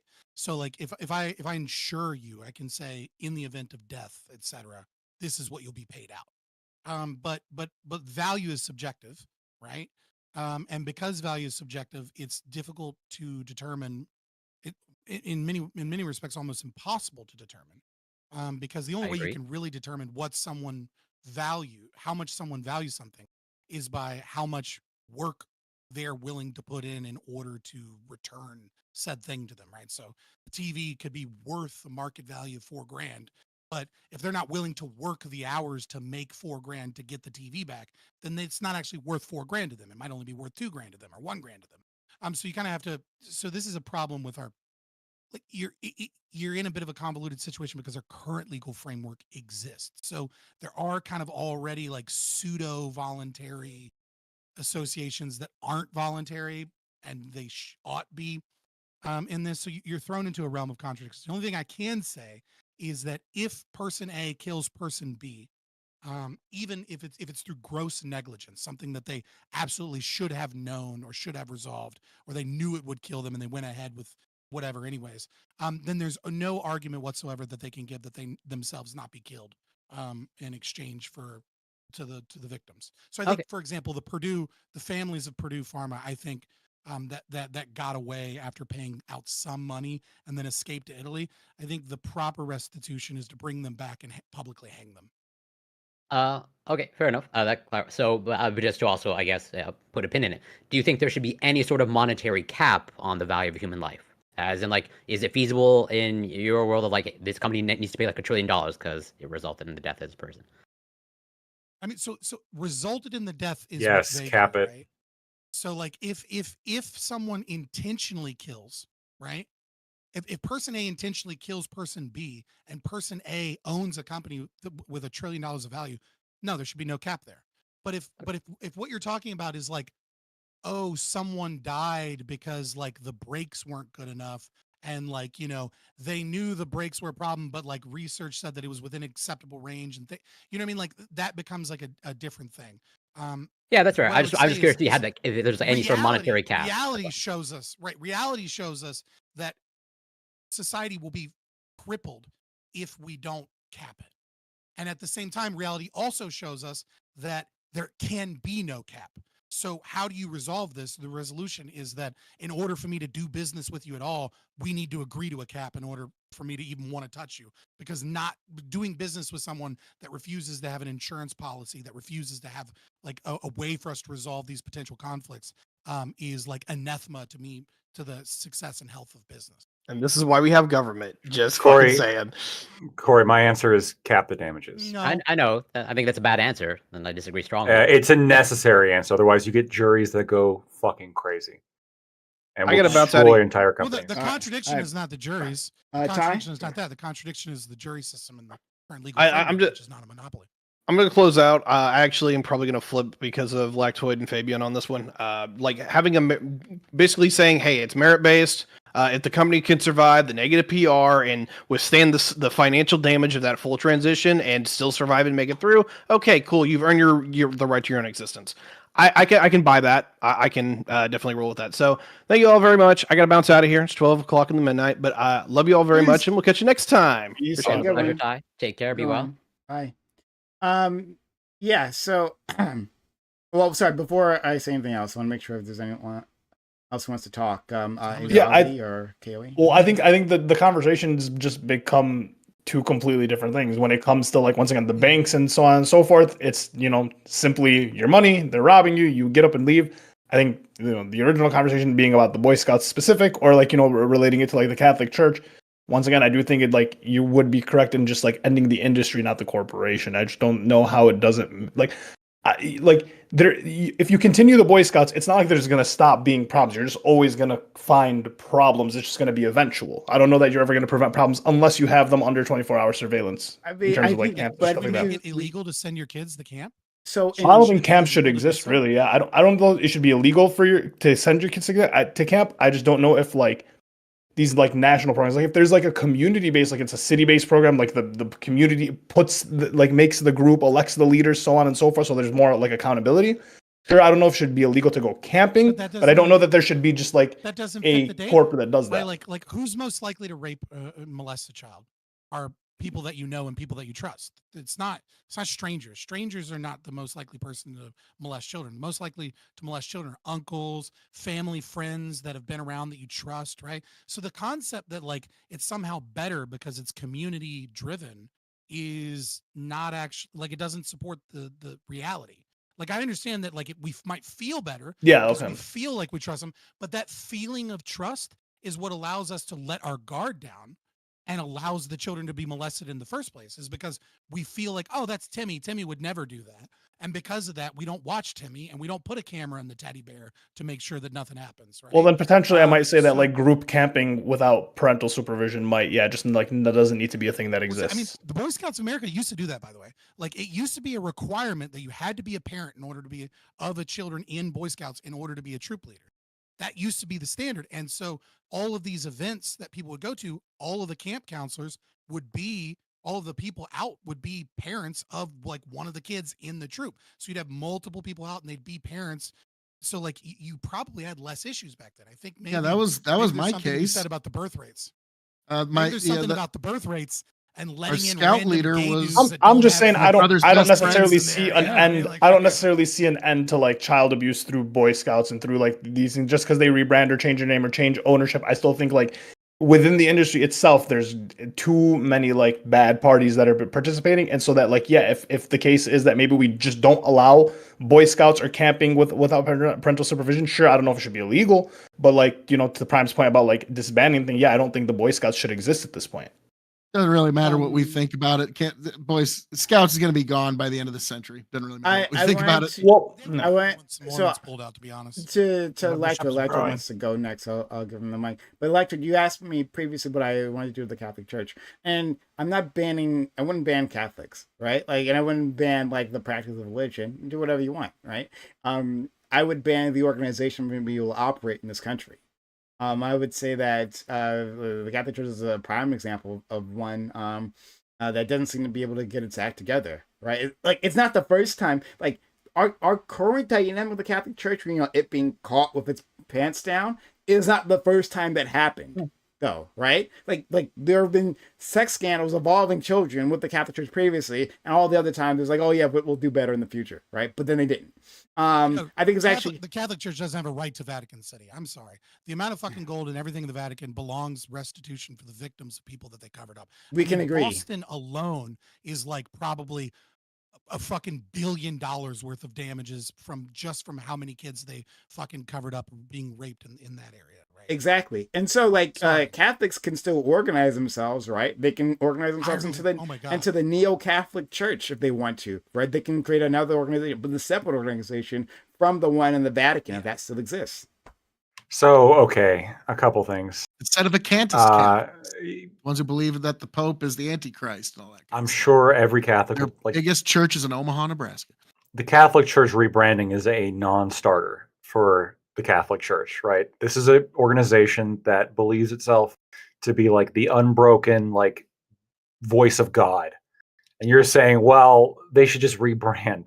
That's not how it works. I didn't say that. Is that what I said? Well, you're talking about Catholics and Catholics and neo-Catholic, kind of Catholics, neo-Catholic organizations within America. Like, no, I'm not. That's not the way Catholic Church works. No. Hold on. To be clear, I'm not calling this a rebrand. I'm saying that we're ending that previous organization, that line. That's just not acceptable. I'm saying that structure has proven itself to be poisonous, to be incapable of riding its ship, and so they start a world war, because at the at the start, this is kind of fun to listen to, isn't it? Well, I'm saying, look, I understand that this solution would never happen. To be very clear, right? That this is not. Yeah. I get that much, right? Fair enough. Is dichotomy. But I'm saying what should happen, right? If we actually wanted to protect children, if we actually took these things fucking seriously, is that we would say that the Catholic organization, the one that because there is the Vatican Corporation, right? Like that's how it's organized, right? There's the Vatican Corporation, and then that is in control, through whatever means of all these other organizations throughout the world. That does not have the ability to do business within the United States, right? And the Catholics can decide whatever they want to do, right? Do they want to do a neo-Catholic church? I don't know. I don't care, right? That's up to them. Let them decide that. But whatever it is, does not have any corporate relationship, does not have any organizational relationship with the millennial child molesters. Yeah, that's what I'm saying. This could potentially work. It is kind of. It's not a rebrand. Hold on, how? I'm asserting that it is, and here's the reason why. Potentially, this could work for some Protestant churches, but for the Catholic Church, it's a non-starter, right? Because when you go up the organizational tree, you get to the Pope. That's the whole fucking point of the organization. And if you're saying, well, there needs to be some kind of cutoff between the corporate structure here, you're saying the Catholics in America, they just shouldn't answer to the Pope anymore. The Vatican shouldn't have control of it's a new sect. It's a new sect of Catholicism. You're talking about a schism. My pastor would be like, "This motherfucker's spitting." So this is literally for that in order to accomplish that. I mean, this is literally a schism. The thing is both the freedom of association. Hold on, but you can't. I had a number of things I needed to go through. One practicing Catholic on this panel. I would like to hear his perspective. I used to be a Catholic, but Icah's the one practicing Catholic. So I'm gonna I'm just saying a rebrand. You can make. Let's say you do get rid of the First Amendment and accomplish all of this. It wouldn't result in a rebrand. It would result, because this has happened to the church before. It would, if it happened in China.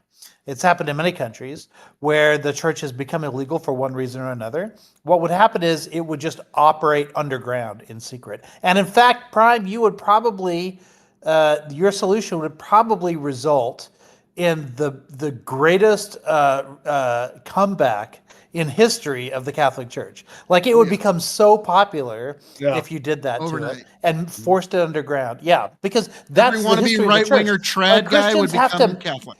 Christians have to make it up that they're being oppressed in the West today in order to get at least a handful of people to believe them enough to. But if you actually made it true, actually made it happen, brought us back to the 3rd century, that would probably be the best thing that ever happened to Catholic Church. I think that's a fair criticism. I'll take that. Right, I'll take that one. I think that. But hold on. But I also think that right in this moment in the year of our Lord 2024, that we have an emotional distance away from what happened, when the revelations were coming out, right? Because this is the things that people were talking about back then, where Catholics were talking about. It's not like I was the first one to come up with this idea, right? So I think that within the wake of that, that might have been different, because I think there are these moments, right? These branching points in history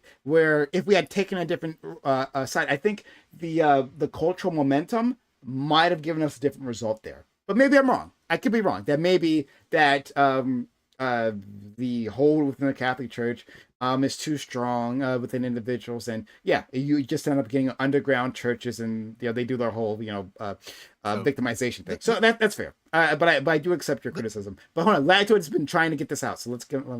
Yeah. So for those reasons and more, I'm opposed to criminalizing the Catholic Church in America.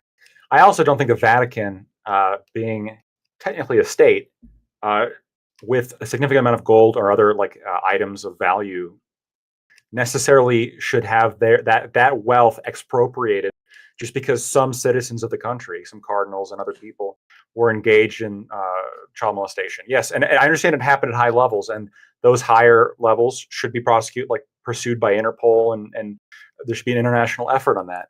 But that doesn't necessarily mean that the Vatican should be destroyed. But it was as a done legal with entity. organizational resources. So I'm curious, and I'll let Scott answer this, but it was done with organizational resources, with it wasn't done with the gold. Wasn't I mean, it was done with their money. It was done with the money of the organization. Sure. So the people, I understand the people who did it and the people who oversaw that money. Sure, you can go after them. But the gold and shit that's in the Vatican, that's ancient shit given by the King of Spain back in whatever fucking century. But this is but if they don't how have much enough can to you cover squeeze out of a monk to restitution, cover right? poverty? I'm taking Scott's argument, right? They don't have enough to. That's not my argument. Okay, please don't put that argument. Oh, well, then I'll do it myself. It's then fine. Okay, fine. Then I'll finish my words. Then no problem. That's my words. But if we are suing them and they don't have enough to cover it, right? Then and it would require confiscation of their other assets. Why would those assets? Yeah, I don't think that you should be able to sue the Vatican. I think that you should be able to go after the specific people who were engaged in criminal practices or oversaw criminal practices. But the Vatican as an as a country, sue, no. Then now I have to ask: can you not sue an organization in general? You can't sue Walmart for Walmart does crimes. Prime. This is what we've been talking about. This is yes, we believe in the abolishment of this idea of corporate personhood. This idea of you can sue a company. The company shouldn't exist as a legal entity, and if it doesn't exist as a legal entity, you by definition can't sue it. Hold on. Okay, so you're talking. All right. Okay, you're mixing things here. You're saying I just want to get rid of corporate ownership in general, and fine. Okay, agreed. No. Corporate entities as things that exist. Sure, great. I agree. I vaguely agree with you. And Aiko, I see your hand there. So I agree with you, but we're still living in a world where they exist, right? And so I'm saying that within this world that exists, should we have the ability to sue corporations? Okay, well, yeah, sure. If we're talking about the world that exists, but then here's your problem. Then, if we want to deal in the world that exists, suing another fucking country is not as easy as suing another corporation in America under the laws of America, because the Vatican is the Vatican. In this case, I'll tell you why.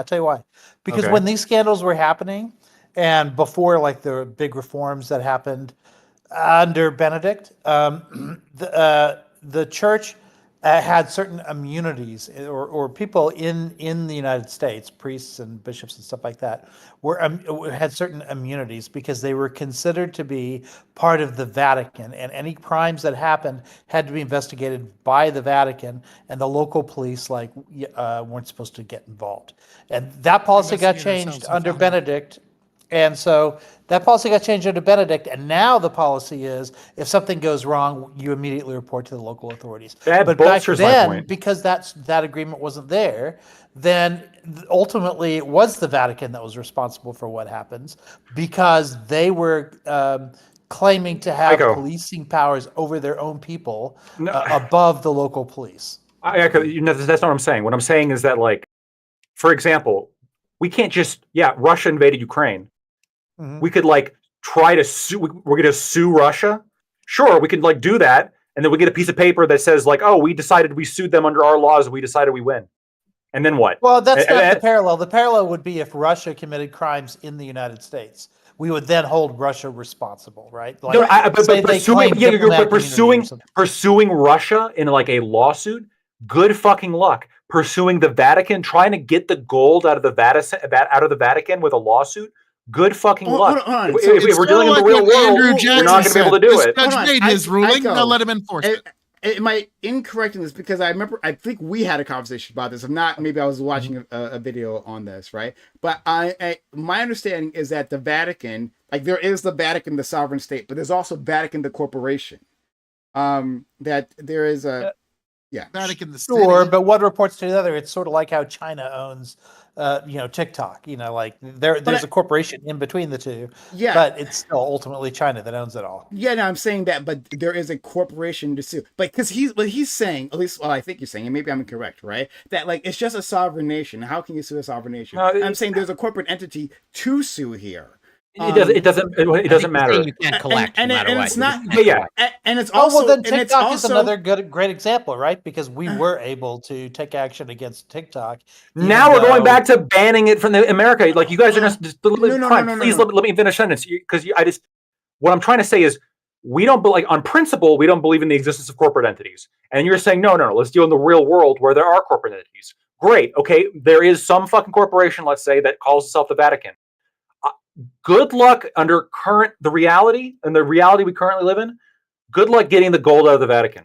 What are you going to do? You're going to sue them? You're going to get the Vatican to enforce? Okay. So I think maybe that's the break. Are you going to invade the Vatican? Hold on. I think that's the break that we're having here. Because I don't actually, I didn't put this idea of the gold here. That was Scott, right? I was disagreeing with it. Okay, great. So so let me say this. So I don't care necessarily about the gold. My point was that like the gold isn't like untouchable, and that like it.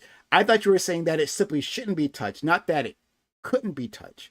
Like what I'm saying is that I don't think it should be in principle, but it also can't be in reality. Now let me finish. What I'm saying is that like if we're suing them and it's like a whatever amount, right, and they don't have the liquid assets to do so, and they had to like sell off their gold, well that's fine. I don't care about the individual gold bars, right? And like, hey, we have to give these gold bars to like victims in Boston or whatever. Like, that's not the point that I was making. That's not what I'm saying. That. Well, then what difference? What do we care about? Then why are we talking about the gold? Here. I think maybe we. Yes, if the gold of the Vatican was personally owned by people who molested children, then when we go after those people, and assuming they're also under the laws of the United States, then we can go after those people and we can get the gold. But there's several breaks in reality here. A, it's not in America. It's not under American law. It's in the Vatican. It's a different state. Good luck. Two, if the gold's not owned by the individuals who molested people, it's owned by the sovereign entity of the Vatican, right? These are gifts given by ancient rulers. Like this shit's been around forever. That has nothing to do with my argument, though. The criminals in question took vows of okay. I don't know how much you can squeeze out of it. I'm just confused. Talking about liquidating assets. That's all I'm talking about. Liquidating assets. Whose assets? I'm saying that if the church needs to cover it, right? Like, I'm saying that the whole church, the Vatican corporation that is run by the Vatican. Yeah. I don't particularly care what assets it is, as long as like if we are suing the church, that like why is the whole church responsible? Why wouldn't what Eiko said previously, first of all, right? And then beyond that, like the Vatican leadership in the Vatican was part of the crime. So I don't know that, of course. Okay. Again, yes, then hold that leadership responsible personally. Why go after the whole Vatican? This is the exact same problem we talked about with Wells Fargo. I agree that first of all, we should do both. We should have those people accountable. They actually be in jail. But I don't know how. But if you're saying, hold on. But if you're telling me that it's impossible to sue the Vatican, right? That is just like, oh, wow, that's crazy talk to sue the Vatican. Okay, right? Well, then on the same note. Money. But even more so, we have the Vatican employees in a different country, in a sovereign nation, right? How are we going to hold them responsible? But for the exact same reason you just said. Well, I think he's saying you can't sue the corporation. He's saying I know what he said. I know what he said. No, that's not even what he's. Okay, hold on. Let's break this down. Okay, so let's talk about solely in theory now. We're not talking about the real world for a second. We get to the real world. We can get there in 1 second. But this is just solely in principle and theory. Do you agree with me that just like we should go after only the people that molested children and only the people that oversaw the molesting of children, and they don't own the gold? So we can't get the gold because they don't own it. We can only go after them and their assets, right? Do you agree with that? No, I don't agree with that. Why should you be able to get gold? They have no assets. Why should you be? They don't have no assets. So how Who do you How see? are you getting to the gold by going after the people responsible? Hold on. Listen, I don't give a fuck about the gold. The only point of bringing the gold was that, like, if they need it to cover their Who needs it? liabilities, the Vatican Corporation, if they needed to cover their liabilities, that's all that I'm saying. So what I'm saying, like, yes, you should go for those individuals. Absolutely, put them in jail, under the jail, and take all their assets as well. But also, we're in theory only. No. We're in theory. We're in theory. The corporation doesn't exist. Remember, we're against the corporation existing. So we're purely in theory realm. There is no such thing as the Vatican Corporation. There are only the individual child molesters, and we go after them. But none of them own the gold. Oh, okay. Then that's the case. Then okay, well then then we can't get the gold, right? Yeah, sure, fair. Okay. Great. That's the world that me and Scott want to live in. Okay. Now, the world that we currently exist in, there are corporations that you can sue, and there is this concept of collective responsibility. Okay. But the problem with applying this to the real world is there's other impediments with suing the Vatican, aka they're not under under our law. They're not under American jurisdiction. We can't enforce rules. But hold on, but we do this all the time. We sue foreign companies all the time from the United States, right? And why do they respect our judgments? Tell me why. Yeah, because we can prevent them from operating within the United States. We can work to confiscate their assets within the United States. But ultimately, and we saw this a lot in 2008, there were a lot of Chinese corporations that were fraudulent corporations. This was about the time of the collapse, by the way. There was a lot of Chinese corporations that were fraudulent, and Chinese law specifically did not criminalize stock fraud if it happened outside of China. It only criminalized stock fraud if it happened within China. So the US couldn't do shit against all of those companies. They didn't get in any trouble at all. None of them ever got in trouble. They didn't have to pay a penny because we didn't have jurisdiction over them. So we had to sit in our hands. We couldn't do shit. I'm saying there might be ways to shield those corporations, and if the Vatican can do that, then that's one thing. That's fair enough. They can, but I don't think they can. I think that the Vatican has bank accounts here in the United States, right? Right. We can seize Vatican bank accounts. Correct. Correct. I don't know how many bank accounts the Vatican has in the United States. I'll answer the question for you. They absolutely have bank accounts in the United States. The United States federal system, right? This is like, give me some of that internet money. We can absolutely sanction the Vatican. We can absolutely impose consequences on the Vatican. Sanction the Vatican? Hold on. You're telling me that there's no way of doing this, right? I'm saying there's a pathway. No, you're right. It's possible. Legally, we could sanction the Vatican. Great. It is completely unfeasible. Great. It's not great. Hold on, but it's also but we don't have realize to do all Joe that. Biden's we can start Catholic. by suing them. And hey, if you don't respect the judgments, we can seize your bank up. Like we do. You're right. Okay, you're right. We could sue. We could sue the Vatican. Just like we did to the Vatican. To the Vatican. Correct. Because in reality, we did to the Vatican. You're totally gonna win. We could sue. We could and we did. I don't know. I don't know if we did to the Vatican. We did. Okay. We did too. So, hey, hold on. I'll look into whether or not we did.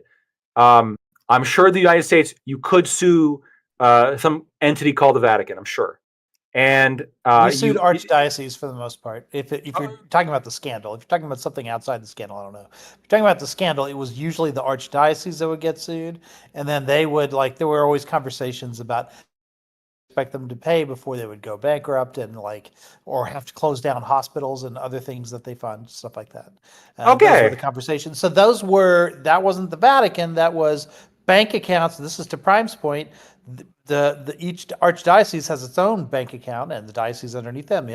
I'm sure they have thousands of bank accounts all across the United States. Sure, I have no doubt that if we have an archdiocese that's organized with the United States, of course you could sue them, right? And that'll be a lot easier than trying to go after the Vatican or some kind of international organization associated with the Vatican. And I'm not saying that this is impossible. You could sue them, and then you could get the government to impose sanctions or impose some kind of judgment and try to seize U.S. assets or apply sanctions to Vatican business.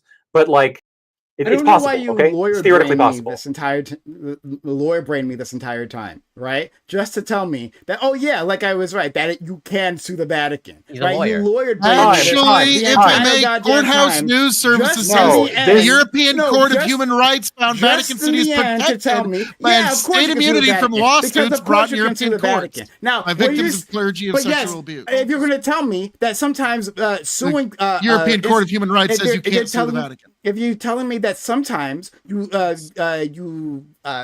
lawsuits fail, then yes, I agree. Sometimes lawsuits fail for all kinds of reasons. Prime. But you have to fight me on this. No. I'm saying No, no, the Vatican is protected by state this from lawsuits. This started by me just saying I don't think you should take the gold, and I don't think you can take the gold. This was primarily to Scott.